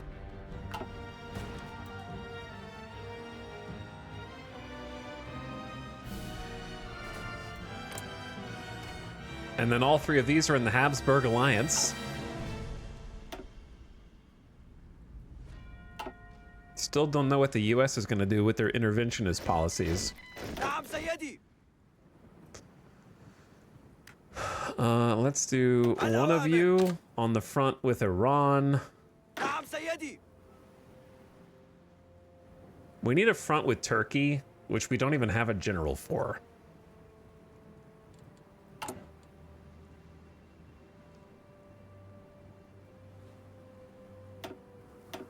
So we're gonna have to just take an inexperienced officer and just promote them.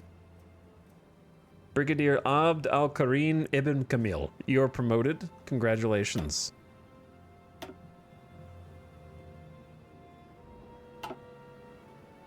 انتباه انتباه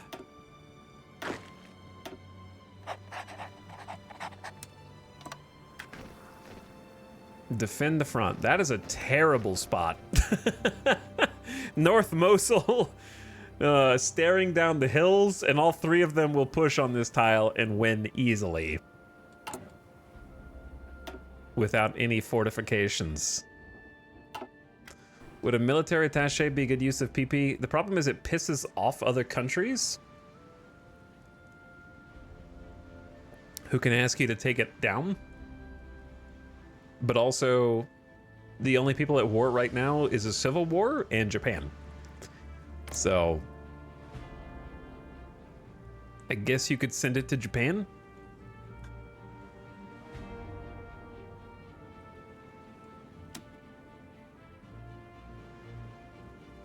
We will receive military intelligence and 15% of their army experience gain. I don't really need the 10% war support, but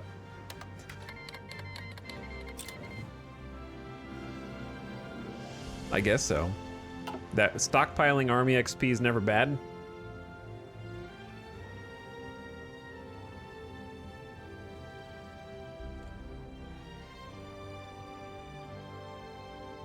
And then we can obviously use it to pick. I like picking the spirits of the Academy, Army, and Division Command. I think in Iraq, meticulous preparation is going to be the key. Officers have a 50% chance of getting a 1 planning and logistics on level up. That just seems like a gimme. The logistics especially.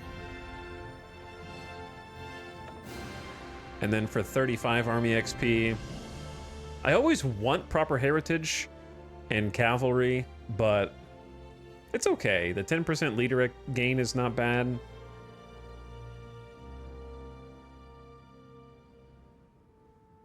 I often do quick improvisation for the planning speed bonus. The grant medal cost is good later. I think state serves the military is a really reasonable one just because of the stability down modifier. If we're going to be declaring an offensive war or 2 in our time, so the 10% is pretty good. But we could just start with like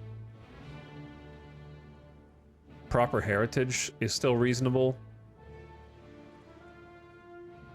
I like leaders gaining XP faster if we're fighting in core territory, we have more supplies, and I can keep doing cavalry designs for free without spending any army XP. It's fine. None of these are going to be a game changer for us, I don't think. This one might be.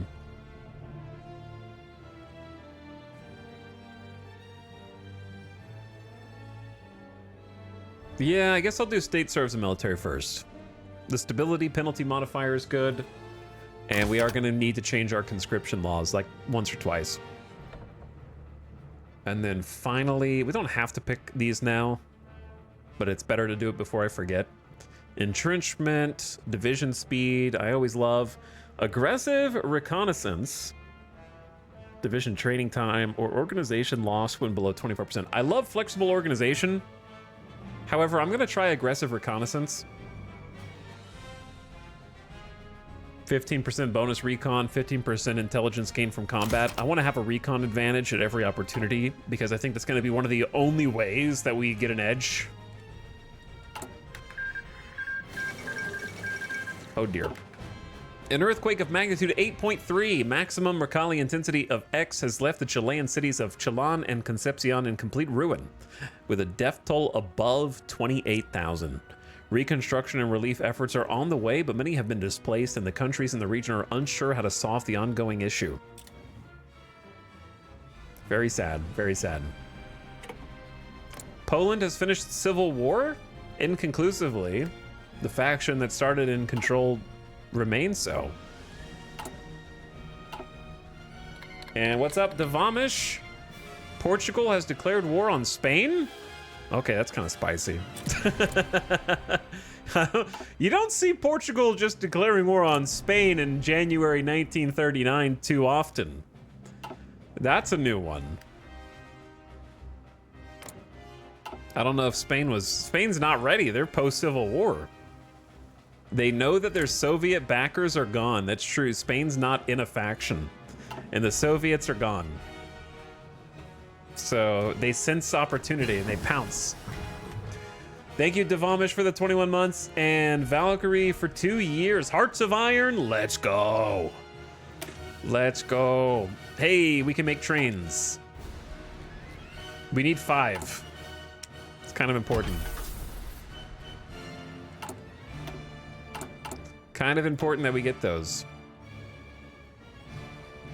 Or else we have no supplies throughout the nation. All right, and then we go Dispersed Industry 3, and then we'll be up to date on all of our 1939 industry.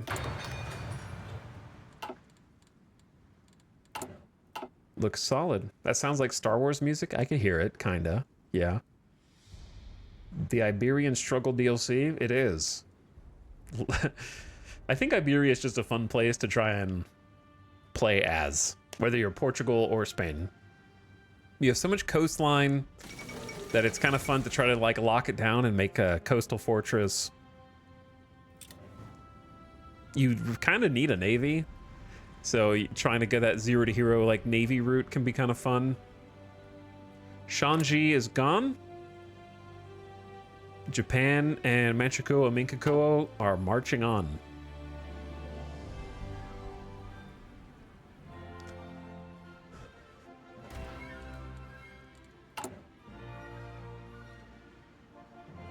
$1939. Stuff's gonna be heating up even more. This is still a crazy war. I wonder like what their focus is. They're kind of like fascist leaning already anyway. The pace of industrialization in Al Muthana, Iraq is far too slow to avoid being left behind by our adversaries. We must orchestrate a massive industrialization program, even if it means angering the public. Unfortunately, we get stability minus 10% for a year, but it's better to rip that band-aid off early. Mosul gets 2 building slots, 2 civilian factories, and agrarian society gets modified to our benefit a little bit more and a little bit more and a little bit more. But the 2 extra factories, really nice. We're up to 12.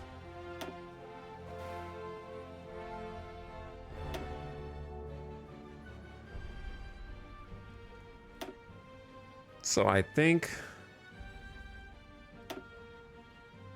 we need more space. We do need more space.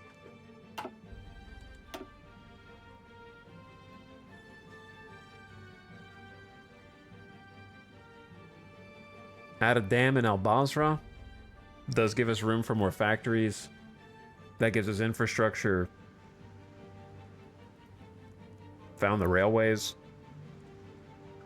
That gives us trains.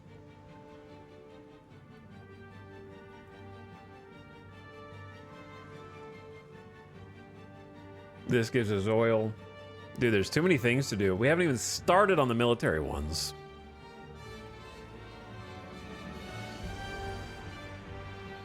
Puppet Saudi Arabia. Iran ultimatum is kind of its own whole shenanigan. I don't know when the right time to do these are.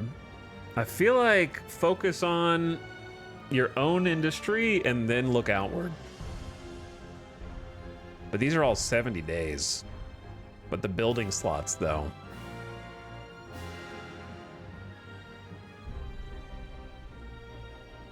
But we don't control Deir Azur and Kazakhstan. Where's Kazakhstan?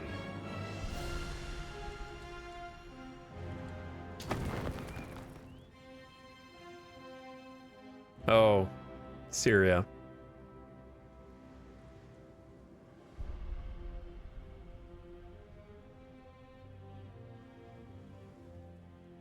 Oh, and part of Iran. The thing is, we're not going to be going to do...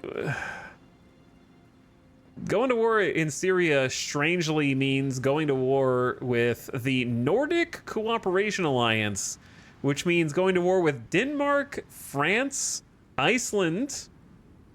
What? Denmark, France, and Iceland. That's better than the UK.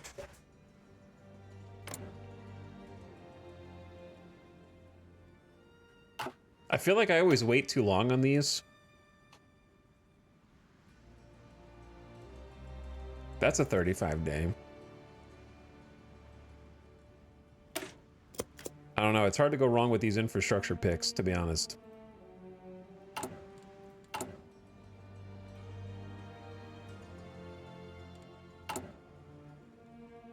We haven't started manufacturing trucks or trains yet. One of these is going to give us a stockpile of trains.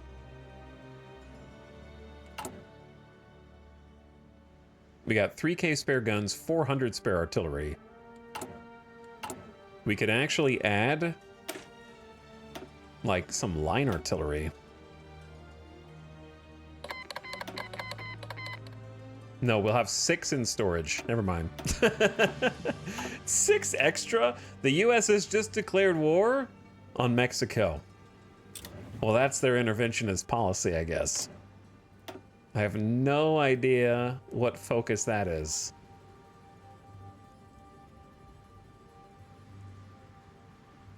Because they've already done focus on Europe. Propaganda.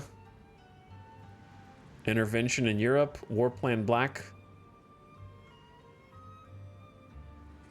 Against Germany and Japan. And now they are just going straight up into Mexico.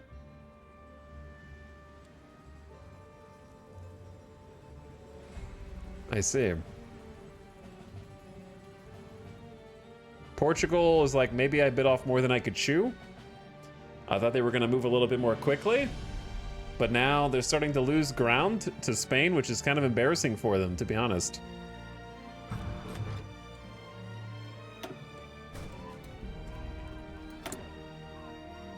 After declaring war, they've already lost Porto. I love the idea of naming your port city Port. It's great. The People's Republic of Hellas has declared war on the Tsardom of Bulgaria. Fancy names. With the declaration of war on the Tsardom of Bulgaria by the People's Republic of Hellas, the League of Nations has failed in its attempt to preserve peace. Marcos Vafiadis openly mocked the League's inability to do anything, and with that took his country out of the League, with other world leaders also questioning the point of the League if the League of Nations if it cannot prevent conflict. The days of the League are de facto over. While the Council continues to meet, nobody expects it to accomplish anything anymore. Whatever authority it had is now lost. Portugal declaring war on Spain had nothing to do with that. Nor the Soviets capitulating to civil... Well, that was a civil war, I guess. A little different.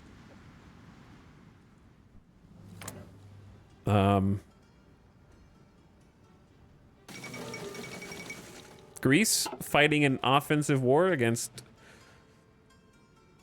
the rest of these wonderful nations and finding out. Vladimir III. After nearly 3 decades ruled by Bolsheviks, Russia today saw a return to tsardom with the coronation of Vladimir III in a grand ceremony in the Dormition Cathedral in Moscow.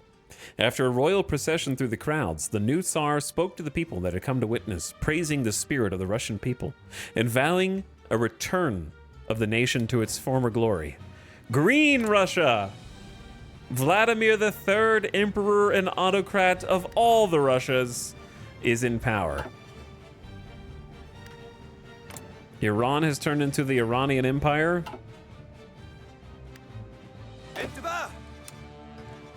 Do some exercises for some of these dudes just to top off.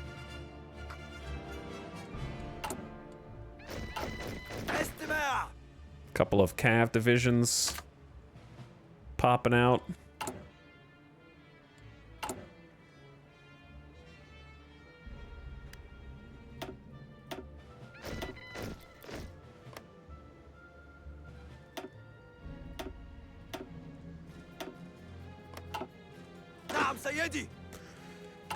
I'll do like one more cav division. Trying to keep training some troops. And we're making a dam now. Don't forget about the legions we can train. If we have enough infantry equipment for them, we can trade command power to recruit the Arab Free Legion, which is going to be spicy.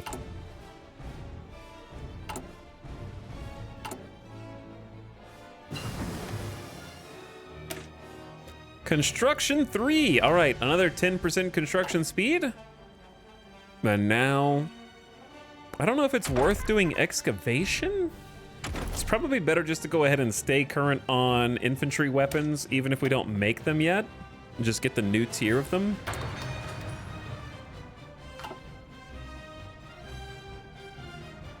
Whose side are we on? Iraq's. Correct. What jersey is that behind you? It's Jordan Alvarez, who once again is injured. Classic.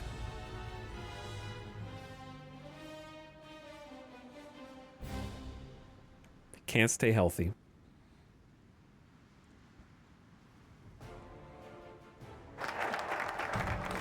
I think in the video game Out of the Park, you can choose different staffers, and there are trainers with different levels.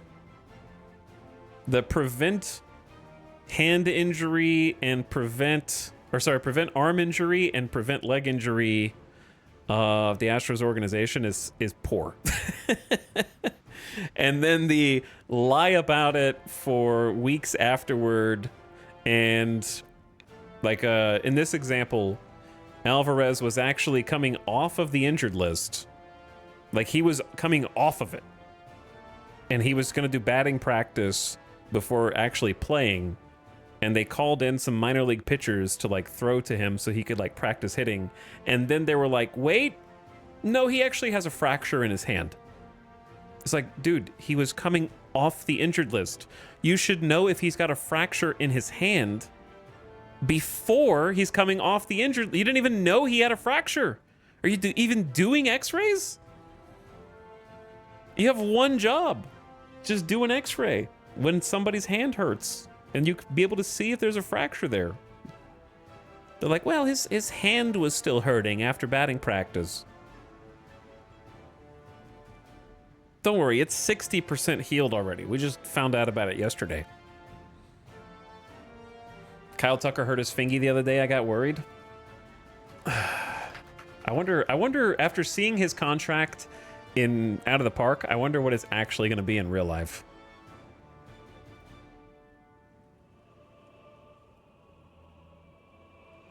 He's still hitting 284 with a 918 OPS. So he's definitely slowed down.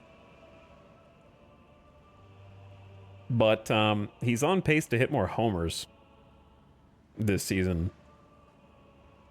But he has definitely slowed down a little bit.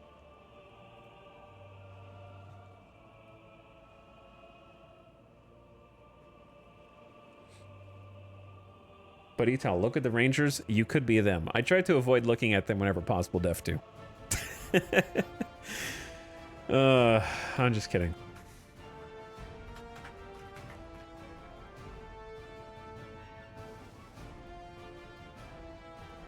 It's so funny to me how the AL West is always just a slugfest of who can be the least worst in a given season and limp across the finish line. Where you've got like the Tigers in the AL Central who are already like 40-22 dominant. Yankees are already 37-22 dominant. Mets are 38-22 dominant. And the West is like, who can stay above 500? You win the division if you can stay above 500. Recent setbacks in the construction of the Cut Barrage must be overcome as soon as possible if we are to maintain adequate water supplies for irrigation along the Tigris River. Kerry Carpenter hit 3 homers yesterday, by the way. Did he? Wow, Out of the Park is a predictive platform. Also, in case you guys were curious, any baseball fans out there were curious, in my offline campaign that I have a offline campaign that I'm playing that's been a lot of fun, where I'm playing a Korean baseball organization team in the KBO. And that's been a huge challenge. Whew, that's been spicy.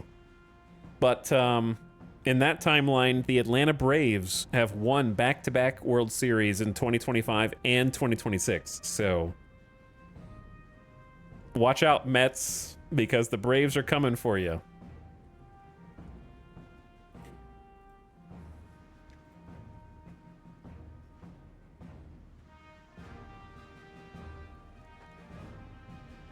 The Korean League is so fun. It is. It's a ton of fun. I'm also playing as the worst team with the lowest budget in the Korean League to see if I can, like, make them good. But I have the ability for the owner to fire me, so if I do bad for too long and I don't fulfill his wishes, I'm going to be let go and I'm going to be really sad. How are you doing? What's the team? The Kwoom Heroes. They have... there's 10 teams in the Korean League. And that is the lowest budget. The 9th lowest budget is about 60% higher than my budget. I have the lowest budget and the lowest payroll in baseball. Like, my team's budget is going down every year by $600,000. I have like a $7.4 million budget this year. The next lowest team is like 14 million, like 13.5 million. So, like, the next closest team has almost double my budget. So it's a pretty interesting challenge. Also, just learning the ins and outs of the KBO has been fun. And I started the Netflix show Clean Sweep, which is a Korean sort of reality TV drama with all the crazy kooky Korean reality drama isms. And that's been fun, too. I talked about it before, so I don't want to repeat myself too much. But the premise of the show is they take retired Korean baseball players who are no longer actively playing and then make a team out of them. And the team has to play against the best high school teams in the nation. And if they lose a certain number of times, they're all fired. And I guess they rebuild the team with different veterans that are retired or something.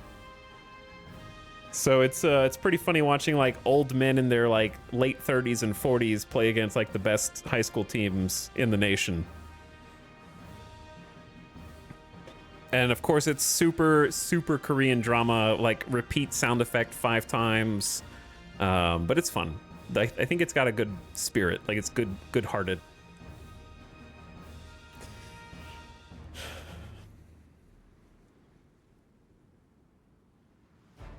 So I'm trying to do just well enough to not get fired by my owner while also rebuilding the whole team.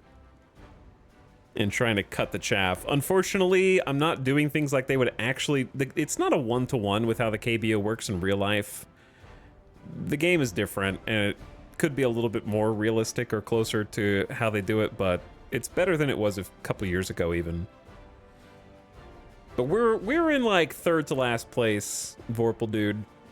We're hoping that some of these draft picks end up materializing into a good team.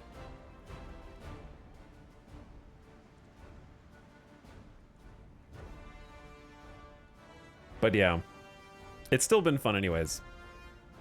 Does Out of the Park allow you to post players? Yes, but the AI doesn't know how to post very well, and they'll post players for $20 million who will never get picked. So it doesn't know how to value the postings. It's a little funky. But yes, you can post your own players, and sometimes players will send you an email that's like, hey, let me fulfill my lifelong dream and play abroad. Please post me. And I'm not sure what happens if you don't, but I felt bad this offseason because I tried to post a guy who sent me an email and was like, please, please let me go play for a foreign team. And I posted him and no one took him. So maybe I should have made it cheaper. I started at like $300,000 and then went down to $250,000 and then went down to $200,000. And then I tried to go to 150, but it was too late. So I was trying to like lower the posting fee so that someone would take him, and nobody took him. So he's my closer again this year, I guess. The first guy I posted, they took instantly, and I was like, damn, I should have charged more money. Like the first guy I posted for $250K and somebody snapped them up in one day. I was like, whoops. I clearly don't know how to value postings either, so I can understand why the AI doesn't know. I really don't want to flood the plains. That seems like it would be lots and lots and lots of bad things in case... Pull lever in case of emergency.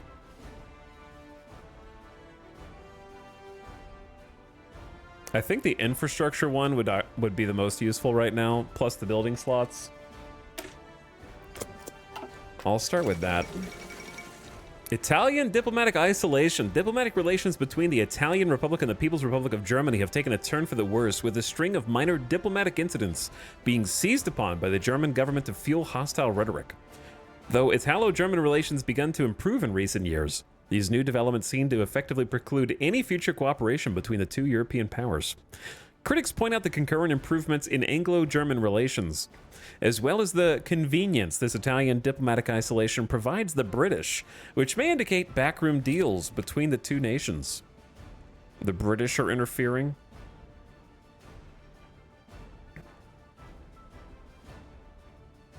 I'm doing a worldwide baseball team again where the whole world plays in one super league. That sounds fun. What's interesting about the KBO Def 2 is that all the players are real, but their names are fake. They don't have like it's a Korean copyright law. So I had this interesting situation where after the first year, my first full season with the team, I happened to be looking at available coaches. And I noticed that a new coach had appeared who wasn't there when I looked at the offseason. I was like, huh, that's interesting. And it was a Korean coach. And then I looked and they had a former player profile. And so it had just generated a player from the history of Korean players who had retired, who became a coach. And they had really good stats. And so I was like, well, that's cool. So I went to their player profile, and then I went to Baseball Reference and like found the team they supposedly played for last and like the stat line and matched it up to the exact person who, so all the stats are real, but the names are not because they don't have the copyright rights to their names. So I manually changed the name to the actual real player that it was who became a coach. So I thought that was cool. But the other funny thing about the game is if you go into the editor for a player or a coach, they have a tag that almost looks like code. And in the tag was the guy's like initials for his real name. So like he had the first 3 letters of his first name and like the first 3 letters of his last name and then random numbers in between, that it was like you could tell that the actual information was there, but they had to just like randomize it. So I thought that was funny.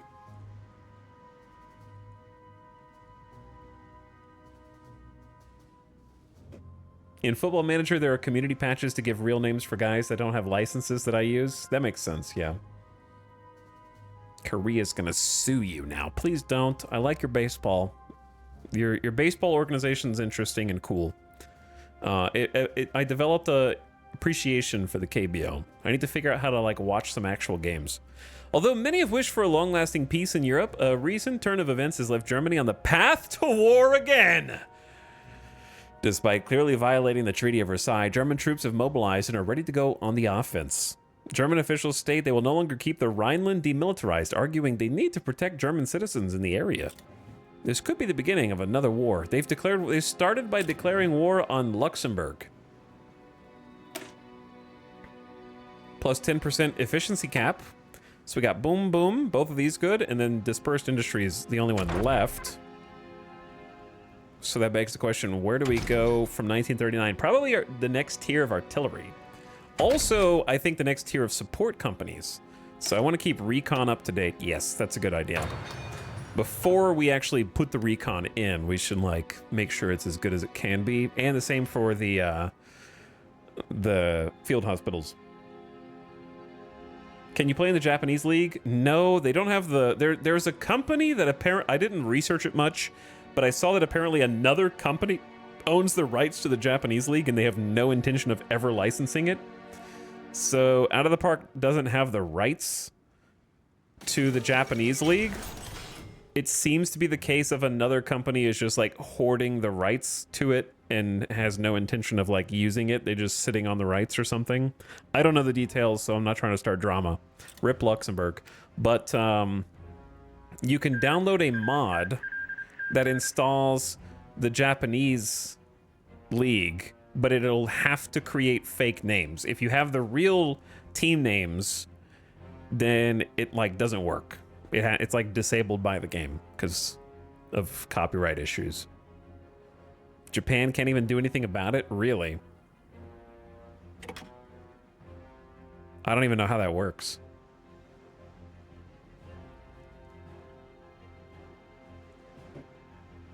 My perfect team league is doing okay. First in my sub league in my current season. Nice. Yeah, I know it's an American company, not a Japanese company that's squatting the rights. But there are mods for the Japanese leagues. But it, like, I don't think the game won't allow you to use the actual team names.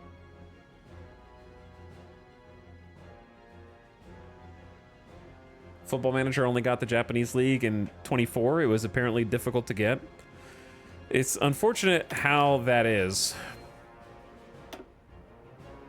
It is unfortunate that that is the way that that is. But I do intend on playing some Football Manager 24. Because 25 doesn't even have a release date and I'm losing my patience.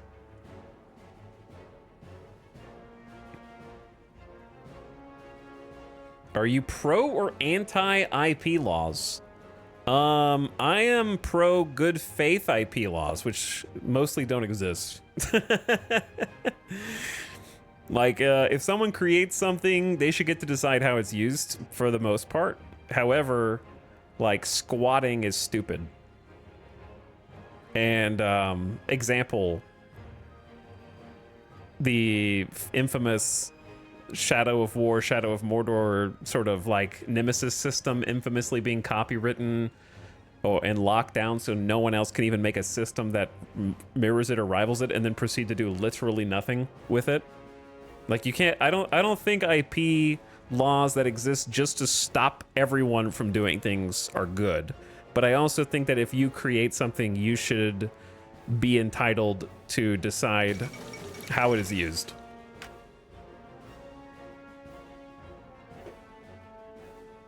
As long as the way that you intend to use it is not simply stopping everyone else from using it.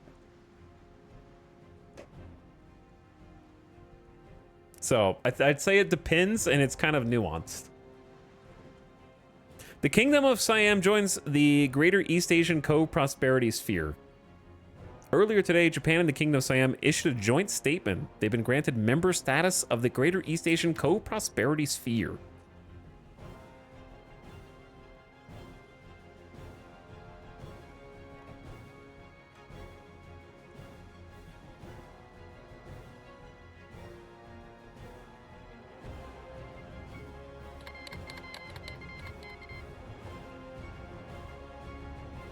The Mexican Soviet Republic declared war on Guatemala. Also, the U.S. is at war with Mexico right now.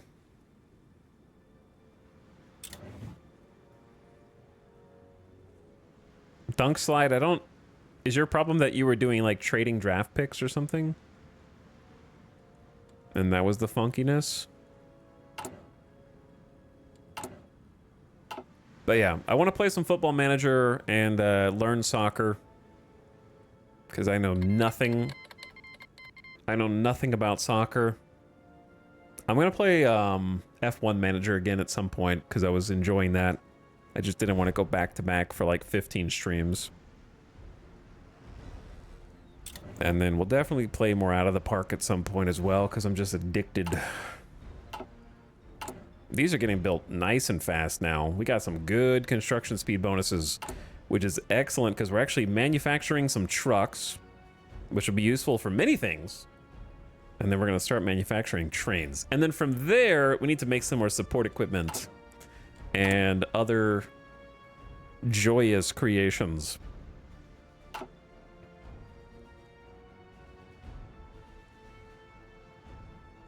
Do the Philippines have a custom tree? Nope. Not that I know of. Not without mods, anyway. What's up, J-Man? Thank you for the 16 months. I appreciate the sub. Many months of sub. Let's do another military factory here. That was built really fast. And then I'm going to try and get some... We got infrastructure going in. 2 in Mosul, 2 in Al-Anbar, and 1 in Baghdad. So the 1 in Baghdad will be nice. The 2 in Mosul will make this a 5 out of 5. And then that'll be the first one in Al-Anbar. So let's make a second one there. Trying to like improve infrastructure. Dispersed Industry 3. So we got room for more factories in each state. Better factory output. And better retention. So it's July 1939. We got the Sten. Let's go for Field Hospital 2s. I really need to get those plugged in.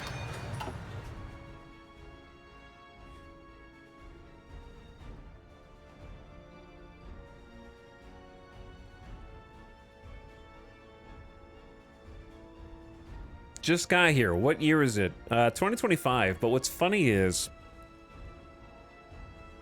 when I'm playing like simulation games, like management games, and it's like the years are going by in that game, it actually screws with my internal knowledge of what year and month it is. Like if I'm playing a management game and it's 2027 in the game, I get so used to looking at the calendar and being like, oh yeah, it's 2027, that I have to like reality check myself to be like, what year is it actually in real life? Okay, yeah, it's 2025. I knew that. Like I have to reset myself in space and time. While electrification is making steady progress in urban areas, the rural population's cut off from such developments. We should establish a national electricity board to roll out electrical infrastructure across the country. Lower the effect of agrarian society. Remove agrarian society. We actually got... No, we didn't. Did we? It says remove it, but there's still a piece of it there.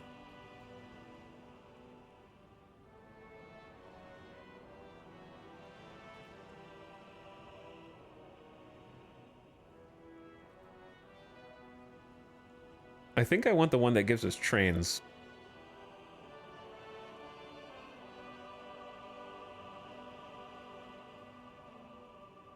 Now, here's the problem. I think we just don't be greedy with the extensive irrigation projects. Sure, if we control 2 other areas, we get more building slots, but let's be honest, we're not going to go to war with Turkey or Iran yet, so we may as well get the extra 7 building slots here inside of Iraq. Great Britain has just declared war on Ireland. Well, King Edward VIII decided that you guys must submit.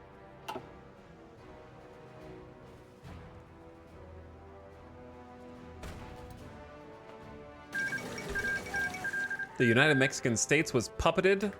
Uh-oh. Uncertain times.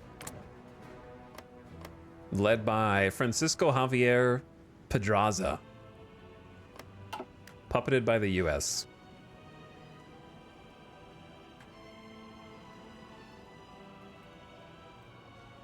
Not trading draft picks, outright drafting my first round because the world is now in a 9-game series. In the 1900s, they pushed the start of the offseason to late November, which caused weirdness with drafting, since the draft is normally around mid-November, or the World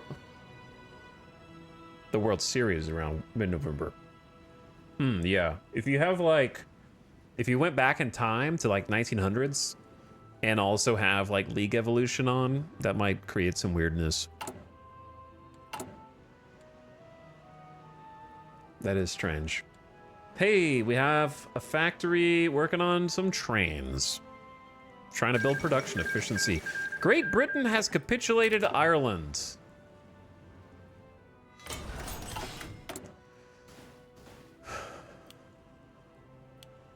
And we now are building faster and faster.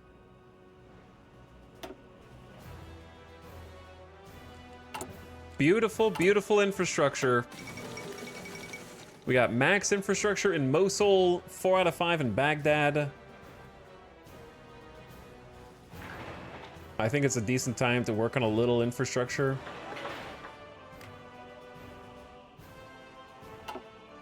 Nanjing, the capital of the Republic of China, has been occupied by the Empire of Japan. Despite fierce resistance from the walled city's Chinese defenders, Japanese troops managed to capture Zhongshan Gate and fought their way into the city. Sporadic gunfire can still be heard and several fires are raging in different parts of the city. But most surviving Chinese forces have either withdrawn or been captured. Along with the capture of Shanghai, this is a significant victory for Japan in their war against China. Yeah, Japan's winning. They're going all the way down the coast. What time is the stream ending? I don't know. When I get sleepy.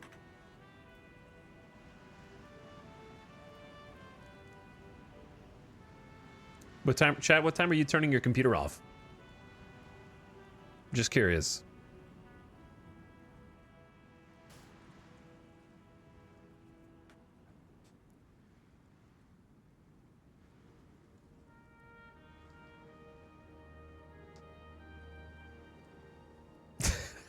Do what? People do that? Yeah. You should always reboot your computer. I turn my computer off every single time that I'm done using it. The truth is, chat, from just a pure entropy perspective, if you're a never power down, you're just increasing the time that's rapidly approaching where you have to buy a new computer because a part fails. The more everything in there does stuff, the faster it's gonna break.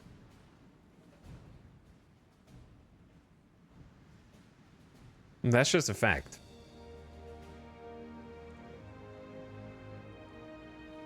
Yeah, I mean, sure, you're using more electricity too, but that's not really my primary concern.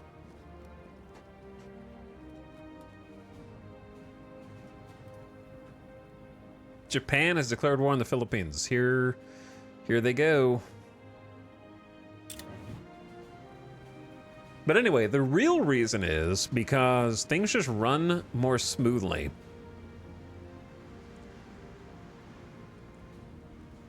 Like, everyone knows you don't just leave a Paradox game open for 2 weeks straight, right?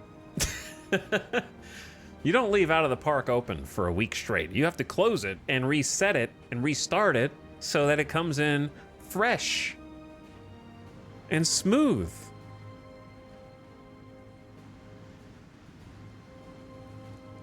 Your computer is the same way.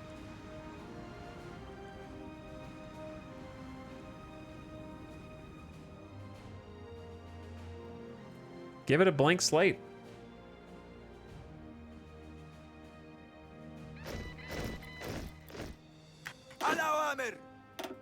Hello?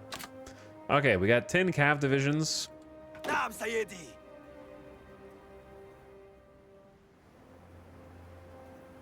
استعداد للتحرك. Put one more. Actually, maybe just both of these on the border with Turkey.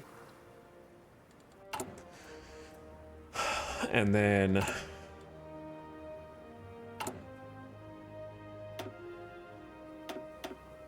train a couple more.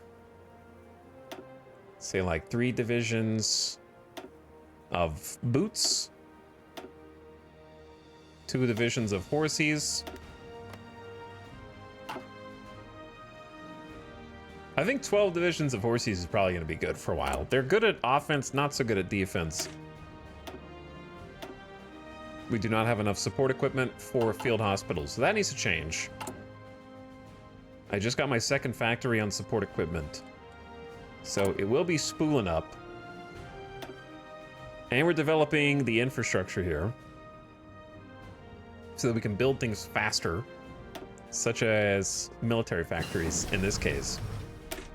Recon companies, another thing that needs support equipment that we don't presently have. Ad starts in a few minutes. Okay, coming down the pipe. I mean, having upgraded logistics company is still useful. And our support equipment industrial organization is leveled up. I guess funds gain, so you can just upgrade faster. Sure, why not?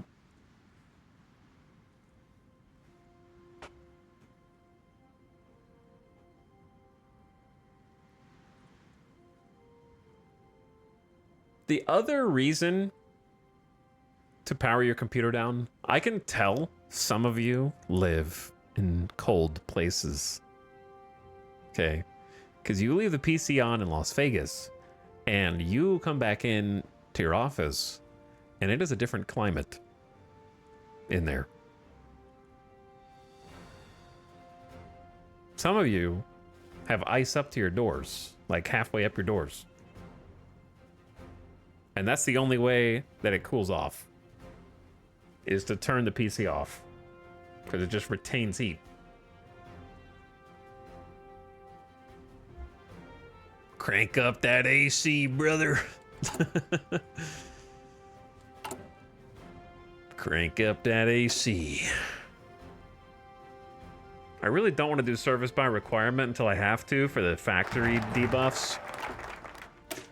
Much of our land is arid and unfavorable for agriculture. However, through massive irrigation projects, we could transform such areas into lush, arable fields. Baghdad, Al-Basra, and Mosul get 2 building slots each. Al-Anbar gets a building slot. We did not get the other 2 because it was just going to take too long. So now, we either get the rail and we get the trains.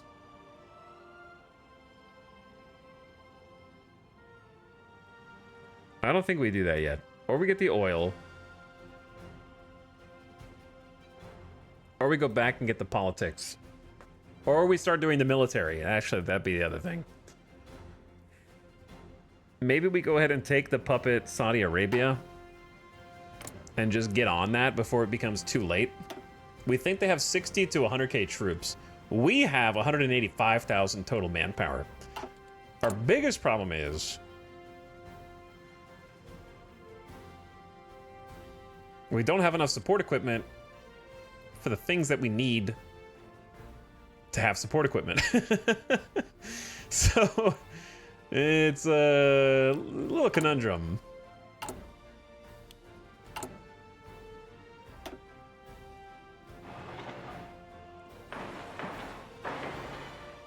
All right, ad starting soon. I'm gonna get some water. Trying to see what's here. Air bases, artillery. There is a military factory here, but it would take 70 freaking days.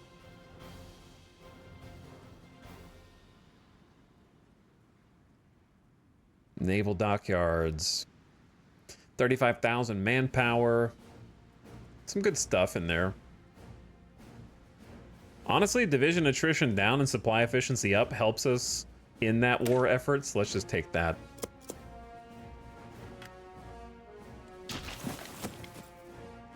Be funny if we declare war on Saudi Arabia and then get backdoored by Iran.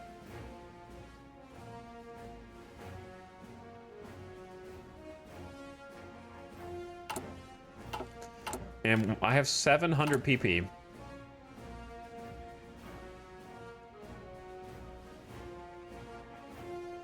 Probably a good time to do improved worker conditions, but I'll do that when we get back. All right, Ad just started BRB. Thanks for watching tonight. And it's going to be wartime soon. Hang tight.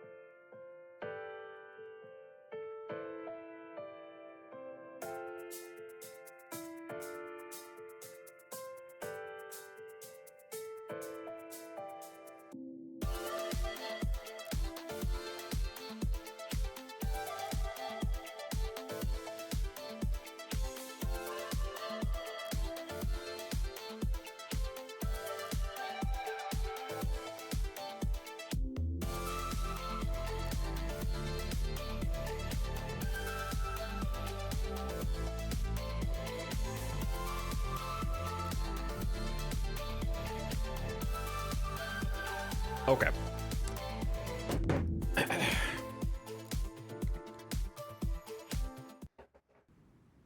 Back.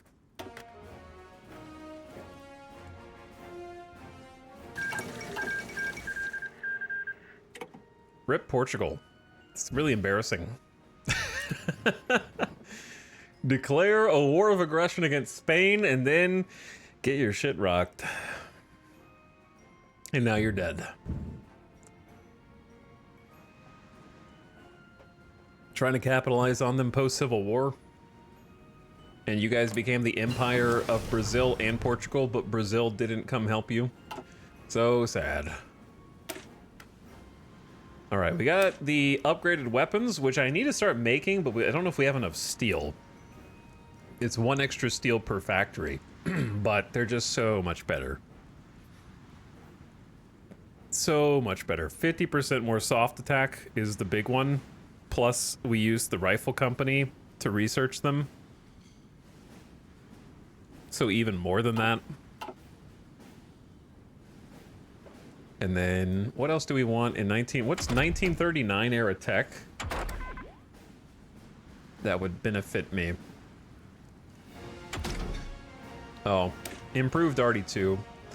If we get enough resources. Actually, no, it's the same amount of resources, so definitely that. And we want to use the artillery manufacturer. For sure.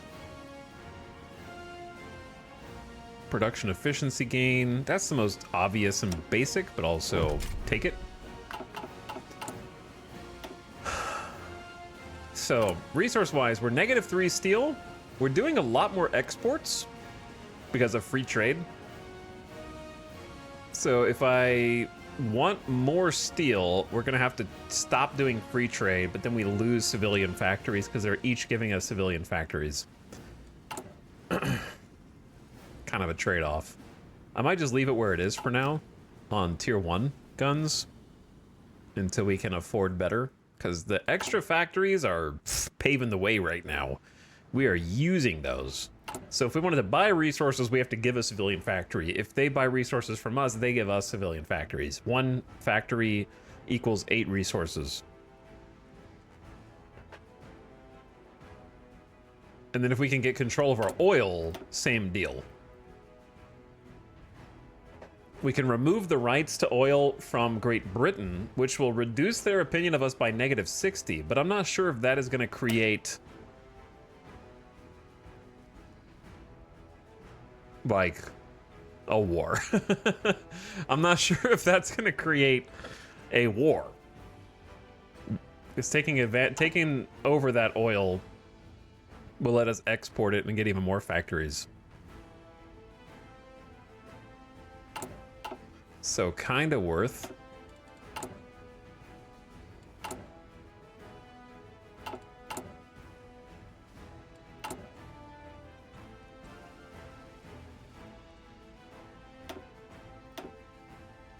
Infrastructure's looking pretty solid here. My general goal for these types of nations is to have like 3 out of 5 infrastructure across the nation, which facilitates many things, including supply power, but also how fast your troops move across different regions, but also how fast you construct other factories on top of those tiles. So it does a lot. And don't forget, it increases your raw resource extraction. So that's another way to get additional steel. So we can take this from 51 steel to 56 and add an extra 10 there if we just add infrastructure. So I'm going to go ahead and do that next. We'll make this military factory and then we'll start increasing. I assume there's no other way to increase infrastructure as part of another pick here. That'll add it to Al Anbar, but nothing else.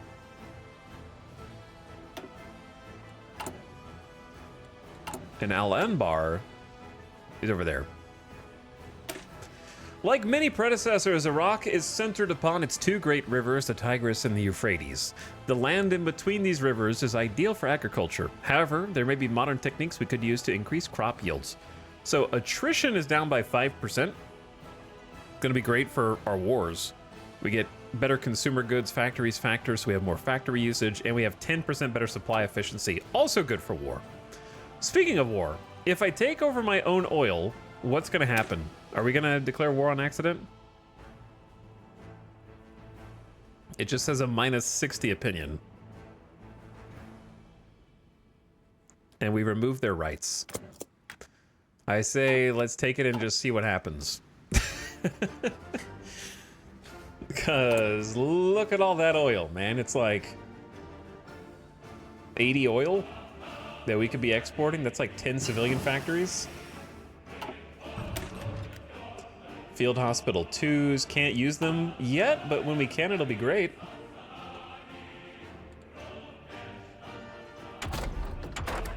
And since it's almost 1940, I'm gonna get ahead on the improved computing machine research bonus, 8%. And try and lock that bonus in faster. Did they get an event? I don't think so. It cancels them guaranteeing our independence, though. That's the big thing.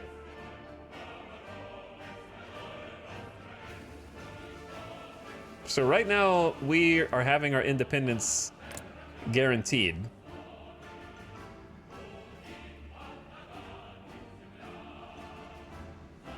By Great Britain. So maybe that's a reason to like at least hold off on it for just a little while longer. They will probably not attack.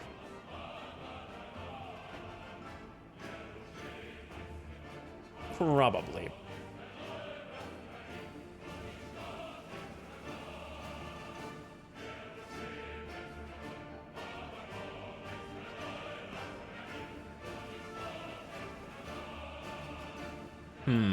Where do I go first? Where do you go first?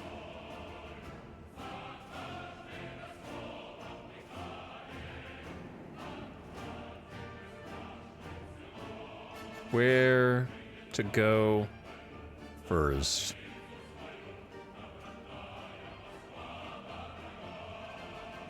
Oof, you get 35,000 manpower, but you lose 5% factory output is rough.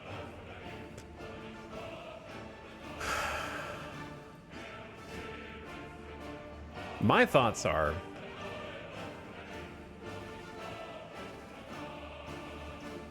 like, I want the puppet war goal for Saudi Arabia, but we need to have enough support equipment to at least get the field hospitals so that we save as much manpower as possible.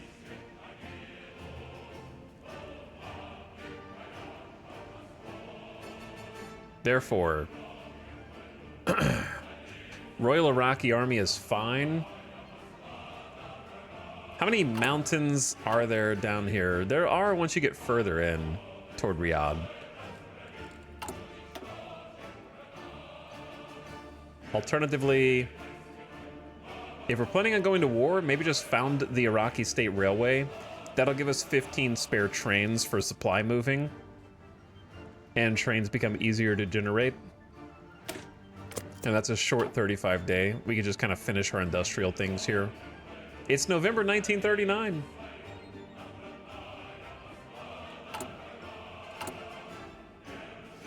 We're starting to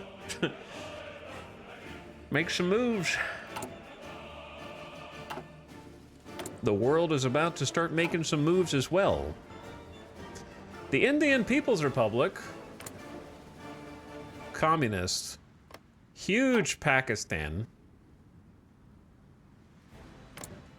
huge Pakistan, Nepal, and other side of Pakistan, and Indian People's Republic on the other side, East Pakistan, West Pakistan, Japan just casually taking over Chinese mainland.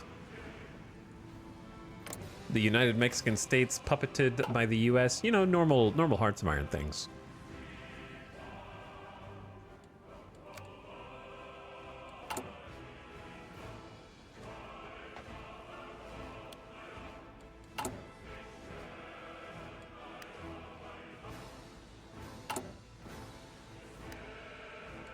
All right, let's actually hold off on the military factory.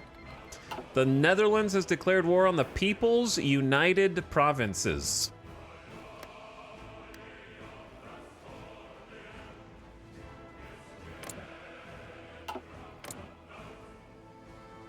What?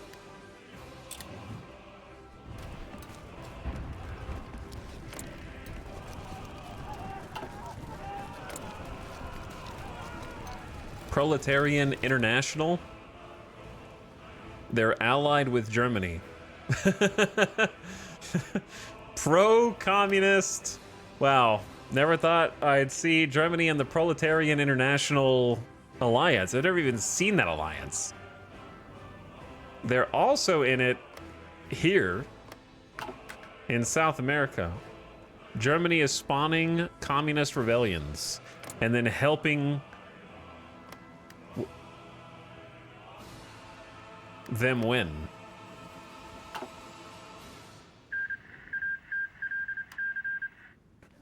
Well, that was fast. Hello, communist Netherlands. What's funny is they can't join the Soviets because the Soviets don't exist. Vladimir III is in control of Russia.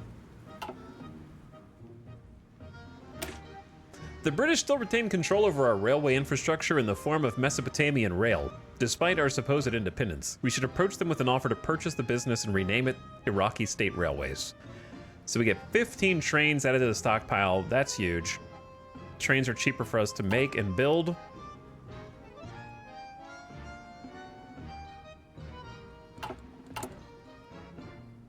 Where are the supply hubs here?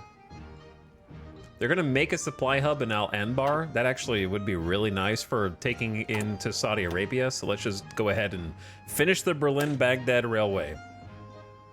Free infrastructure, free supply hub, free railway, and maybe finally remove agrarian society once and for all.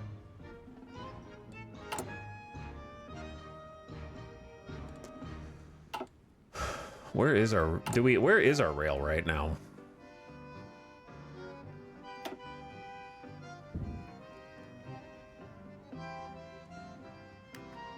It just goes all the way up through Mosul, up through Turkey. And yeah, I think it does actually connect to Berlin all the way up there. Proto-Transylvania declares war on Romania, and Romania joins the Nordic Cooperation Alliance. Oh. Transylvanian Czechoslovakia. Translithuanian Czechoslovakia, of course. Never even seen this naming convention in my life. Also, does Poland look small to you guys?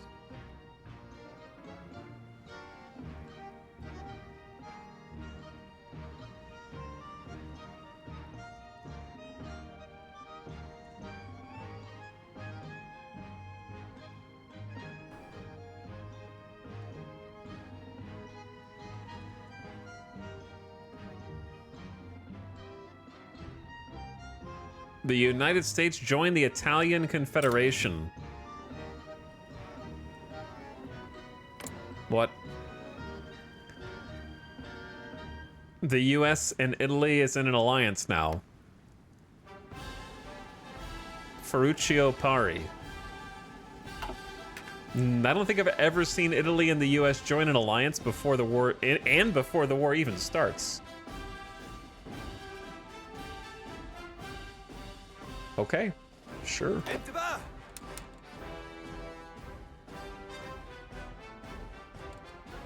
Japan wants docking rights? Okay. You got it? In Iraq? In Basra? Okay. It's all yours. All right, improved artillery 2. we can start on this immediately because RD2 is the same price as Artillery 1. It just takes longer to produce, slightly. But 50% more defense, 5 more soft attack, a breakthrough is worth it. Much, much better defensively. All right, December 1939, we're already on improved computing. So let's get out in front of the 1940 infantry equipment bonuses for our incoming war. And let's stop making tier 1 artillery, start making tier 2.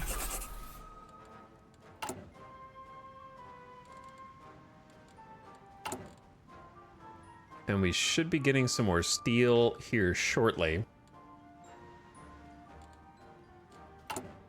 Maybe.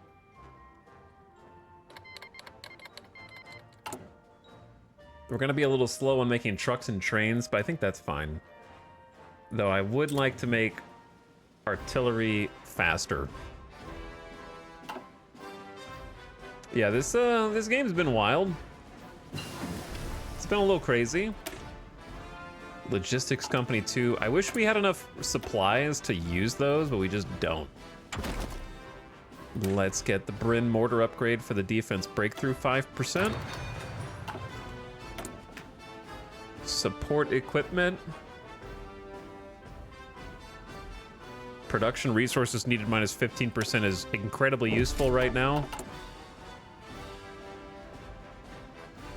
I don't think we need to make an upgrade for this, do we? Do.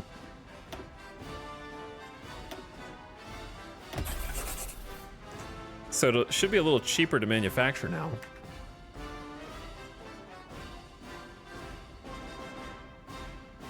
Did it make it cost aluminum instead of tungsten? Ethiopia issues a diplomatic protest with our attaché that we sent to Japan. Our attachés will go where they please, Ethiopia.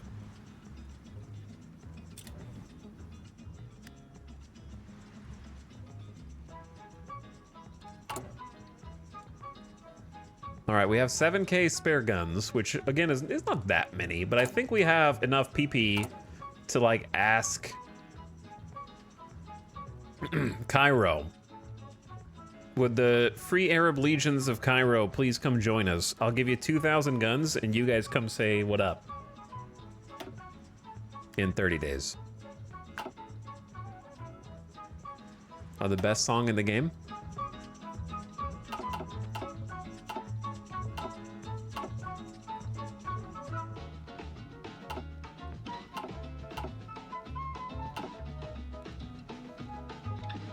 Easy.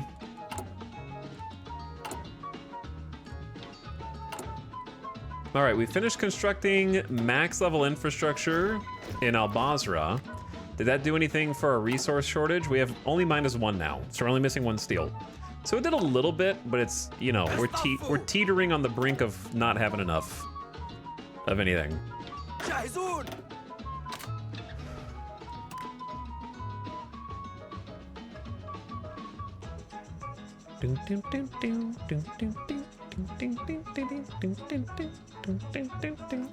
يا سيدي. استماع. I'm just gonna send all these guys to the border, and then we're gonna start creating a offensive line plan. It doesn't need to be too fancy, you know, just kind of go down here to Mecca, and then Riyadh.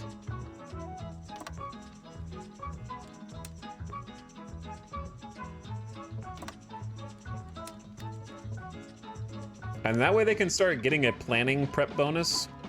We also have 234 army XP, so it's time to choose a doctrine. It's also time to get probably a military theorist first. So that's 100 political power for a 10% off land doctrine cost, which I think is more than reasonable. It's also time to maybe hire some military high command. Infantry attack and defense. Yeah, that's crazy. 10% attack, 15% defense is great. You're definitely getting picked. Motorized, mechanized, maybe later. just take the army regrouping one first.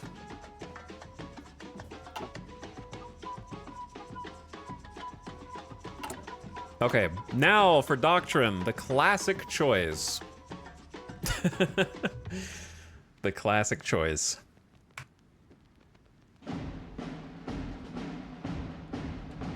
Hold on, one more time.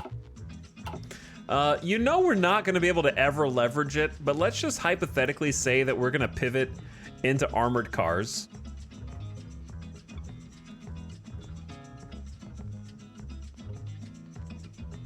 And go mobile warfare doctrine. Can we just pretend like we're going to succeed in making an Iraq armored car mobile infantry success story? I mean, on the upside, it does have a bunch of recruitable population factor bonuses down here, so that's still helpful as well.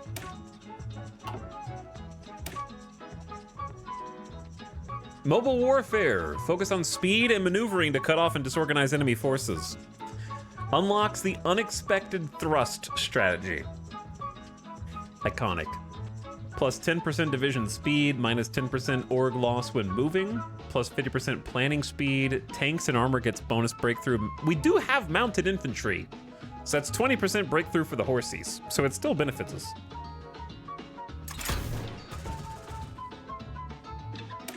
And then, ooh, their second one is 15 organization, combat readiness, and your soft hit points. And you get a nice, like, delay defender tactic card. 15 org already is really nice. Grab both of those.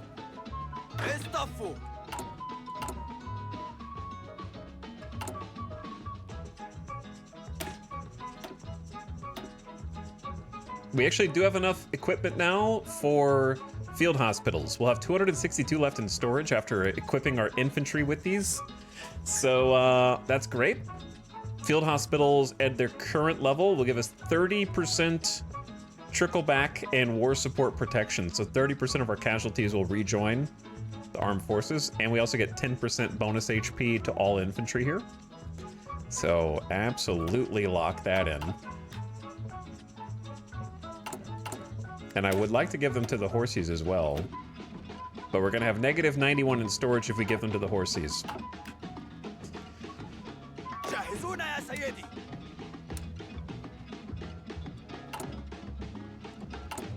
I'm trying to manufacture more. We got 3 factories on it at the moment.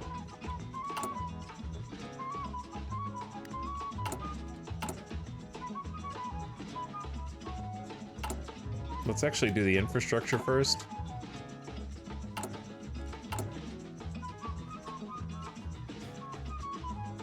We just gotta believe. I am gonna research armored cars next, and then hopefully start manufacturing some. We might have to swap off of free trade soon, which might be a problem. Or we can just trade back for more steel. That would work too. Just give up a factory for like 8 steel would help a lot.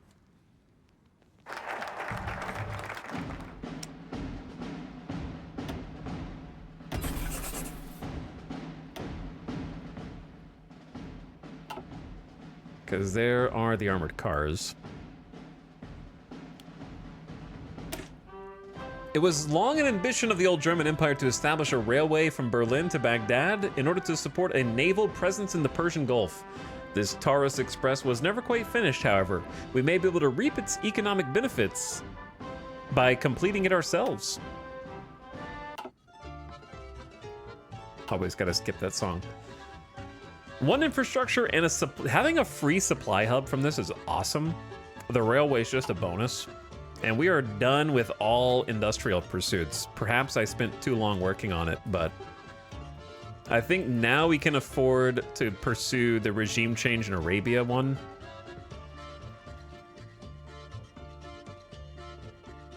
Or we do Royal Iraqi Army first.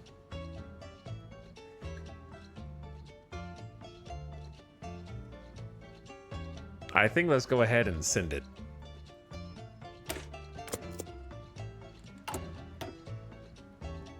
This is the only other one I would want. Mobilization speed. Regime change in Arabia. All right, while that's happening, we need to start getting ready. جاهزون يا سيدي. جاهزون يا سيدي. جاهزون يا سيدي. So we need to like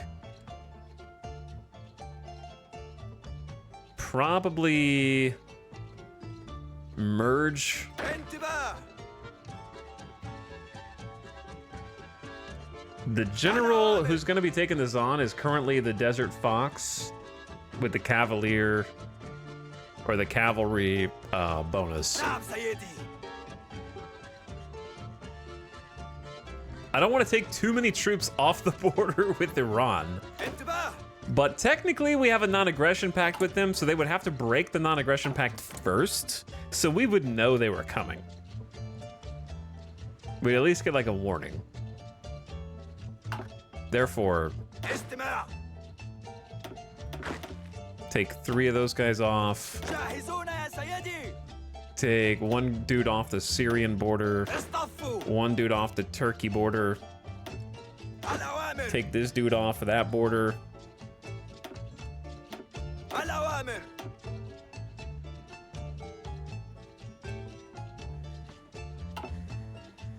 I need like 3 more divisions.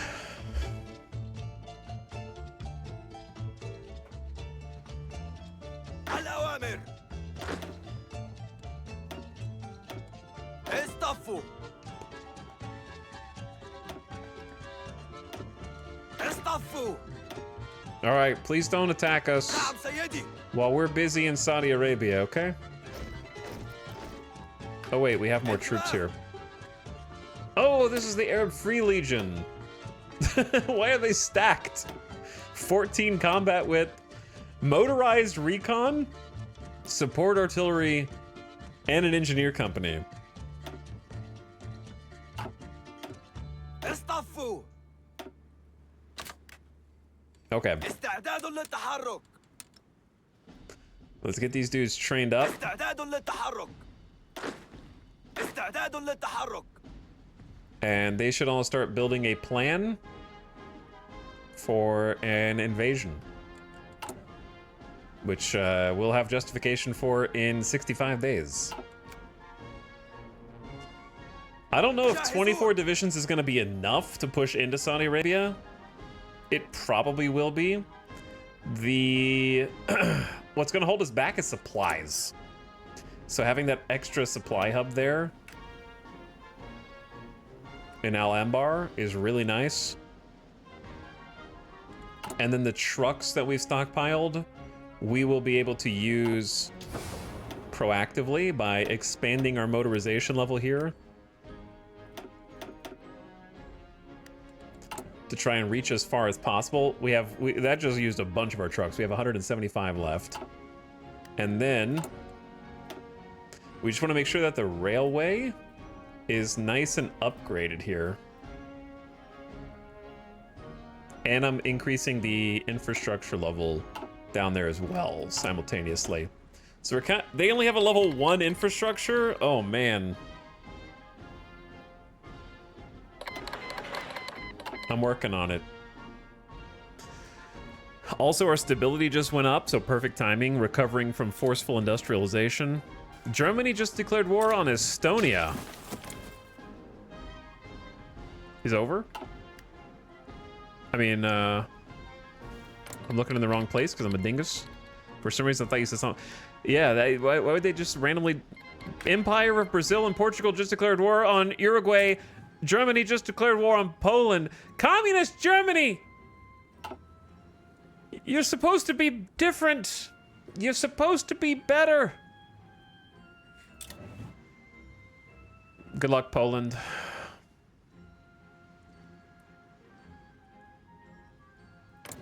You guys had a civil war of your own? Wow! The Transleithanian Kingdom has declared war on Poland, sensing an opportunity. Here it goes. It's still somehow, despite every crazy chaotic thing that happened, multiple people in chat were like, this is the weirdest alt history timeline I've seen in this game, and yet the World War still started by them invading Poland.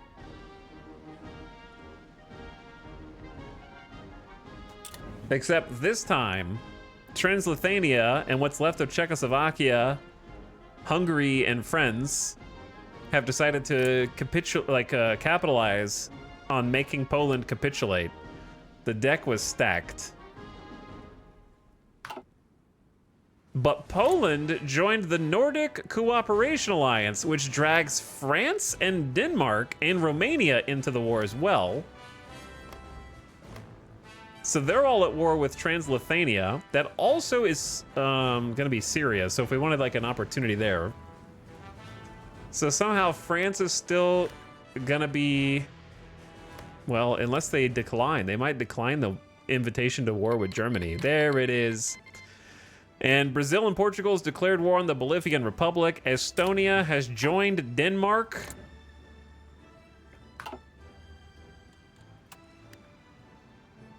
There it is. It's been quiet for too long. March 1940 is how long it took this time. Romania and Poland are having a rough time now.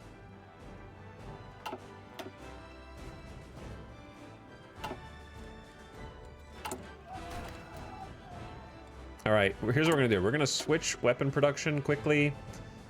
This is actually not a good time to do it. We should wait until after the Saudi Arabia war. Then when the war settles, then we start making the new weapons. That would be smart.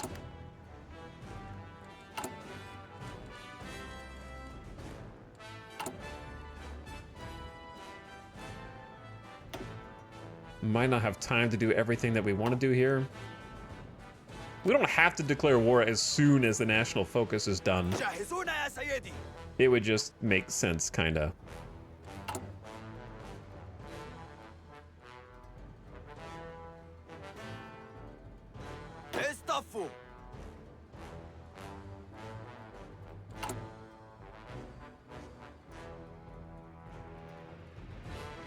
I'm gonna go ahead and have them stop training. That way they can start entrenching. They're trained enough.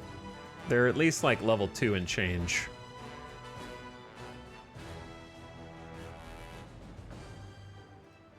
And I think we're just gonna trust the general because right now we outnumber them by a ton. I'm worried about the supplies once we get over the line.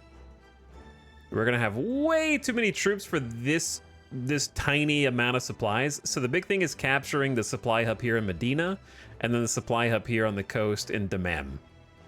And then obviously the capital. So if we can just go fast enough with our cavalry, then we're good.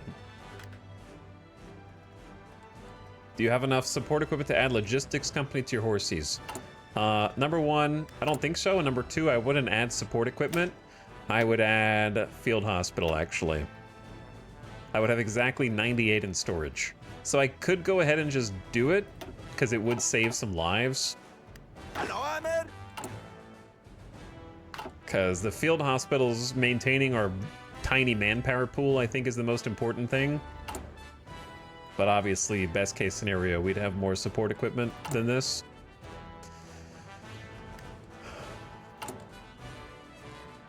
That being said, the factories are still not at maximum efficiency. Uruguay has capitulated. Brazil and Portugal took 2 states. So as many of them as can have field hospitals. And then we also have support artillery, but we don't have much in the way of recon.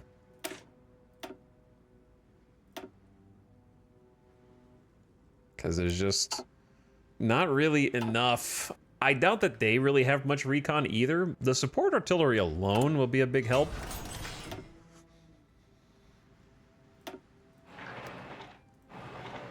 Did we finish the little choo-choo? Okay, we got level 3 choo-choo upgraded.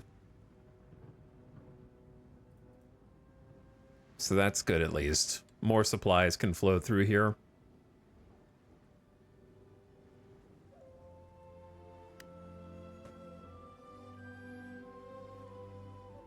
Turkish Empire can assist with supply up to 20.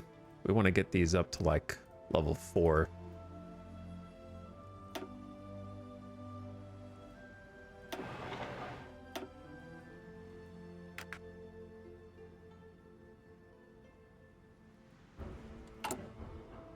By that point, by the time they're done, it'll be too late anyway. But they're getting supplied for now. Your cam is covering the date. Oh, I'm supposed to be down here. But whatever. The House of Saud cannot be trusted as a potential ally against the great powers. Therefore, it must be eliminated before it becomes a threat. We have a war goal.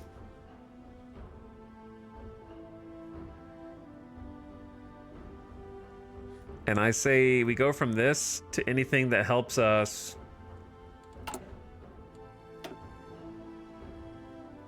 like recruitable population factor is good.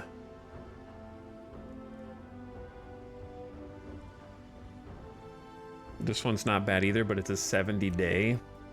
I think it's time to go Royal Iraqi Army. The 3% Army XP gain, some bonus Army XP is also nice. All right, are we just going? Are we sending it? Intel suggests they don't have more than 100,000 troops. We have almost 200,000 troops. We have cavalry. We probably have stronger divisions. The people that are here, they're not ready. There's only like one division on each tile. They don't have anyone guaranteeing them. That's the thing to check. No one's guaranteeing them. So whatever happens, happens. Send it. Iraq has declared war on the Kingdom of Saudi Arabia. All right, launch. And we're gonna execute the battle plans aggressively. I'm gonna let the general take it from here.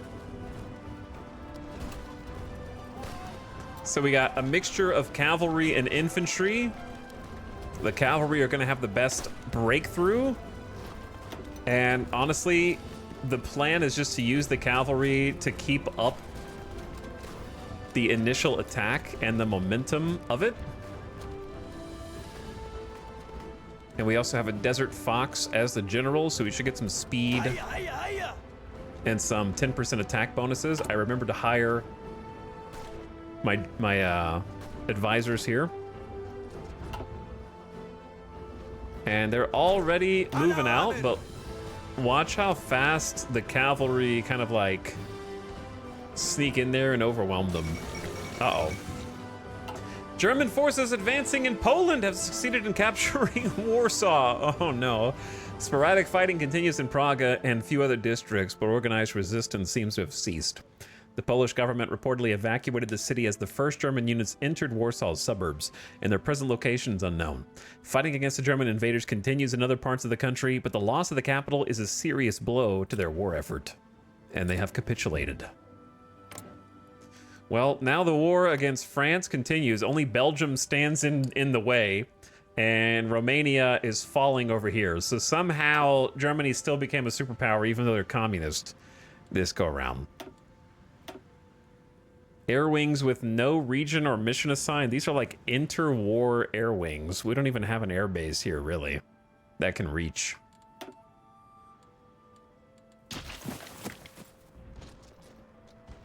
But yeah, the cavalry move in here, like, see how much faster they are than the infantry unit here, and can like keep making like a bit of a spearhead.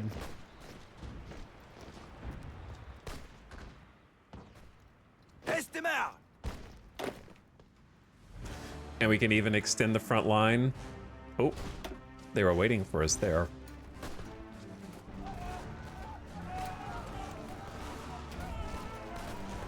So attrition is going to become an issue because it is very hot.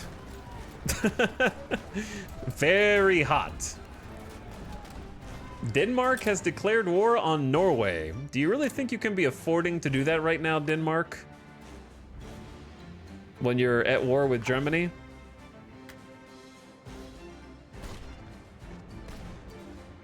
So looking at any given battle, mostly we just outnumber them by a significant amount.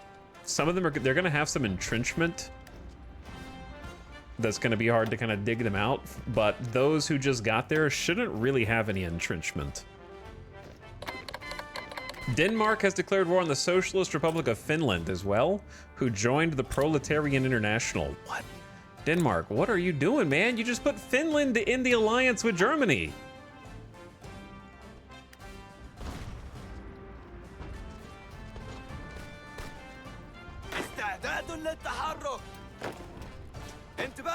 You guys are taking a very strange route.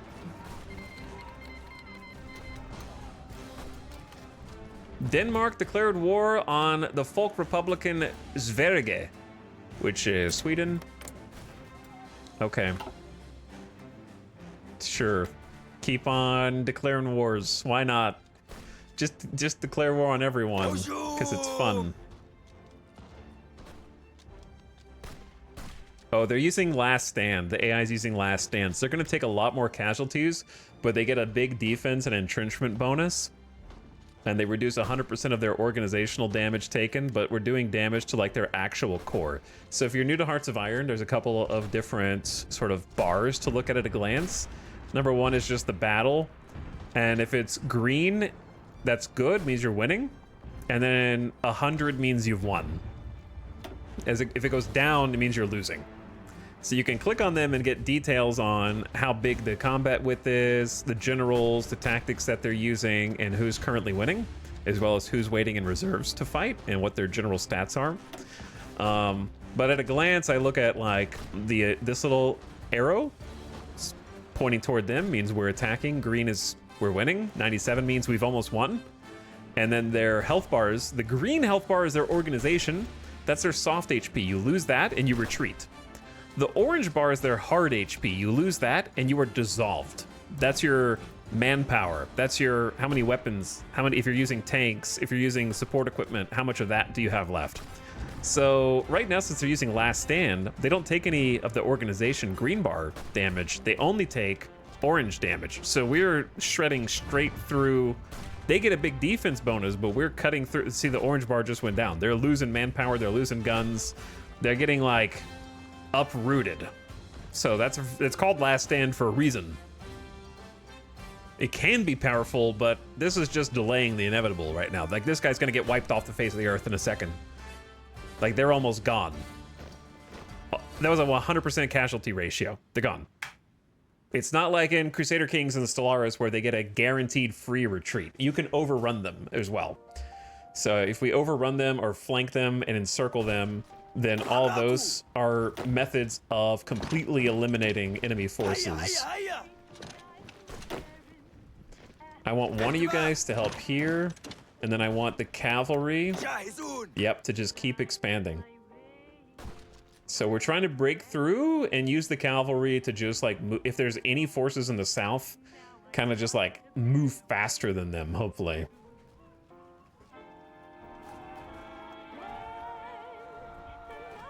And that is why we have 12 cav divisions in this group. Because if we take Medina, that's a supply hub. And if we can link that supply hub back up, we can also use our horse here, and the cavalry can flank around these 4 divisions, encircle them, and then they have nowhere to retreat. Casualties seem under control, probably about 5k down, but you've demolished their army. Yeah, I agree. And we're about to do even better because my infantry bonuses are coming in, which helps both mounted infantry and regular. 5% better defense and breakthrough would have been nice before we launched, but I think it's fine now. And since it's 1940 and we want to do like a armored car thing, let's go ahead and start researching the armored cars. Using the designer, and then use some of our infantry equipment to create some more free Arabian legions. Let's go Qatar. Next.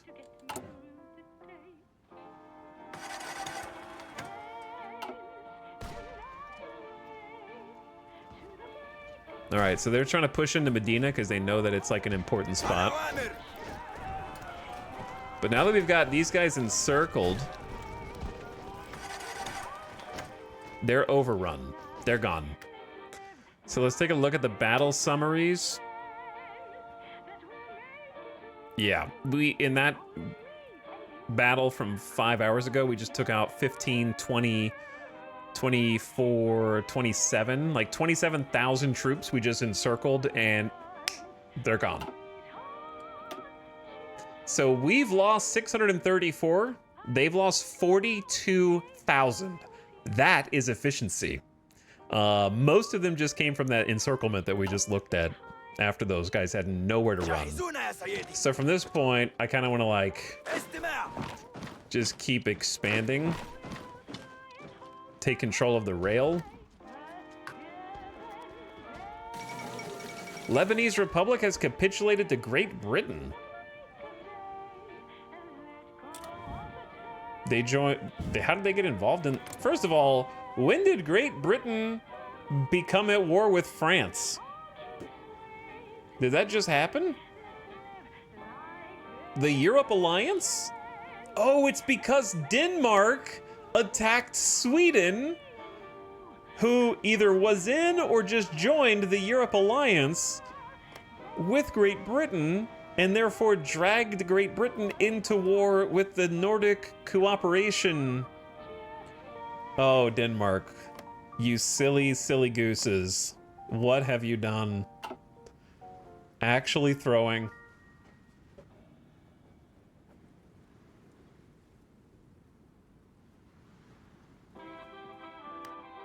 Denmark throwing.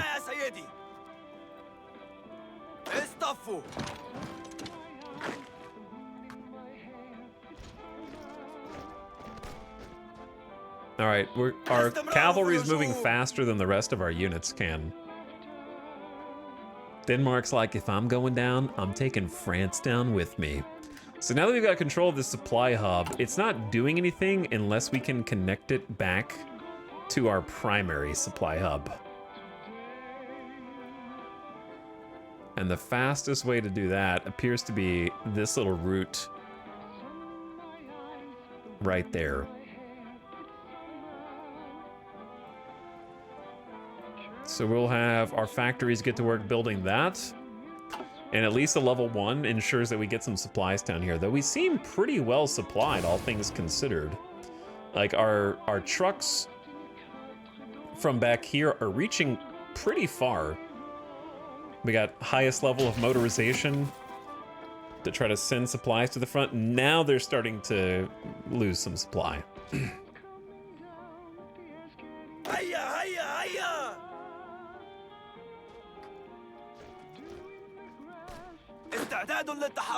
All right, let's push out from Medina now.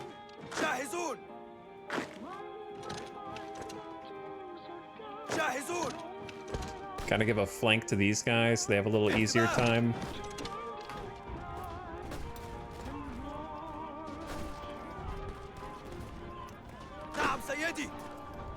God, I love having some early game cav for desert pushes and mountain pushes and all that.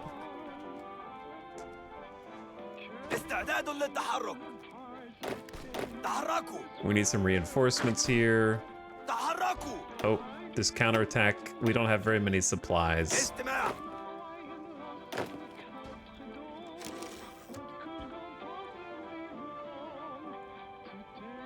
And then they do have a little airfield here, which wouldn't be the worst thing in the world to try and take.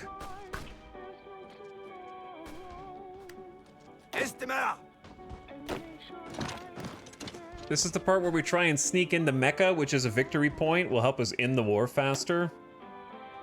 And then, of course, we need to get the capital. And that'll be the last big bastion.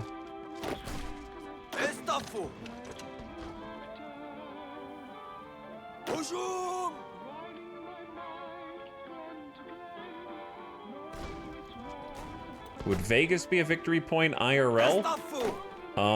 For sure. For sure, yeah. There's a pretty big military base. Air Force, all that.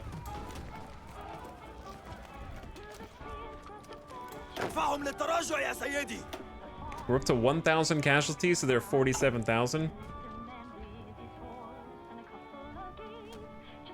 Seems to be going well. The problem is, how do you defend all this once you have it? That's a problem for future me, okay? Right now, we just need to worry about winning.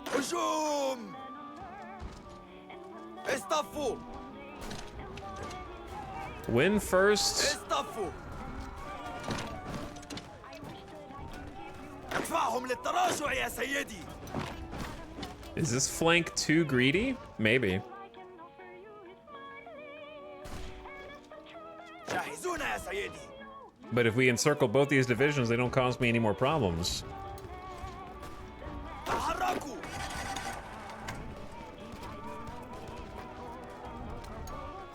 They should be about to retreat. جاهزون يا سيدي.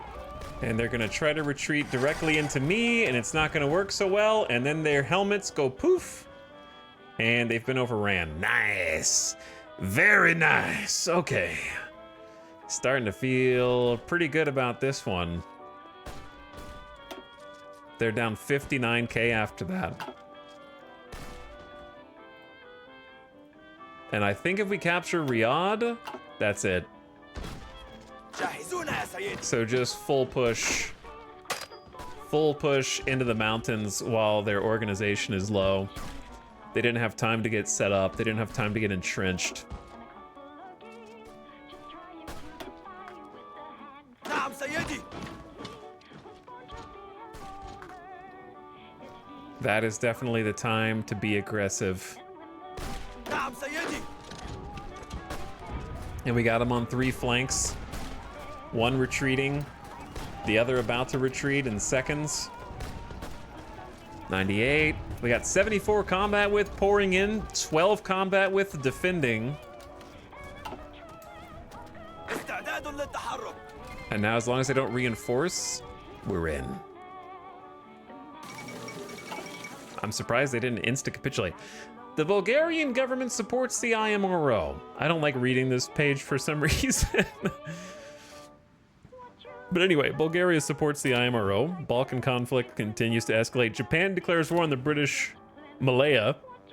And Bulgaria joins the Balkan Defense League.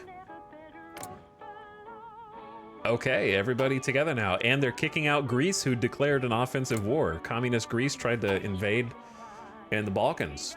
And the Balkans were like, we're in an alliance now. You can't do that anymore.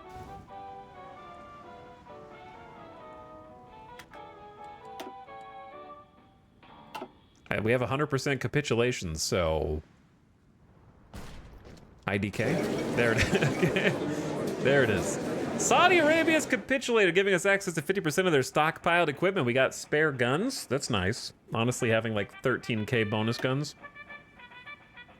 Rashid Ali Al-Ghalani has announced the cowardly Saudi Arabian nation could no longer withstand the pressure from the overwhelming presence of Iraqi forces throughout the country. The Saudi Arabian government has fled and gone into exile. Their main forces have capitulated, and Al-Muthanna, Iraq, is now in control of the home area. This is a great victory. Great news! We select all and take the states. Ta-da! The end.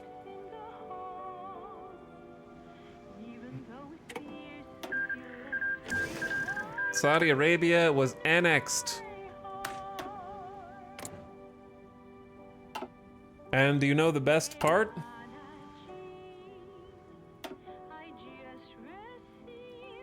Soon we will be able to proclaim a united Arab Republic and unlock decisions to gain cores on any states we own. For now, however, we will need to create a new division that is similar to the regular horsies, but does not have field hospitals or support artillery.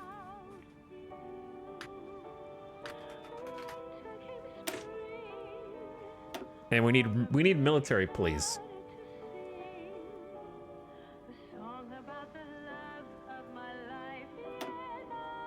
Oh, we have camels. Could I have been using camels the whole time?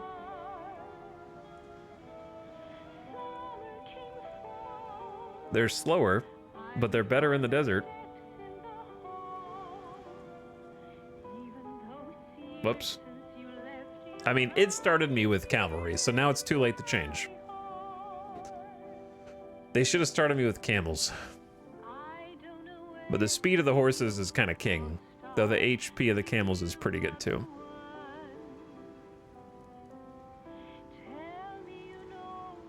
Camel shock cavalry. I mean, it's pretty sick. I didn't see them when I went to go change these last time. Do they have the same suppression? Yeah, they do have the same suppression. We'll put a couple camels in there for style points. That's gonna cost me 30? So be it. Okay, so what the purpose of this is that we have a division that we're not actually gonna make any units of, but we're gonna open our occupied territories, because now we're having to occupy Saudi Arabia until we can core it. And we want our default garrison template to not be infantry, because they're terrible at suppression. We want the garrison that we just made 16 suppression, and that will sort of handle this rising resistance better. So we're going to keep it at military governor for a little bit and then kind of ease up on that as time passes. But we also need to start researching military police, which will be the next thing on the to-do list. But anyway, job well done, very successful. The best part is this dude leveled up and got 6 supply consumption. So he powered up. He might have been level 1 or 2 before, but level 6 supply consumption is kind of awesome here. So let me take some of these units back. At least 12 divisions on that border. At least 3 divisions on that border. There's multiple borders now here. Oh, yeah, that's a large border. Oh, no. That is a very large border.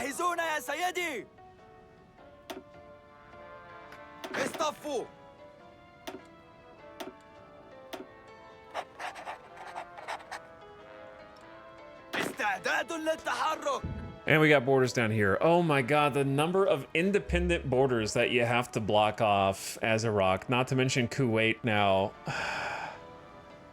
6 at level 3 is kind of ridiculous. It is, yes, but also appreciated. How's our field marshal? 3 attack, 1 defense. Seems about the same. I don't think he leveled up.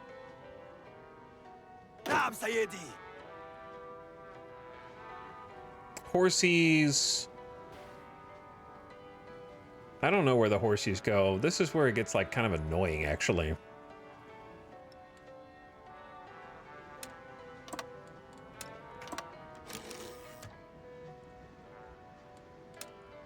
Wait a second.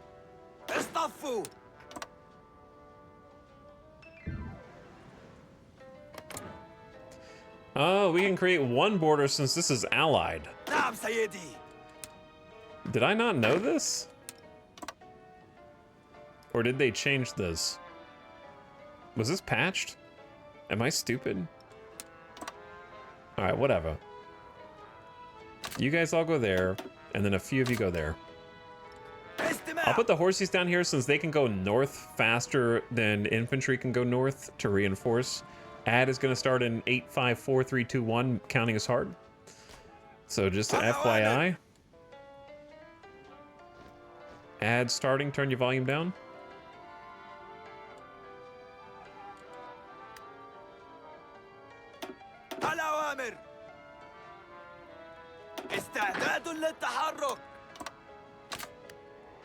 I'm gonna move a few divisions down here around Kuwait. Improved infantry equipment too. That would have been helpful a minute ago, but job well done anyway. 5% soft attack. And what did I say that I need to research? Military police. To put into our new organization. And speaking of organizations, let's go production efficiency cap and output cost down for rifles. And then we're going to start making the new tier 2 rifle, which is going to reset our production efficiency. But now that we're at peace, we have time to build that back up. And then we can find out that we're 9 steel behind and then trade for a little steel. I'll do that as soon as I get back. I'm going to get a refill. And oh, I need to stretch my legs. My brain hurts. But hey, Job well done. I'll be back, and we'll keep it rolling.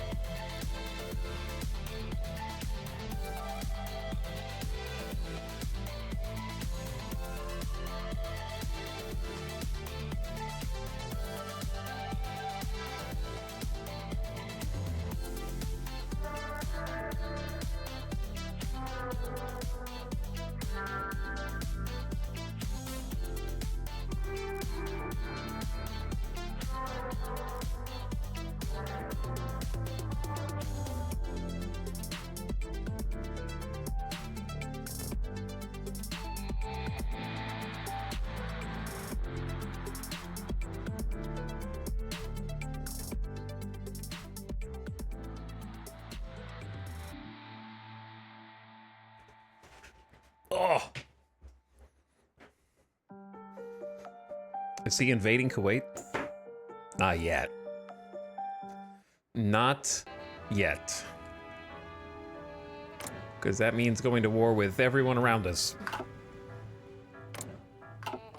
However, oh man, we're missing out on Syria as well. Because somehow Syria joined the Nordic cooperation group, who's now at war with everyone, so we blew our chance to do that. Who are the purple boys?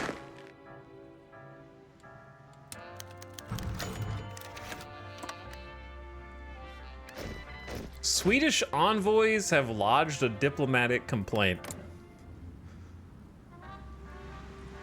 They demand the immediate recall.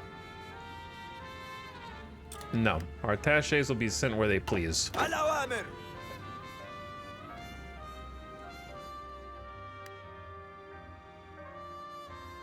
And also, booyah. Oh, you guys don't have a place to go?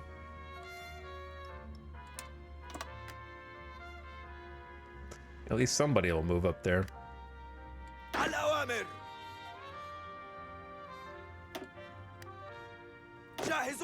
right, let's go back to exercising to get everyone to level 3.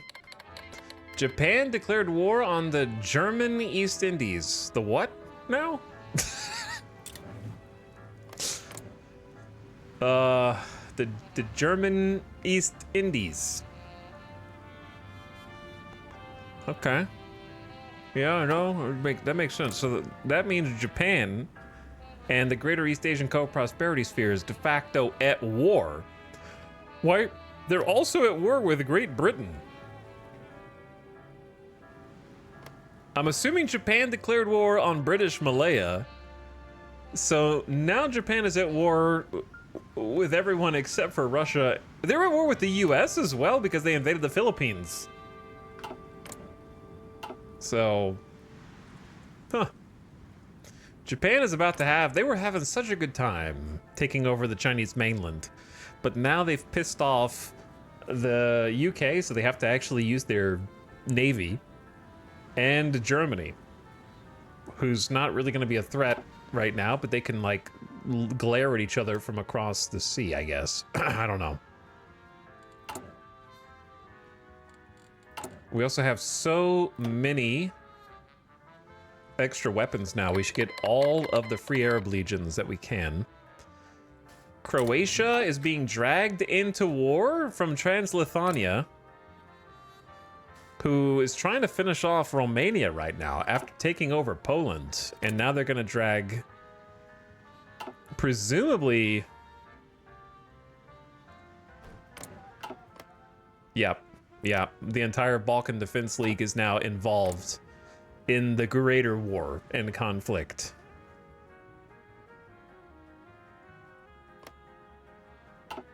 Let's take a look at ye olde war scores.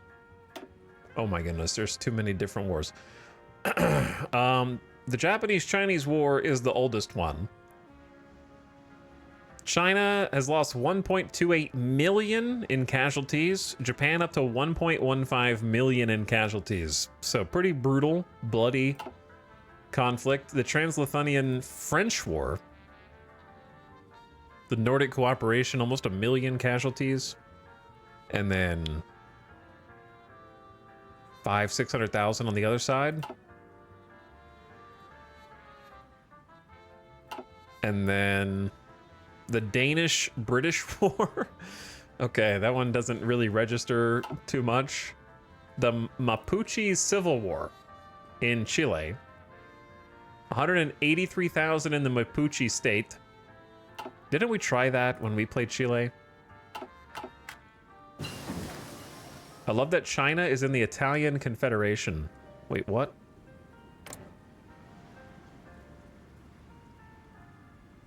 Oh, wait, they are. But Italy's not. But the US is. Wait, what? I remember when the US joined Italy, but why did Italy leave their own? They created the Free States of Europe. A different alliance who is also at war with Japan, but separately. When did China join the Italian Confederation? What? I don't know what's happening. Improved computing machine is at 8% to research as we learn about programmable machines such as computers. So that's pretty nifty. We're all caught up on 1940 era infantry tech.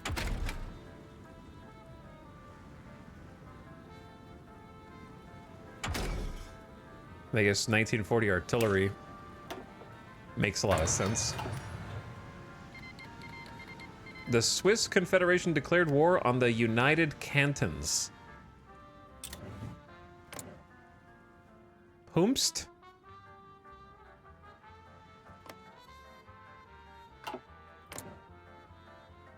Switzerland also...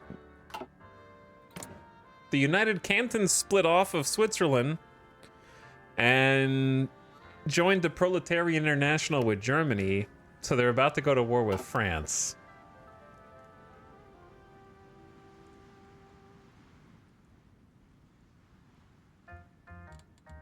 Chaos. Also, we're down to 31,000 manpower. So is this the time when we finally go to service by requirement and say rip factory output and construction speed?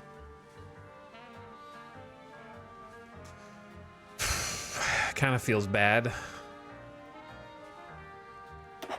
But I think the time is now.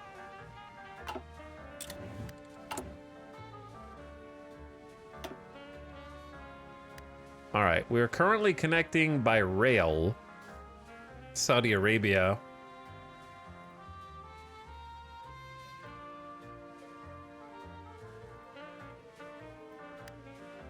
With it, the minimum level 1 rails.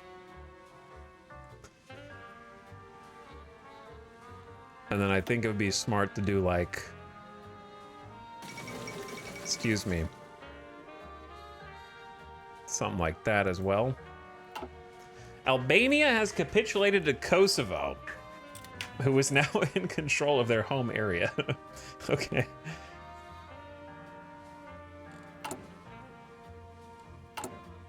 Oh, a lot of chaos going on in this campaign. It's getting difficult to follow it all. Everything was relatively quiet except for the Japanese-Chinese War until March 1940, and then it popped off. Also, France is now losing because of Switzerland, by the way. France was holding down the Maginot Line, and then Switzerland was like, surprise, bitches. You never thought Switzerland would be the one to break open France from the side? The Swiss invasion of France is on.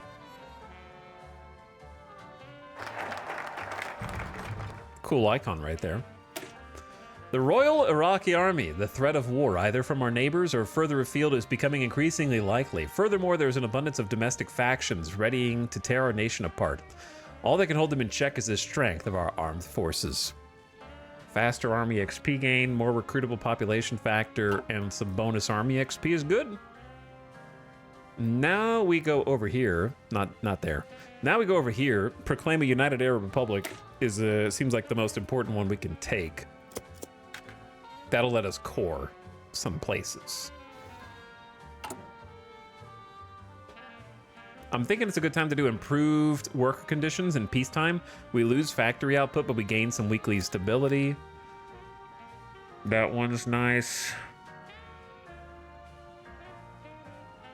Can spend 100 PP to get a free building slot.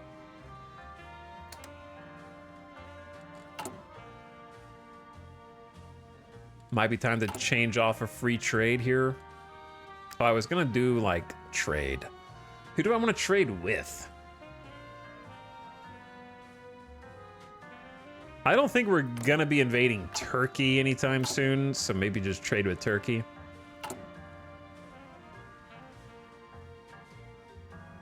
We're definitely not gonna be invading India.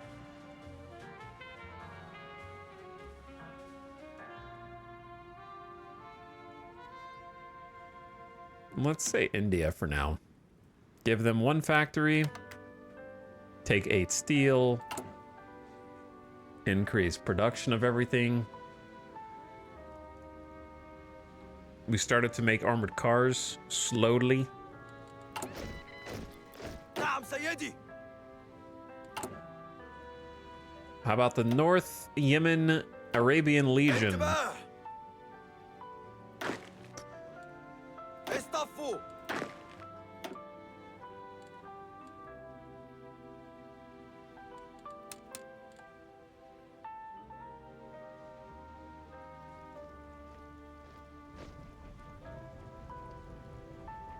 They're pretty strong little divisions, to be honest. They got motorized recon, support artillery, and engineers.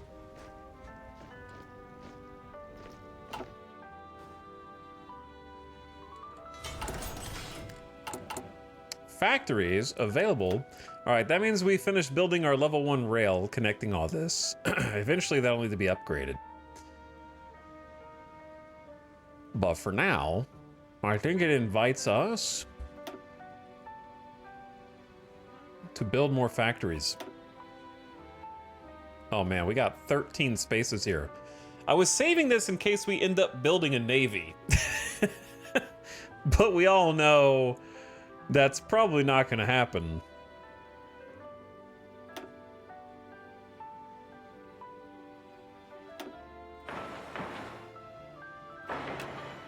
We'll build 2 military factories in Al-Anbar. 1 extra in Baghdad.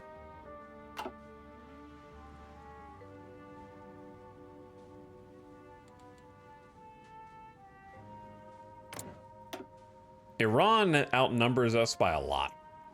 That is not going to be an easy war. They have up to 369,000 manpower. We have 200,000.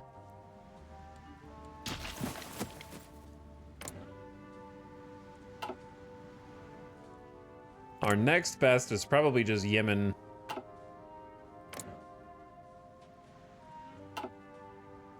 And then plan for larger things.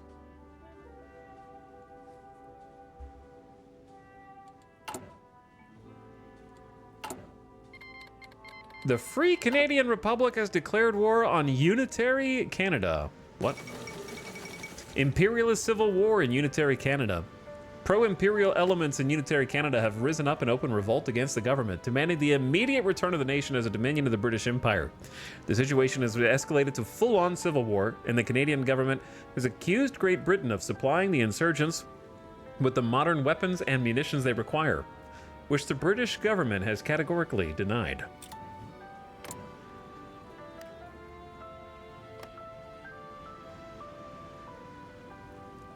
It's my favorite vampire, Unitary Canada. The scariest character in the entire game. The British government has today announced that it will take the fledgling Imperial Loyalist government in Imperialist Canada under its protection.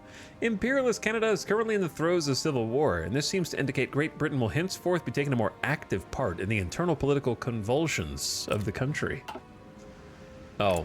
Well, you guys are screwed, yeah. Unitary Canada just called in Edward VIII and is like, we're gonna finish this quickly. Unitary Canada wants docking rights. Scary guy wants docking rights in Iraq? No, you find a different dock, you scary. Absolutely not.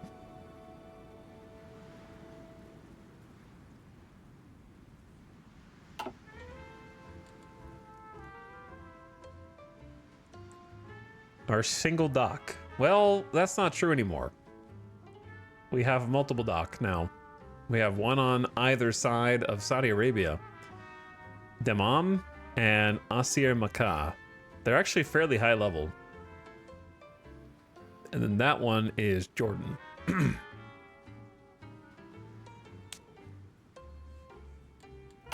And now I'm working on proclaiming a United Arab Republic, which will help us basically core Saudi Arabia, which is going to be potentially insane. اصطفوا. انتباه. the crisscrossing borders. So I'm in.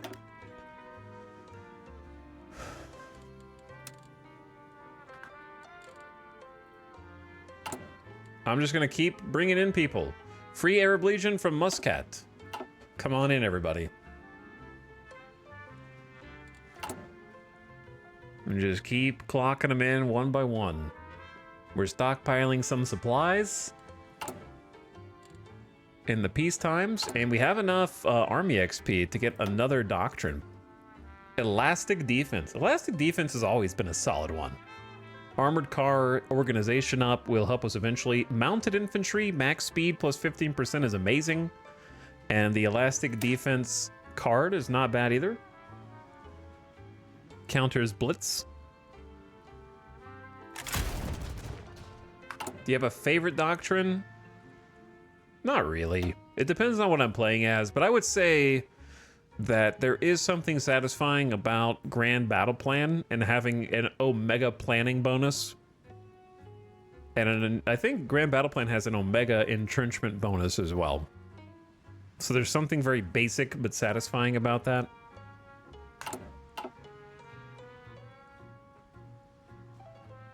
I would say my least favorite is Mass Assault Doctrine.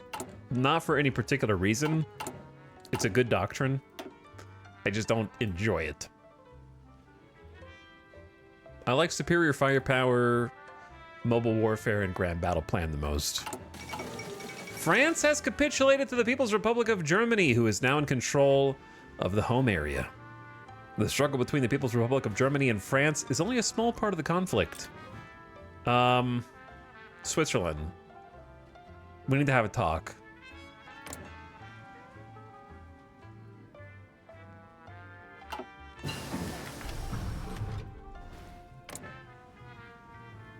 Well, I didn't know this was going to so quickly turn into Germany dominates Europe again, but through completely different and unpredictable means.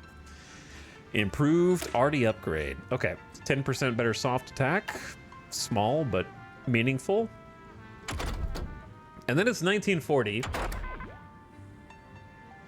Not quite 1941. Is it plane time? I guess we could start investing in mountaineers and actually train some mountaineers.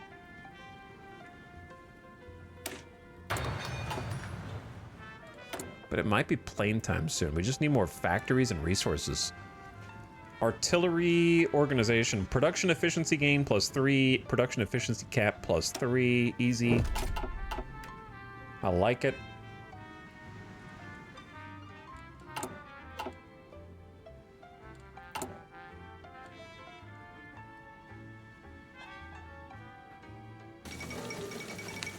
My favorite's mass mobilization. I think I just like Grand Battle Plan.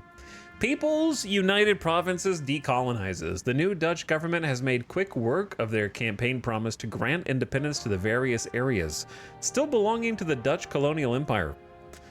Per immediately. What does per immediately mean? Are you talking to a cat? Per immediately. These states will now receive total independence, and the Royal Netherlands East Indies Army, the KNIL, will return to bolster the Dutch Continental European Army instead.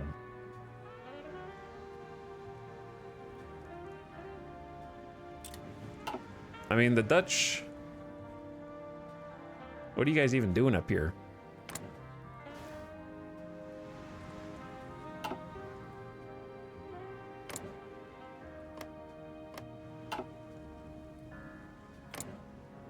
Hold on, did you guys lose the East Indies to Germany and then be like, we decolonize? It's like, well, you can't do that because Germany has control of the East Indies. Yeah, well, I decolonize anyway. Okay.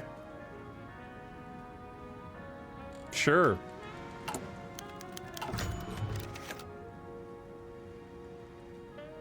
Dutch envoys have lodged a strong diplomatic protest with our government regarding our attaches to Japan. Now that Japan is actually at war with everyone, I think I'm gonna call them back.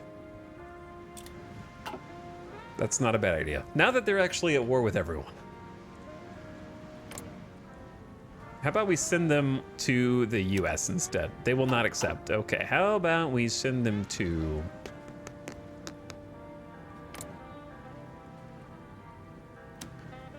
No one will, like, whatever. We got what we wanted out of it. All right, military, lots of things. Military police. So big thing about military police is the suppression bonus. Good for when you're occupying any territory that you've annexed. And thus, level 2 is even better. So grab that, and then before I forget, we're gonna edit our garrison to include military police.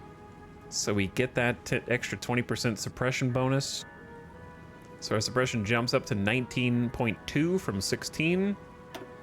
And what that is going to do is retroactively improve our garrisons in Saudi Arabia, make them stronger, which won't be an issue shortly. And we have a problem right now where we actually have too many military factories. Whoa. I'm not used to having such problems. Let's go 5 on guns, 4 on support equipment, 2 on artillery. Just kind of go all the way down the list there. There's never a point to have MP in a normal division. I mean, they're technically they added one, which is you get a 20% recovery rate bonus for all infantry, motorized, and mechanized. So if you want to have the maximum possible recovery rate so that you can keep just putting the pressure on attack, then military police actually does have a benefit. It also still gives you some bonus hard attack, soft attack, and other things because there's people in there with guns. And you get some defensive, but you get 29 defense from military police.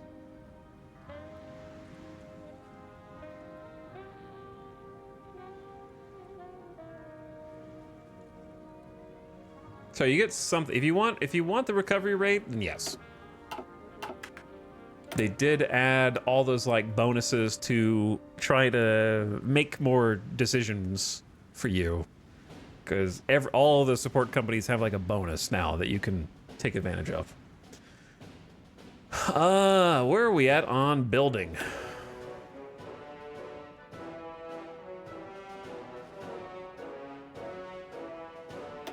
I think I'm in a let's upgrade the rail to level 2. Because when you need it and you don't have it, that's when the problems arise. So do that.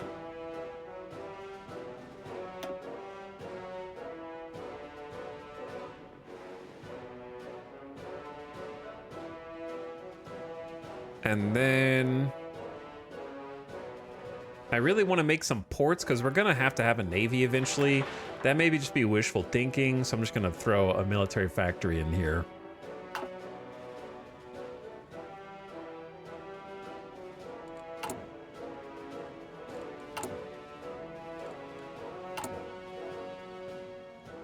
Okay. So, how are we doing on infantry equipment 2?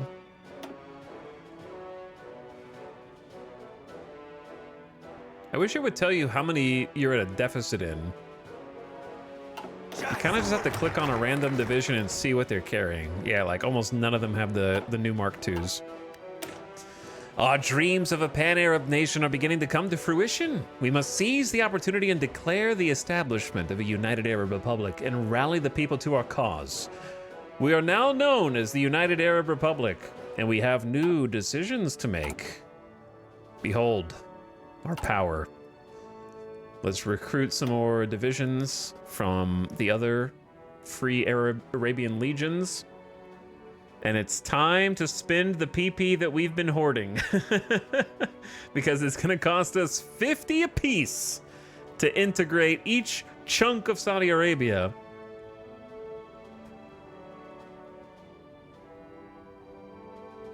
So here's gonna be the fun part, right?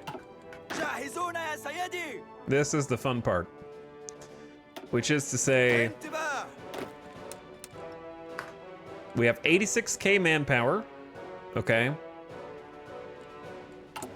We have 21 factories, including 34 civilian and military factories. So there's... that's including trade. We own 13 civilian factories and are getting 8 from exports. So let's see what this changes to. Over time. So let's start with the closest one. It's gonna take 30 days a pop. Man, that was gonna be instant, but that wouldn't make sense. All right, well, we'll do them a little bit at a time. Switzerland was annexed, Poland was annexed, German Estonia was annexed. Many places were annexed. France is dead again. The Ethiopian Empire joined the Greater East Asian Co-Prosperity Sphere. Okay, good job, guys. So now, Germany's just at war with Japan. Japan's at war with China, the US, Japan, and Germany, and all their allies. The German Protectorate of Denmark has declared war on Norway. And they've declared war on Sweden. And Great Britain, by extension. Well, Germany wanted Sweden, and they're gonna have to go through Great Britain to get it. So, at least the major powers are finally starting to fight each other. Oh yeah, I need to pick a thing. I need to pick a thing.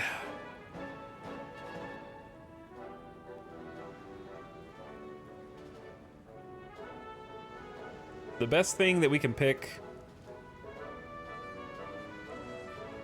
Honestly, can we just take the oil now? Like, they're gonna stop guaranteeing our independence, but they seem to have their hands full. I don't know how much they could do for our independence anyways. It seems like an okay time to go ahead and take the oil back.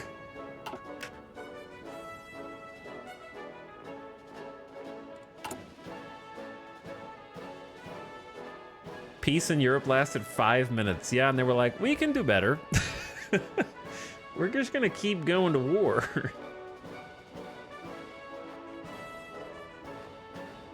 Unite the Arabian Peninsula means we have to go through Britain, dude. We got service by requirement, so we're still recruiting. So I think if we're still recruiting, we need to start training.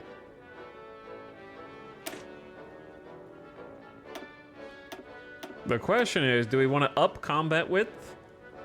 Or do we just want to train more units? For now, I think we need to train more units because we have a lot of different grounds to cover. Like, there's a lot of front line.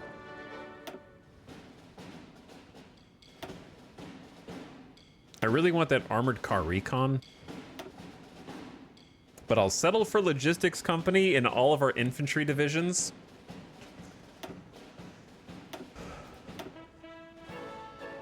That's going to give us 5 breakthrough, minus 20% supply usage. Lowers our organization slightly. And lowers fuel usage as well, which will be important later, but we'll have a lot of oils, so it kind of is offset. The supply usage is probably the main thing.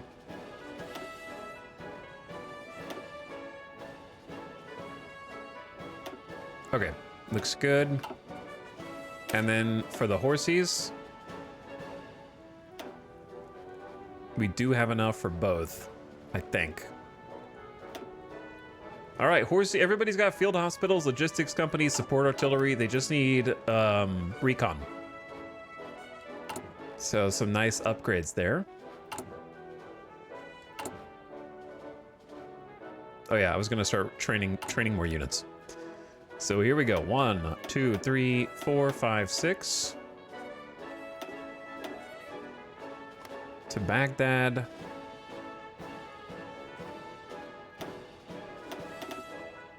And then let's say 4 horsies here. There you go.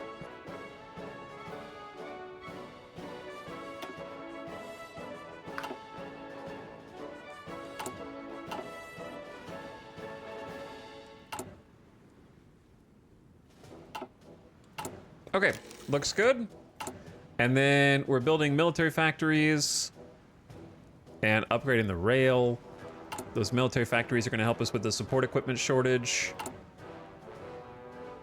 Oh, we just dropped to 94 support equipment. I thought it said we had enough. I may have misread.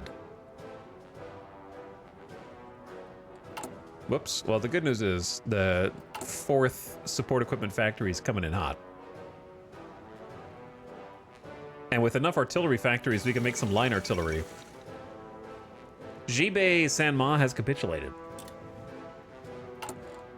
We're also 7 steel down. Let's trade a little bit more with the Indian People's Republic to get some more.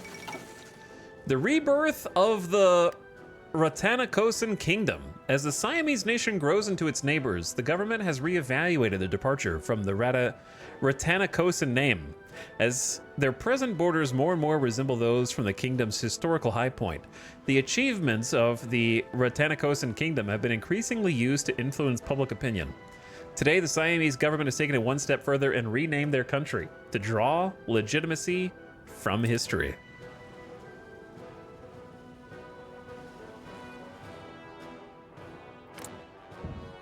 How does that series... First of all, they're at war with everyone. Is that part of Japan's focus tree? Because they've joined the Greater East Asian Co-Prosperity Sphere and are at war with everyone now. Minus 450 trucks. Yeah, you know why that is? It's because remembering to manually toggle off motorization levels hard. And that should give us some back. I don't actually know why we have a truck shortage.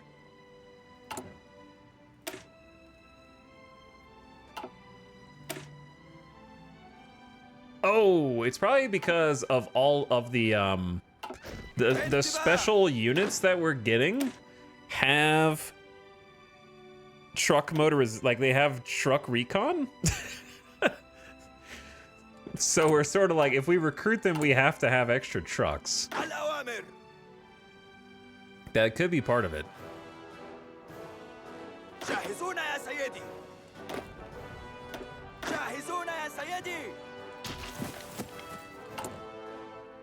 By the way, I wish there was a pop-up every time we've successfully integrated one of these areas and cored it. Al Qasim will be next. There's one building slot there, probably not that many people. But hey, we gotta core all this so we can actually, like, make use of it. Mandatory Palestine has capitulated to Germany. Transjordan has capitulated to Germany. Everyone has capitulated to Germany, and the Republic of Syria in the Proletarian International with Germany is fighting Great Britain across Africa now. The Humber? Is that the name of our armored car? Humber. Humber. It's the Humber. I love the Humber. An improved internal layout and additional ammo storage creates a more effective armored car. So we're upgrading from the left to the right.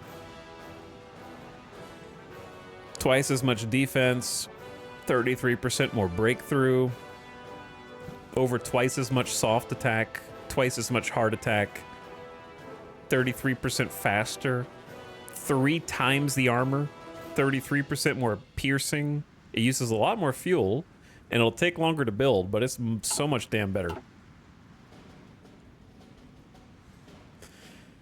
Okay, it's October 1940. I think now's a reasonable time to go for 1941 era industrial, starting with Dispersed 4.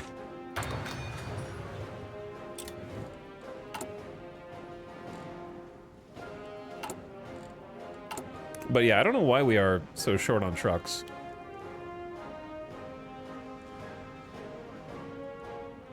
I'm gonna assign a second factory to them shortly. We got 2 more factories being built. That should go boom, boom.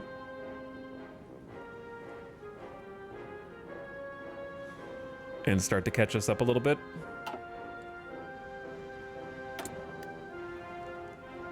Armored car designer. I never get to put points into this one.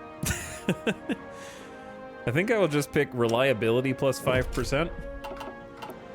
And then let's start making the tier 2 armored car with its variants. Oh yeah, I forgot that there's no armored car designers, so you still just like put points into these the old-fashioned way.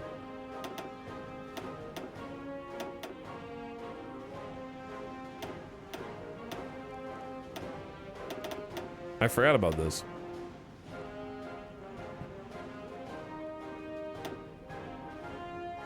So what's the ideal speed for armored cars? Is it 12? 12 kilometers per hour?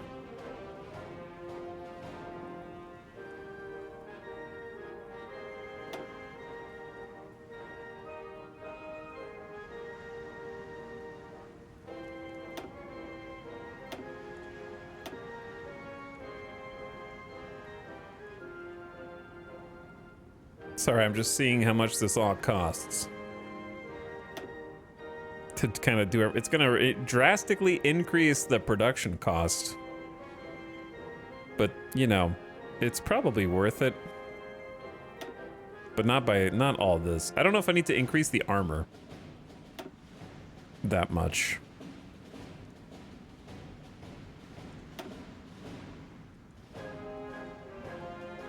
Something like this looks good, where you got 96% reliability so they don't have random failures or accidents or explode into a fiery ball of death when lightly bumped. No effect above 100%. We get a small bonus from soft attack and hard attack on the main gun. Production cost goes up slightly. That seems reasonable to me. All right, Humber Mark II. That is what we're gonna have these production lines start making.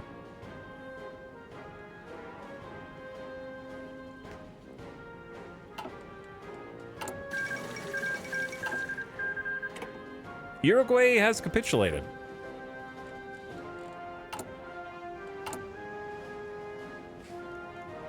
All right, we're still building production efficiency on infantry equipment and now armored cars. Factories will be done here shortly. 15 days until integrating the next area.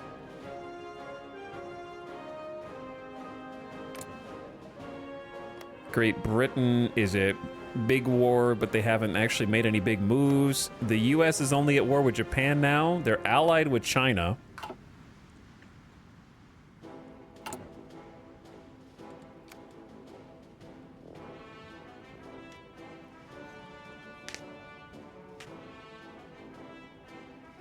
But I like having a little bit of everything without going like so high that they have, you know, 7, 8, 9, 10 production cost. They're just going to start taking proportionally so much longer to actually get developed.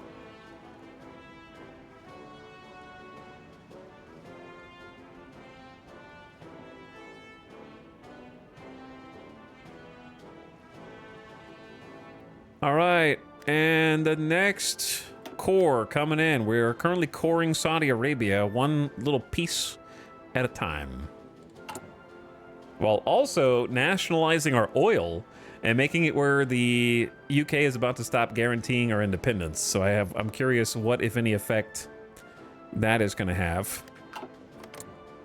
The other thing is we should probably be justifying a war goal to conquer Yemen. Because I see no reason why we shouldn't be doing that. It'll take 105 days.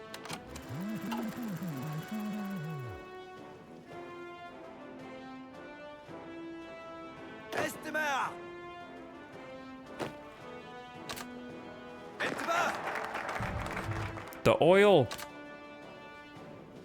We're gonna need, actually, we're probably just gonna need all these guys down here. Which is about to be a real strain on our supplies. Oh, the supplies. He noticed. We're gonna have to do a little bit of this action. Actually, I wonder if this naval base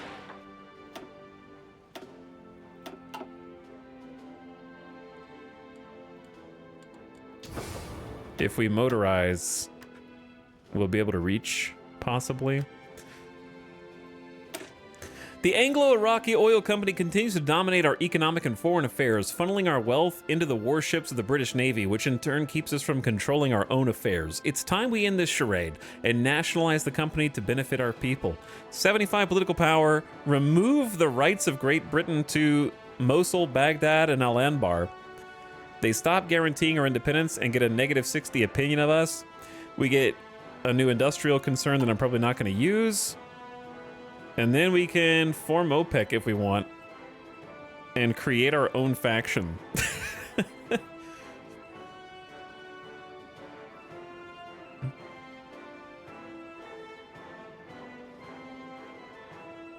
Get some more oil. Let's see how the oil looks so far. So we have 84 extracted, exporting 67 that people haven't started taking yet, but they will.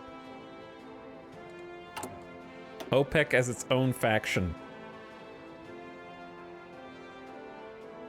Honestly, these are pretty solid. But I want to keep doing the military ones, but like... there's not really a faction here, is there?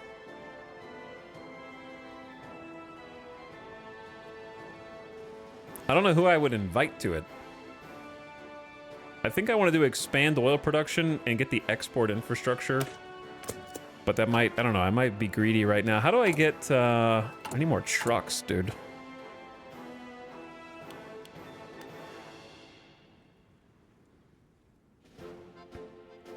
I'm gonna start trying to build them.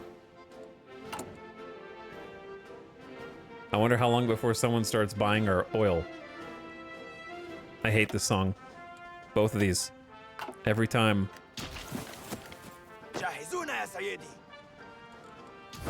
So expanding the motorization level did give us some supplies. Mountain infantry. We haven't made any mountain infantry, but we will eventually do so. Let's go construction 4.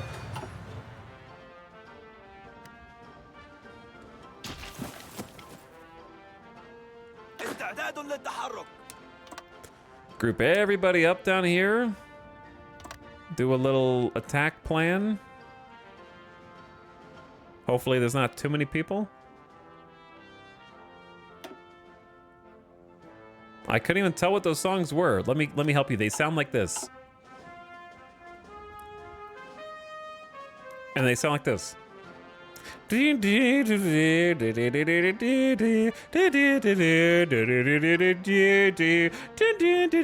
just that for like 3.5 minutes, 4 minutes.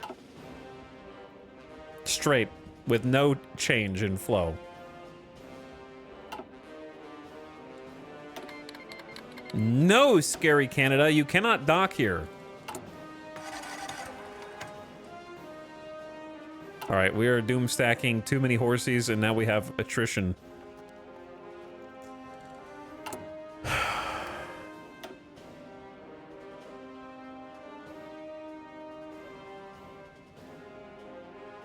To be fair, I am building the railway.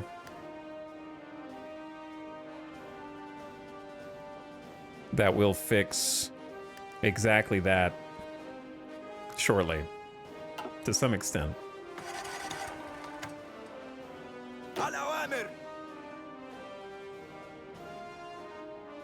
Are we going to be able to beat them? We're going to have to go in through this airfield on the right, probably. It's a bit of a bottleneck for us. South Africa has declared war on Great Britain. Okay. South Africa joined the Commonwealth of Nations, which is you and Unitary Canada. Wait, wasn't Unitary Canada getting help from Great Britain? Now Imperialist Canada is in the alliance with Great Britain. What happened?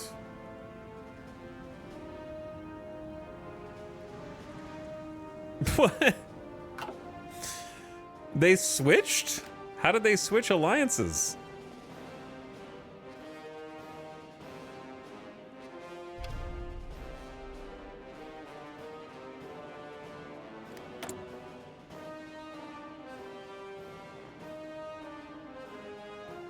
Imperialist Canada is the pro-British one. If you say so.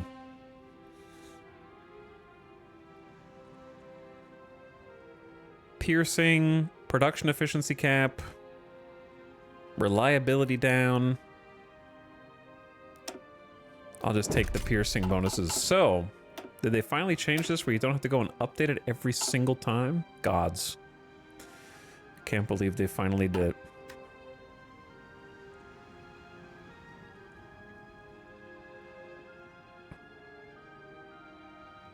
Have you mobilized the supply of your army? Mobilize the supply of my army.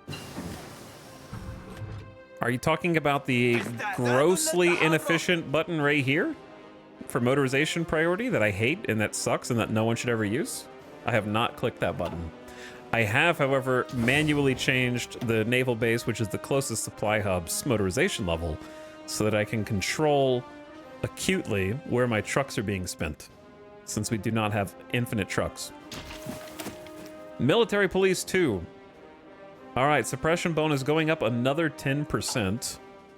And anywhere we annex is going to have a nice, easy go of it at this point.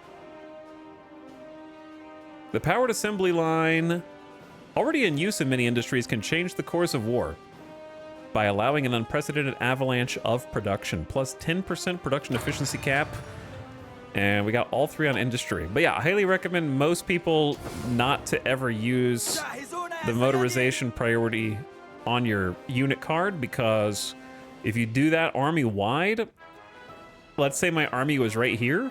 If they're technically in range of this supply hub, this supply hub, this supply hub, this supply hub, and this supply hub, they will turn all 5 of them, or however many are within range, up to that level of motorization that you clicked, and use extra vehicles from every single one, even though one of them would have been enough to supply them. So it's a very inefficient system, and I wish that they would patch it, because there needs to be something that changes with the logic so that it only uses the ones that it needs in order to stay supplied, and doesn't just flippantly use all of them. So if you ever wonder, wow, why the hell am I short on supply trucks now? It might be because you're using maximum level trucks from every single supply hub that's in range.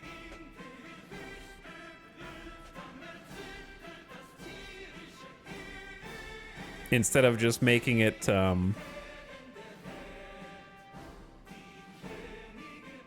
automatically take it down for you. To be fair, 2 to 3 factories on trucks give you more than enough. False. I have negative trucks right now, and I have 2 to 3 factories. So stop talking like you know everything about this game. Because you're just annoying. And have been for like the whole stream. As long as you've been here, at least.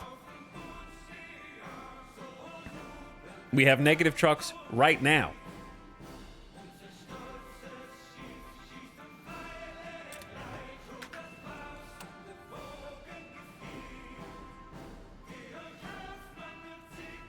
It's like they encourage micro. They do. They do. And if you're in, heaven forbid, one of the most heavily populated areas like this, you can easily lose thousands of trucks without even realizing it. We're only using like 100, 200 right now. But it is absolutely, unequivocally false that 2 or 3 factories on trucks will give you enough to be here. You're just used to playing Germany. Is pretty much it. Yeah, if you're playing Germany, you're not going to run out of trucks. But if you were playing anywhere in here where there's like 8 supply hubs in range, every single one of them is using maximum number of trucks. And it gets out of control. But yes, if you only play major powers, then you'll never run out of trucks. That's correct.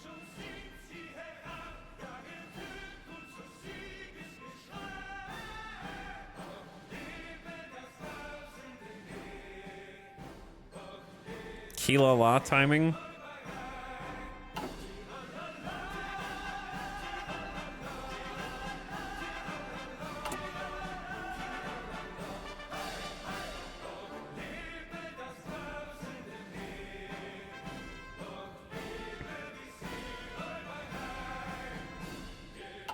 People who play majors and say logistics are not important are like rich people who say money is not important.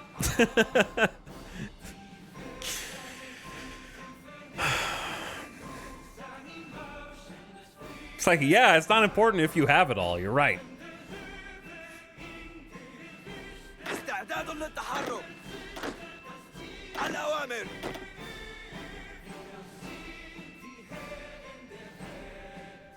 What is this Italix's community thing? The hell is that? What is that?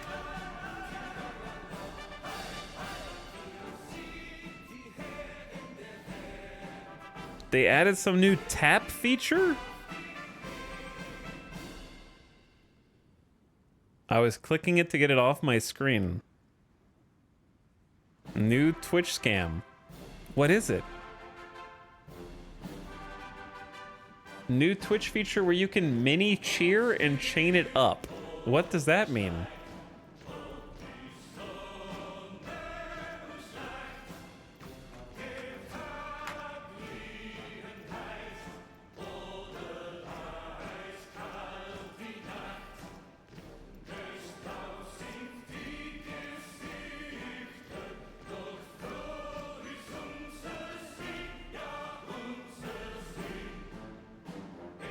It costs bits, send a sticker? There's gotta be more to it than that. You know how people tap on TikTok live streamers? No, I've never seen a TikTok live stream in my life.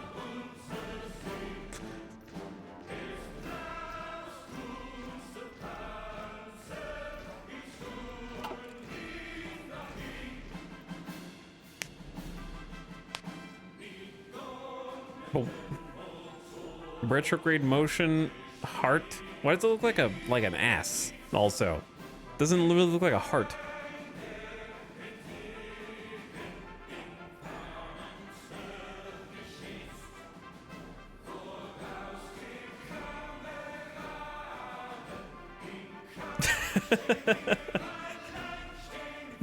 The heart is a little caked up.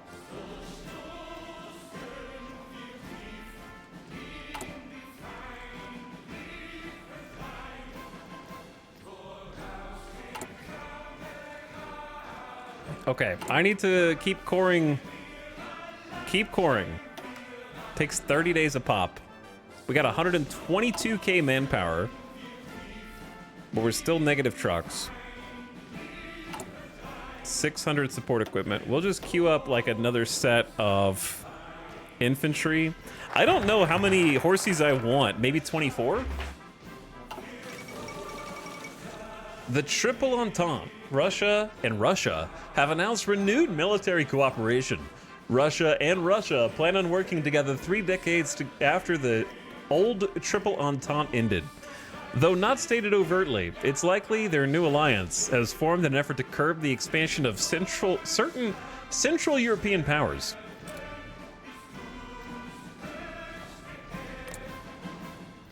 They have joined Great Britain, who is also royal.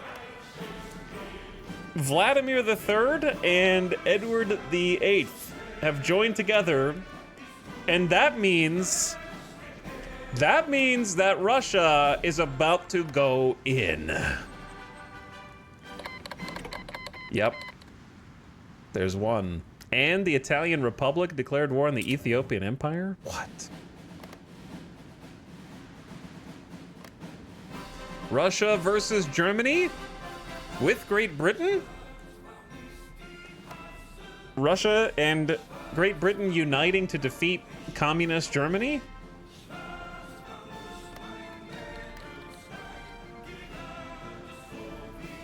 Incoming war with Japan too? Add 10 oil production in Baghdad, add 10 oil production in Mosul. And get a 75% bonus for synthetic resources. This export economy is a pretty excellent 35-day.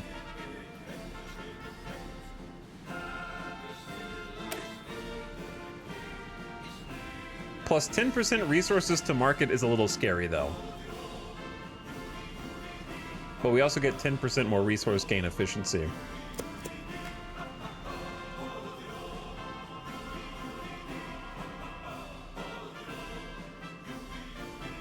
%7 attrition, not good, brother. I'm building up rail, but the rail might not be the problem. It might be the reach.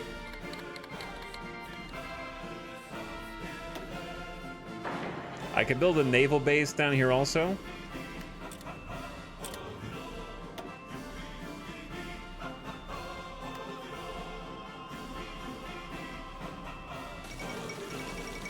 The Manchurian War of Independence. Following a period of internal power struggles between the Japanese administrators and the government of Isen Joropui, the fight for supremacy in Manchuria has finally reached a boiling point. Reportedly, the confrontation was set off by an incident in the imperial household, in which a Japanese general supposedly insulted the emperor of Manchukuo by demanding he bow. Outraged, Isen Joropui replied, "The Son of Heaven does not bow," and struck the general with his cane, before ordering his military to remove all Japanese soldiers from Chinese soil.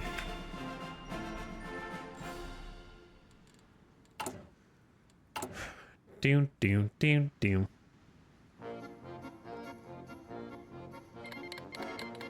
The Italian Republic declared war on unitary Canada. What is happening? Soviets have elected not to go to war with Japan yet. Here's a question for you. If this is the Triple Entente, who's the third one? Russia, Great Britain, and Sweden? Imperialist Canada? Portugal joined the Commonwealth. What Portugal? Oh, down here. They joined up with South Africa and friends, who are at war with everybody as well, and the US is at war with Japan, but an ally with China. It's a little crazy still.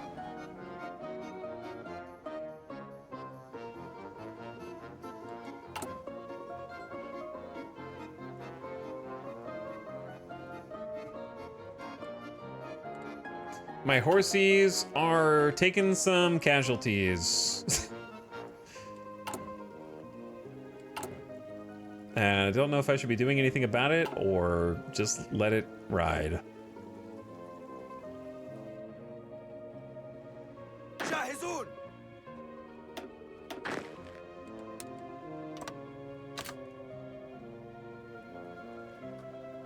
Maybe if we move a couple of them out of here. انتباه. We need to make a Coast Guard division at some point also when we can afford it.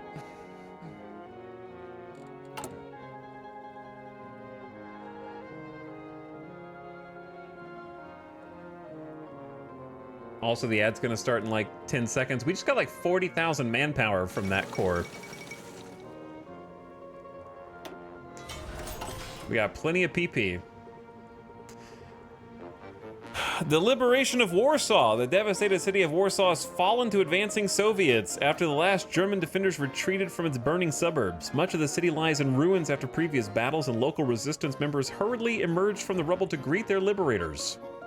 With Warsaw under Soviet control, the strategic situation for Germany and Eastern Europe may deteriorate. Experts are doubtful they'll be able to mount a counterattack, but the harried local population does not seem quite as convinced. Soviets? Where are the Soviets? The hell are they doing? All right, we rebuilt some stockpiled equipment.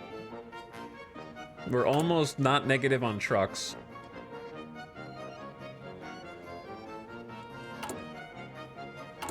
And the ads are on. The ads are on. So I will take a very quick burb. I'll pause the music so you don't miss it. I know you like it.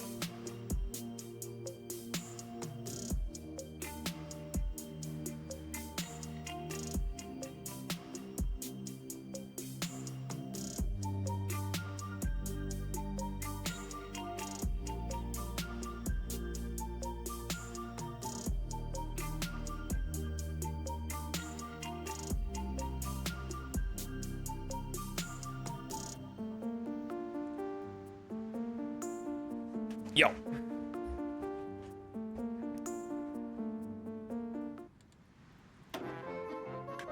There it is. The German Protectorate of Denmark has capitulated. These are dark times. German Estonia has capitulated. Yeah, that's what you get, guys. You started all this, and now Russia's involved, and you're like, oh, oops. And they joined an alliance with Great Britain. Brazil and Portugal has joined the Commonwealth of Nations. Now that South America is about to go to war with Russia and Great Britain also. Justification for conquering Yemen is complete. The trick is, I don't know if we're strong enough to do it. Because supplies are hard.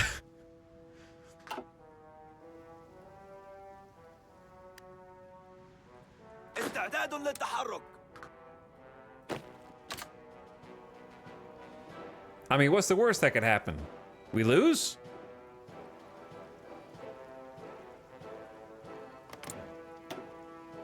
$33,000 to 87,000 troops. We have 430,000 total manpower. I don't know if the cavalry by themselves is going to be enough. It might be. As long as these two are connected, we're probably fine. Send it. The United Arab Republic declared war on the Kingdom of Yemen. So we're just going to go balanced. Launch it. Oh, they're pushing in. You guys aren't supposed to push in. You're not supposed to push me. I'm supposed to push you. They didn't read the instructions.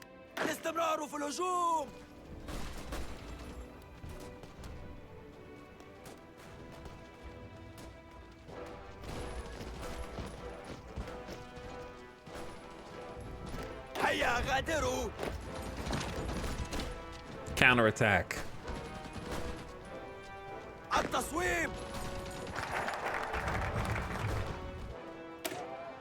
Oil is of vital importance for the global economy. By investing in our export infrastructure, we can put the United Arab Republic on the map while benefiting financially. New national spirit, 10% resource gain efficiency, plus 3% research speed, send more resources to market, and we get a 3 free infrastructure. Okay, back to the military stuff. Give me strengthen the infantry and give me that military factory. Japan is inviting us to a faction. That seems like a trap. I don't think I want to be in your faction, Japan. You guys have already pissed everybody off in this campaign. I say no. I say no. But thank you.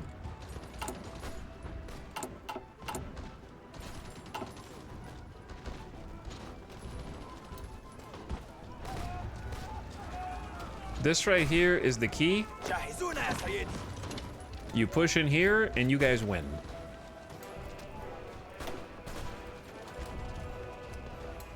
They have some thick divisions, man. The combat width is actually like pretty big for such a small area. The only thing we have going for us is cavalry and probably the artillery helping us make the push. The support arty. And this is with logistics companies. If we didn't have logistics companies, it'd be even harder on us.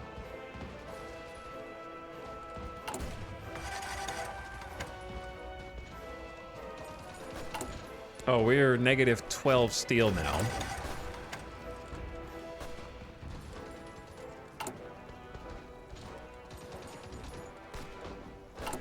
I assume because we're trading more. We have 17 left for export. No one's buying our oil yet.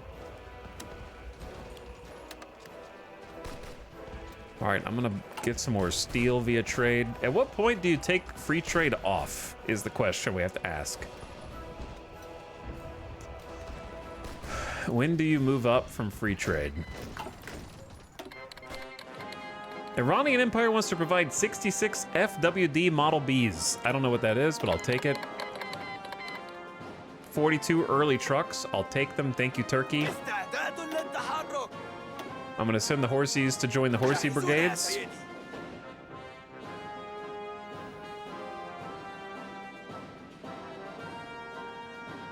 Okay, we're gonna do a little cleanup here.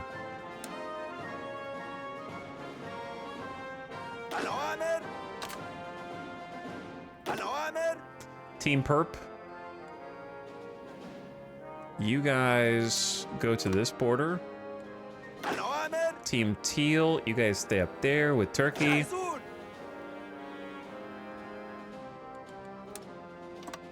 Team Brown, we're gonna give you guys a more vibrant color, like pink, so I can see you more clearly. You guys are gonna get all the new troops.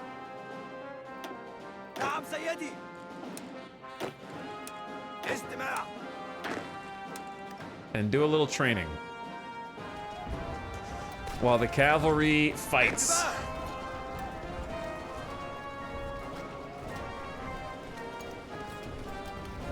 Do you have a favorite land doctrine? You're the second person to ask that within the last hour. But I would say it varies depending on who I'm playing. I like Grand Battle Plan. I like Superior Firepower. I like Mobile Warfare. I don't really care for Mass Assault, but sometimes it's fun to RP Mass Assault.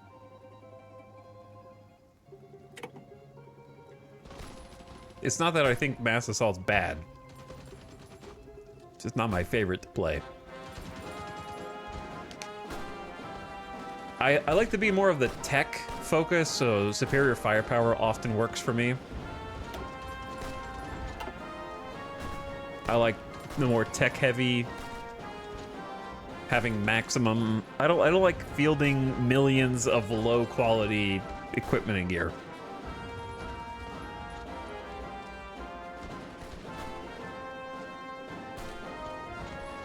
Hey, all right, that'll crack it open. Taking this little tile is huge. Problem is no supplies.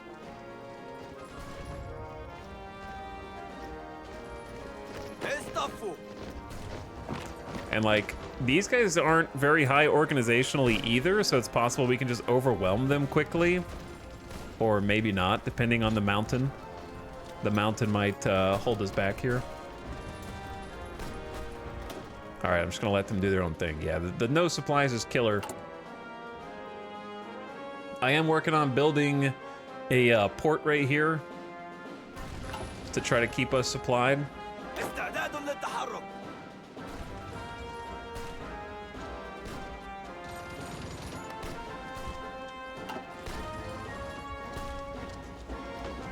Ugh.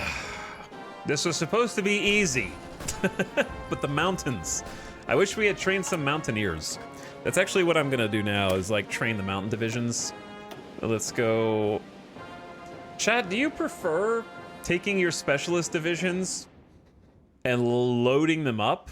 Like, all right, if I'm going mountaineers, then I'm going mountaineers. Boom, boom, boom, boom, boom. Or do you like having like a handful of mountaineers and then a handful of regular infantry and spreading them across more divisions?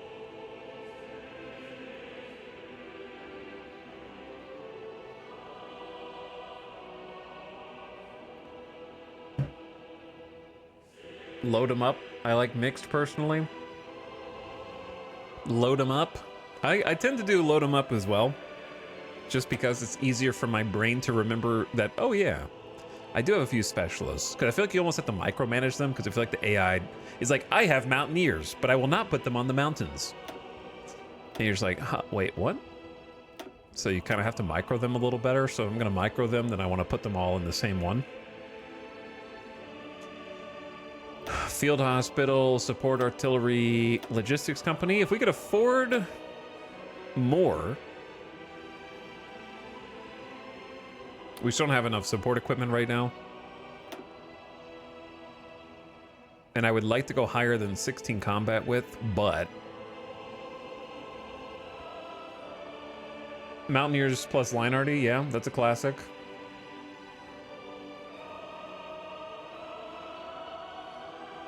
(8 and 3) Linearty, I think that's old school. if I remember, before they changed all the combat width. 25 combat width, I like to do sometimes as well. Because, yeah, mountains have 50 combat width, so that does make sense. I just never have enough artillery for 3 line arty. But it is a nice number. Especially for mountaineers.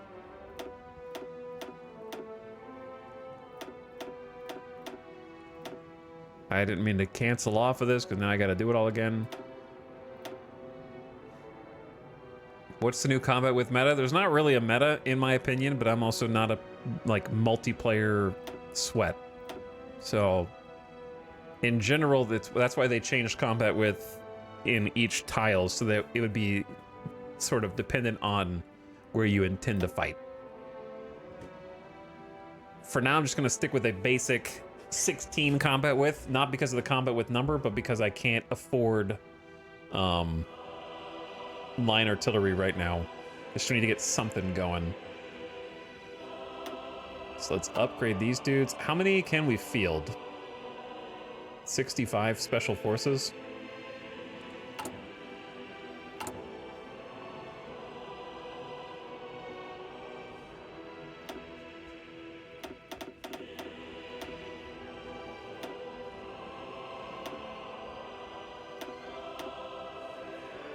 All right, that's going to take a very large chunk.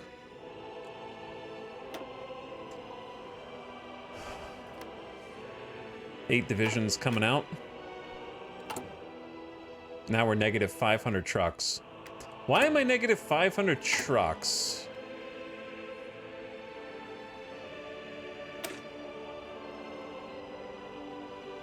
It's just logistics companies alone costing us that many trucks? Field hospitals are 20 trucks a pop. Oh, that's what it is. Yeah, it's the field hospitals. Damn, I didn't realize it was that crazy.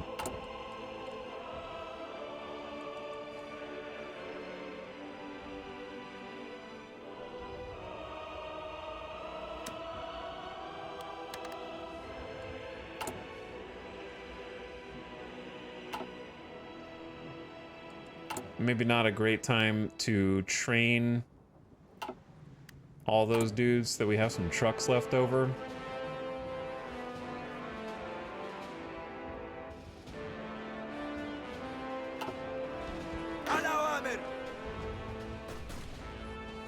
Our offense is kind of stalled out, but I think that these guys will be good since they're actually getting supplied up here.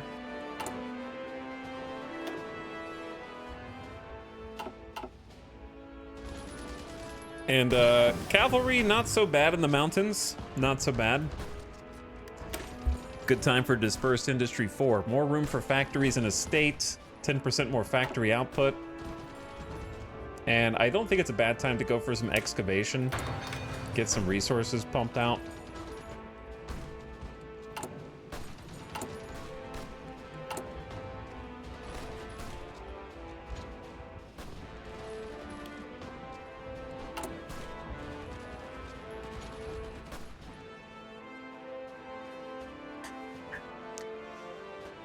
We're gonna see whether or not we actually need this port.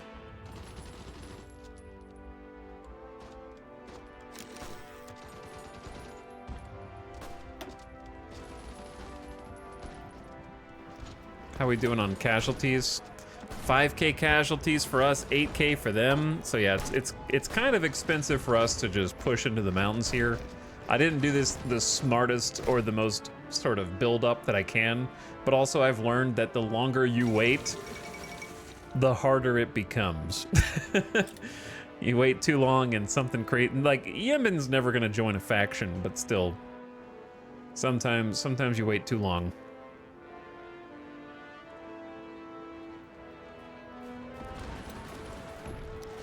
Dude, we had them and then they reinforced with some infantry.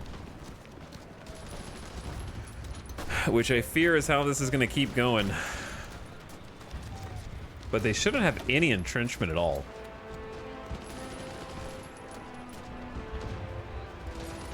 And we've got them from 3 sides. So hopefully it's just a matter of time, but I fear the casualties are going to pile up.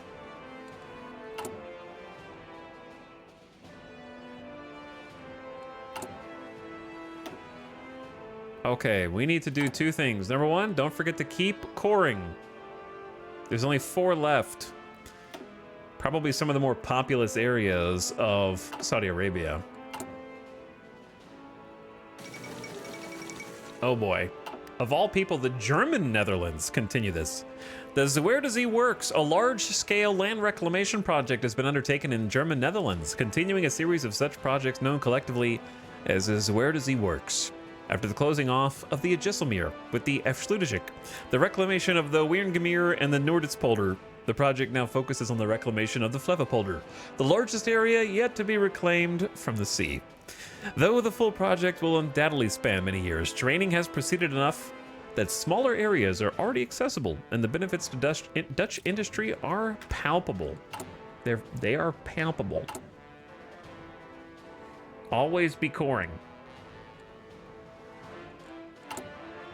That sounds like made-up words. You're describing Dutch.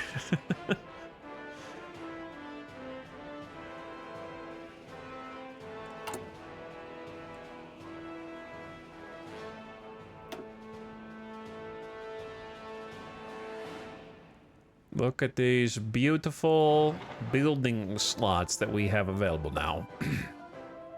With extra factories.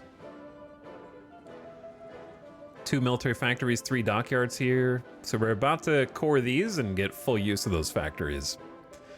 And that will be nice. I think some fuel silos would be good before we get full.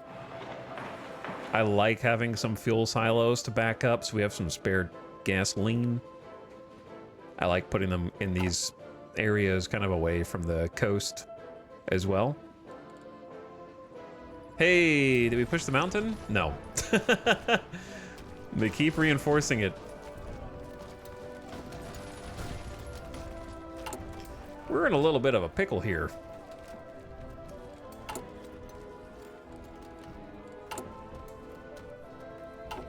I'm just gonna hold off on training new divisions for a little bit, just to make sure that all of our trucks are here. Like, I might be able to get some on the international market.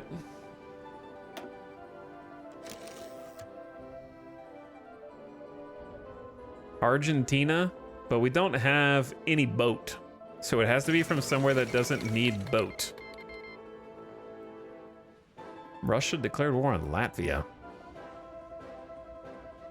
I guess some truck is better than no truck.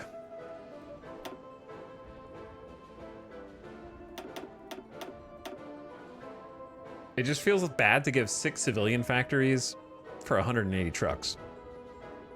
How long is it gonna take? 10th of May? It's gonna take a month.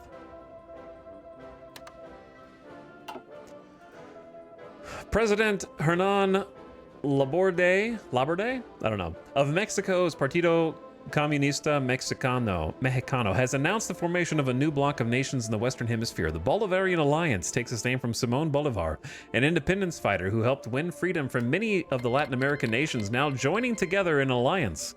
Their declared goal is to seek an end to the continent's domination by the old European and American empires by building strong socialist states linked together economically and diplomatically. Her purchase offer was accepted. The Indian People's Republic joined the Bolivarian Alliance?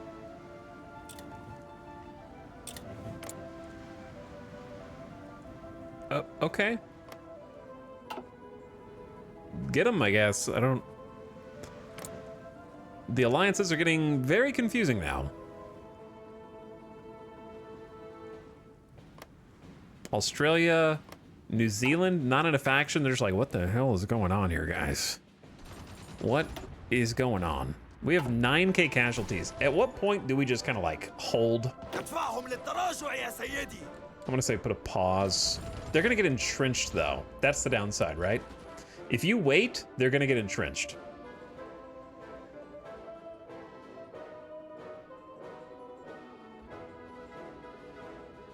We still have some planned prep bonus. We could be more aggressive, but that's going to be more casualties.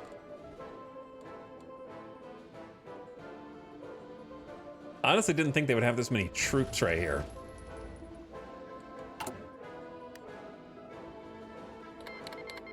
Also, what was I about to do?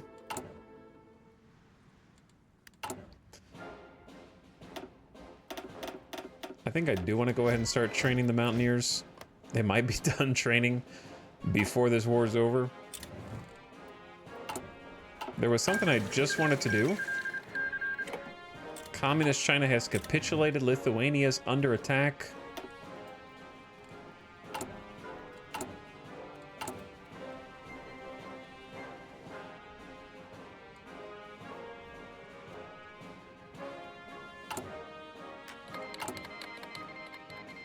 I don't remember. Brain not work so good.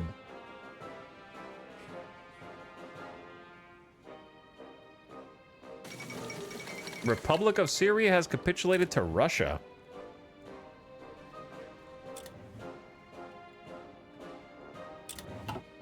But yeah, there was something I wanted to do here, and now I can't recall.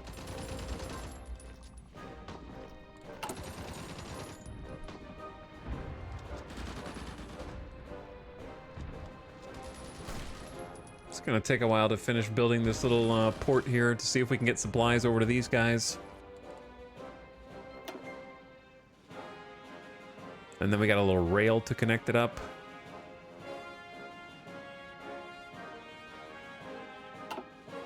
Supplies to the guys? Those are just words. Yep, that's what's gonna happen. Hopefully, like I just said seconds ago, when the naval base is done building, hopefully. But that's not really something I can do. It's already being done.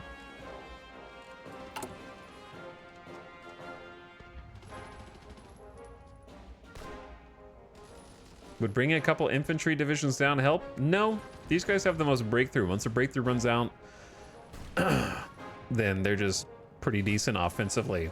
If we were on the back foot, infantry would help. But it's possible that they just don't reinforce here and we actually just take this spot over. Belgium Civil War? See, like here where we're being attacked, not as fun. Especially if these guys join in. But we should be fine. Copium?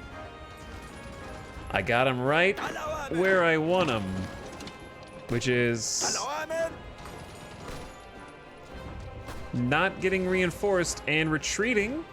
Not getting reinforced. You're too slow, infantry. You're too slow. Oh, I remember. This general has a unit trait. And we can make him a cavalry expert or a combined arms expert. I guess I'm gonna make him a cav expert since that's what he is. 10% defense. 10% bonus defense, brother. All right, well, we pushed him back a little further. Now we just need them to like kind of get entrenched. Honestly, a good time to get the cav defense as well, since they're actually like pushing us now.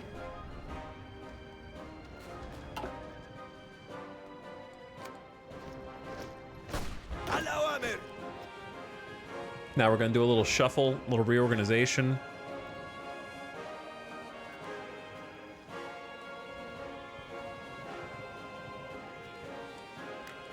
Let's go carefully execute the battle. Actually, we'll wait until everyone gets a nice little planned prep bonus. And that'll also kind of just buy us some time until maybe this port is done. 3rd of June? It's gonna take forever.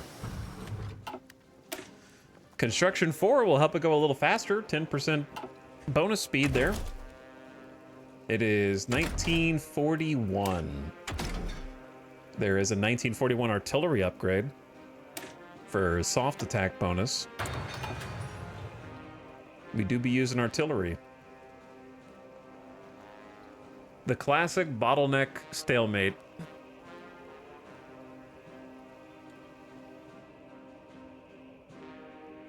Classic no flank holding the mountain stalemate.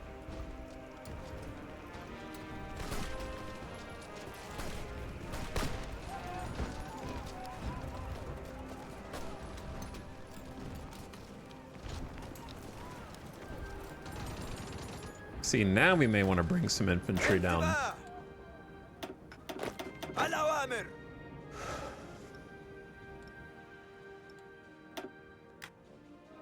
جاهزون يا سيدي.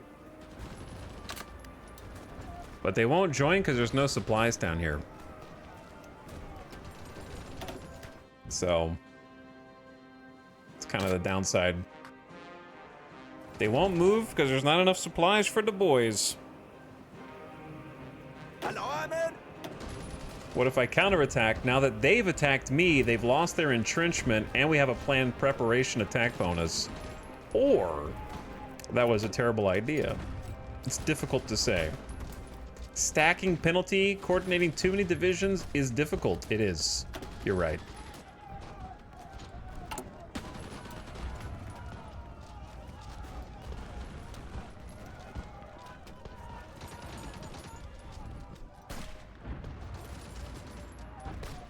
You need some mountaineers? Well, it's a good thing I'm training mountaineers, but it's gonna take a while.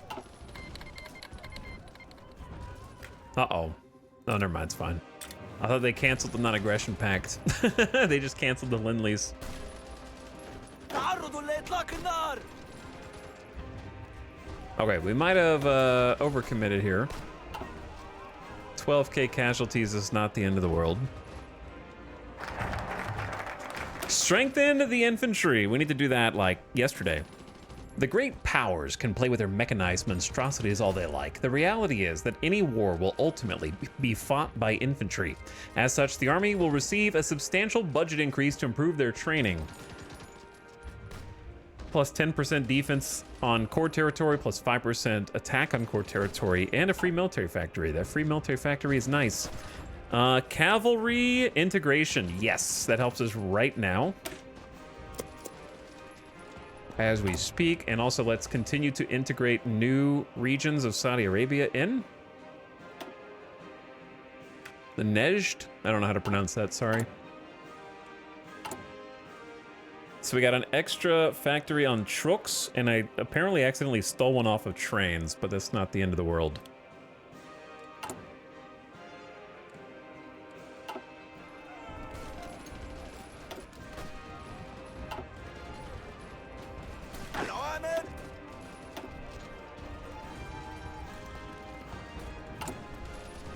All right, port is almost done.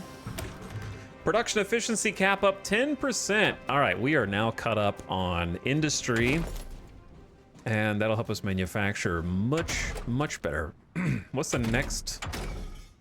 We've already got artillery. 1941, I'm gonna say advanced radio for the reinforced rate and coordination. Too bad about that 4th research slot that we like can get, but it's pretty hard to get, isn't it? It's the military one. We're heading toward it now. Requires improve army training regimen, which requires any one of the following. So we can actually go boom, boom, boom and get the 4th research slot. So that'll be nice. Also, did you notice anything, chat? Did you notice anything? Oh, looky there. A new port, a naval base in Asir Makkah that we just built. And guess who's got supplies? نعم سيدي. Been waiting on that one to come through. Also, I'm gonna give these bros a medal for seizing the airfields at Dammam. Dammam? Could be Dammam. Give me breakthrough 10%. I don't know which is better, breakthrough 10% or attack 5%, to be perfectly honest with you. I sort of just picked these arbitrarily, but breakthrough for horses seems reasonable. الأوامر. تحركوا. Now that we're resupplied, you guys are probably gonna be screwed. Though we could just hold it here and wait until we get mountaineers. الأوامر. But where'd be the fun in that?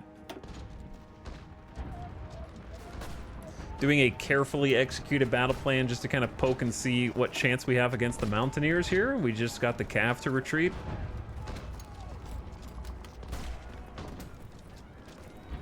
See, and then it starts to go bad. Assault, defend. What unique unit cards?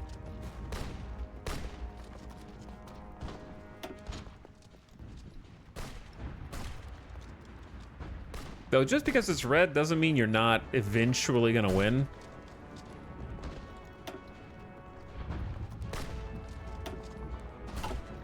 If you keep the pressure up, but, you know, it can be an indicator that things are not trending in your favor. It would certainly go better for us now that we actually have full supplies here, but the mountain attrition is bad. So I'm just gonna, like, hold off for now. Just chill. And wait for reinforcements. They may take a while. Estafu!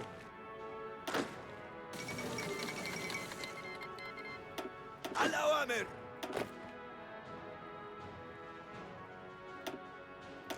Istima' I'm gonna use this opportunity to reinforce Al-awamir! Istima'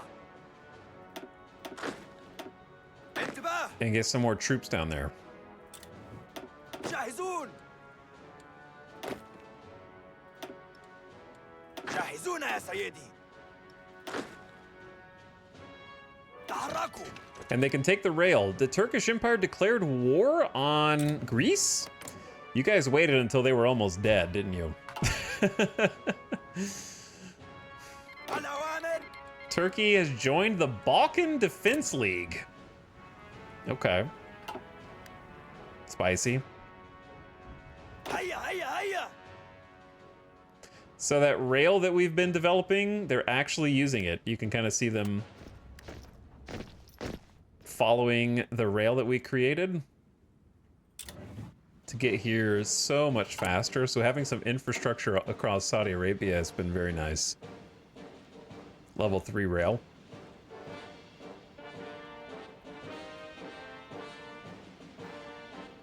For the most part. Going down through the heart of it anyway. So reinforcements are on the way.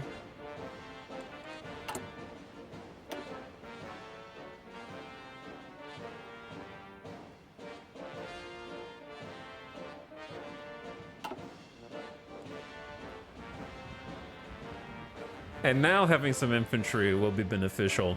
انتباه! What's up, Jimmy Turks? How's it going? Greece and Turkey, classic. I know, right?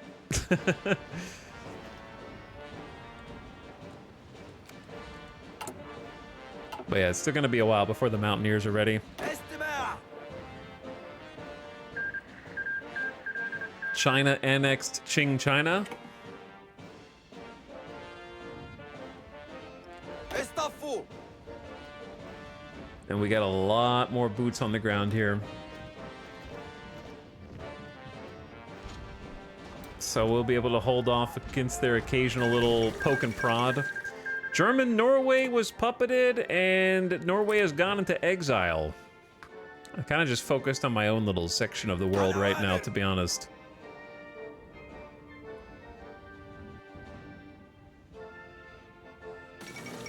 Latvia has capitulated to Russia. I'm sure it's going rogue over here.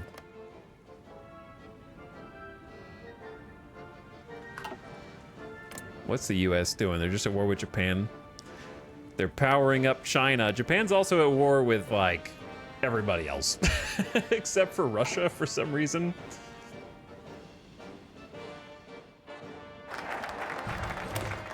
While motorization may become the standard in the future, our army requires support that can only be provided in the form of cavalry for the time being. So we get a 10% attack, 5% speed bonus, 2 support tech research bonuses, expand the camel corps. It's too late. Let's go get that military research slot. That'll be the one after this one. نعم سيدي!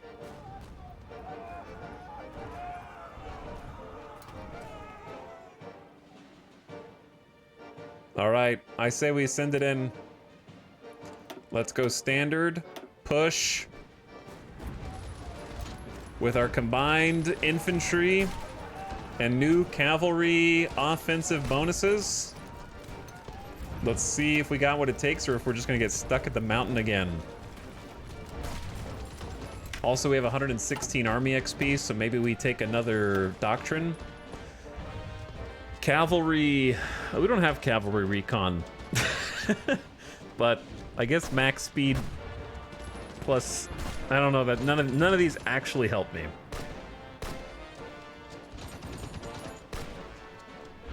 The next one will.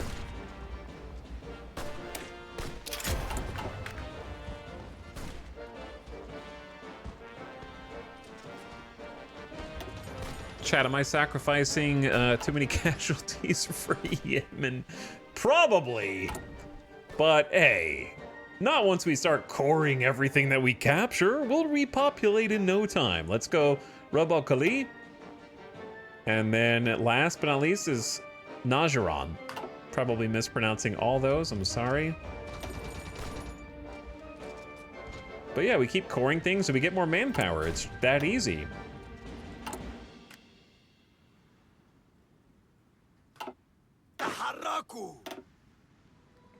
Let's train 8 horsies. That'll be the last set of horsies that we train.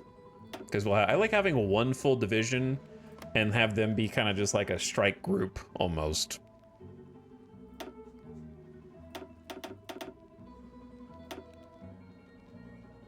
We won't have enough support equipment for that many dudes. All right, let's finish the Mountaineers first.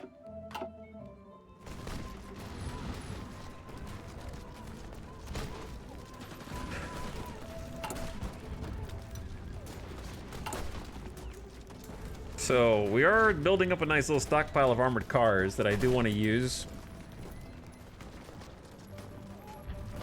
We just got another truck factory. About to have our train factory back. Britannicosan Kingdom has capitulated. Rest in peace.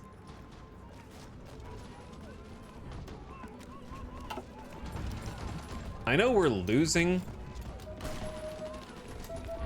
but I'm also looking at their organization going down, and I feel like if this is one of those situations where we just keep it up, we'll just lose another 50k casualties trying to take Yemen. Right? It's easy. No. Just one firm push is all it's gonna take.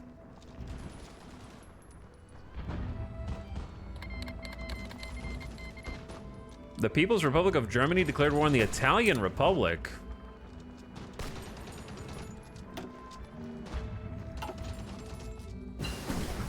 Improved arty upgrade, that's gonna help us right now. 10% soft attack. And it's 1941.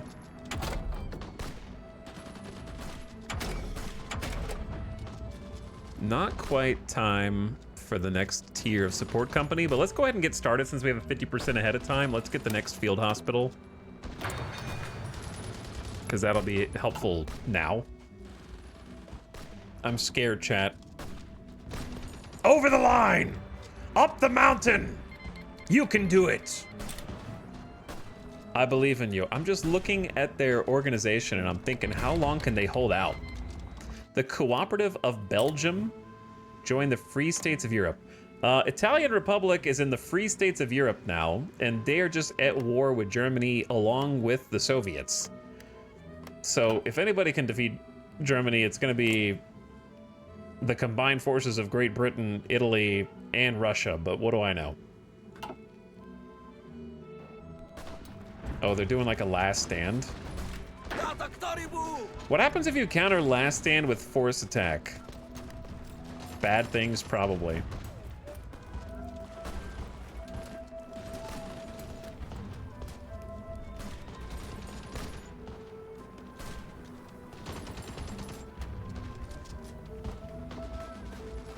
Like, I don't know if it's better to just stop your advance when they do that, because we jumped up 8k, 10k casualties real quick, but they're also almost out of here.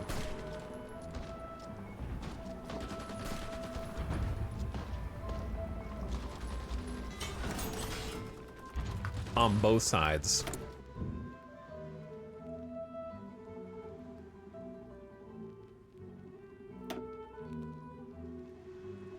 Now that we've been coring these, probably not a terrible idea to just up the infrastructure to a baseline of level 2.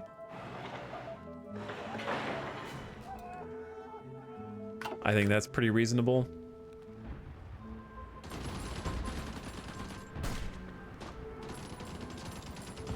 throw more men in. You still got states to core. That's what I'm saying. We got 292,000 manpower and we're about to core another one. They'll run out of guns eventually. Yeah, they're gonna run out eventually. Once their last stand runs out. All right, here's the last one to core. Oh, we just picked up factories from coring that. Let's go 1 in guns.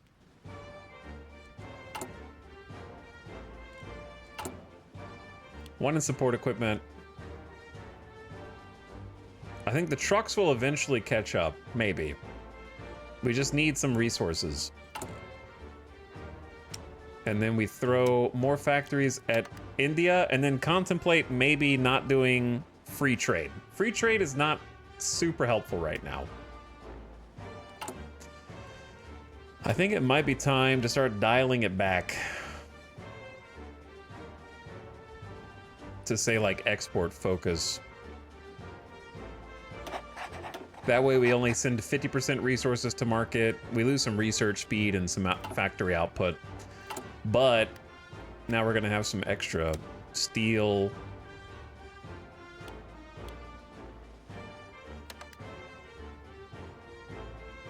And we're still exporting a bunch. They're not buying our oil anyway right now. We need to get some rubber.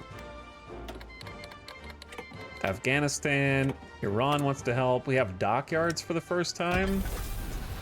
Start building convoys. The other thing that we need, I think, is to start researching the synthetics with rubber production.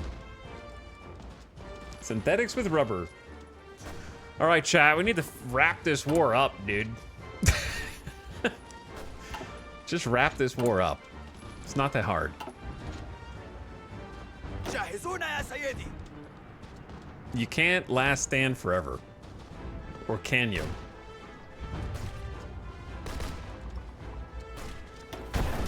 Force attack, go. Into the mountains.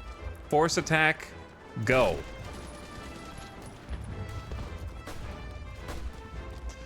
You will make them retreat. Immovable last stand versus unstoppable force attack. I'm sure this was a huge mistake. 43,000 casualties. Chat, it was not worth 50,000 for Yemen.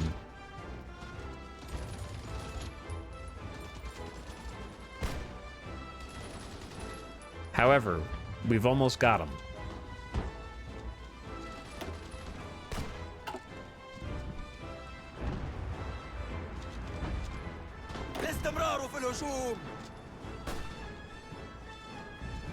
Copium.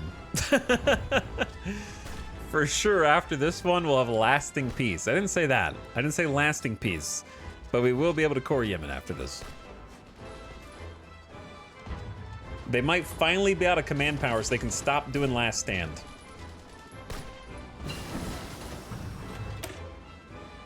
Excavation is going to help us too. I want excavation, but let's start getting rubber processing with synthetic.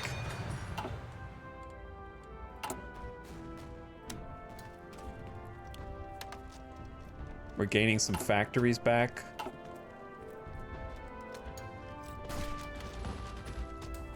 Look at this. We got this. Force attack one more time. They got it. They're on the ropes. I can feel it. Did they just last stand me? They've almost wiped out all their divisions. How do they have infinite last stand, dude? It costs like 47, 48 command power. You can't have that much command power. The max is like a 140. I've only used it twice and I'm almost out.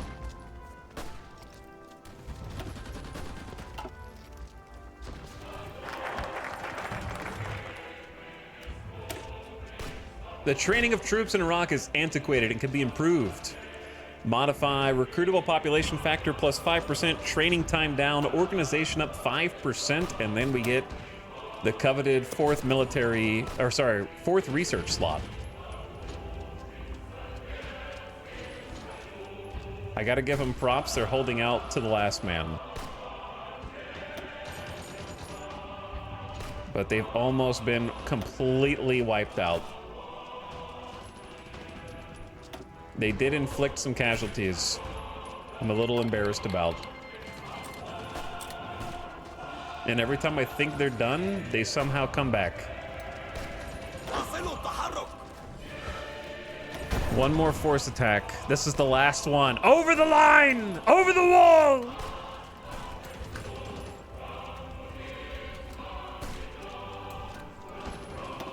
Do what needs to be done.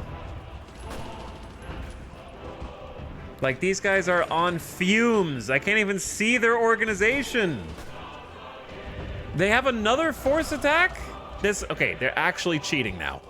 You can't do you can't do 5 last stands in a row. There's not enough command power. AI cheating? I've done 3 and I'm out. Fewer divisions, less command power used? Maybe. But they've done it like 6 times.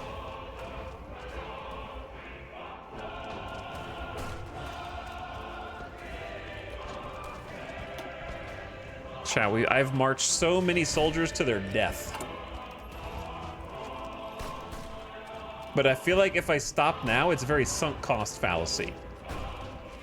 You know what I mean? If we stop now, they'll rebuild. So we have to keep going. It's the only way. So they just did it again.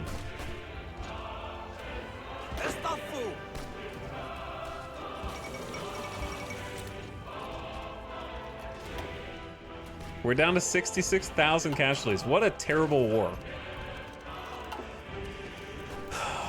I made a huge mistake not waiting for the Mountaineers.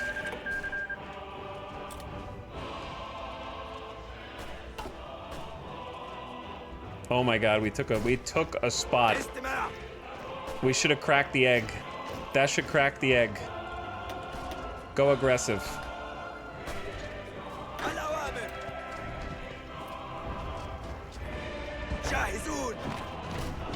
That should have cracked the egg, dude.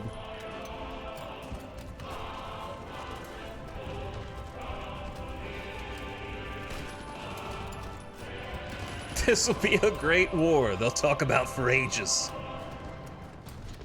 Many, many years. Mountaineers are like, hey, I just got here. What's going on? Okay, chat, no one talk about the 70,000 casualties we just took. We inflicted 87k. It was a bloody, brutal conflict. They lost 128 at the end. We overran all of them.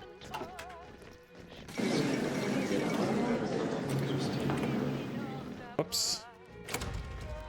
They have a navy?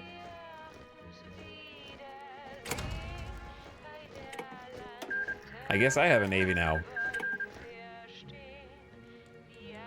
Okay, the war is done, and now we need a little bit more to unite the Arabian Peninsula. Which means go to war with Great Britain. So about that. Anyway, hey look, the Mountaineers are here. You guys are a little late. What have you guys been doing all this time?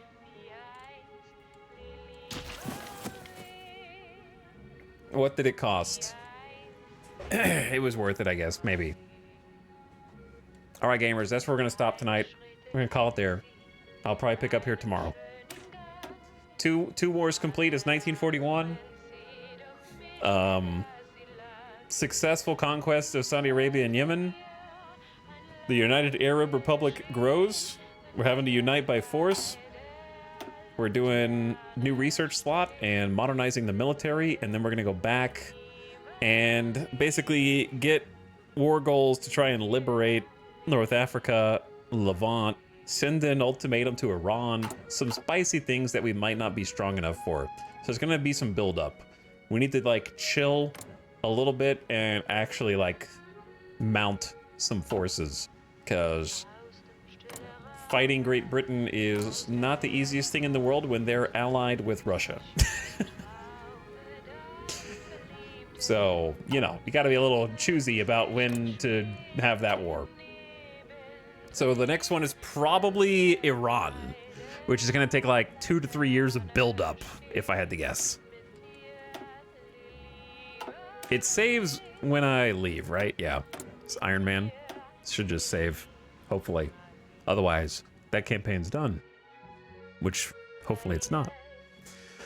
All right, I didn't really mean to stream this late, but I wanted to finish that war. Yeah, there it is. September 1941. GG. Well played.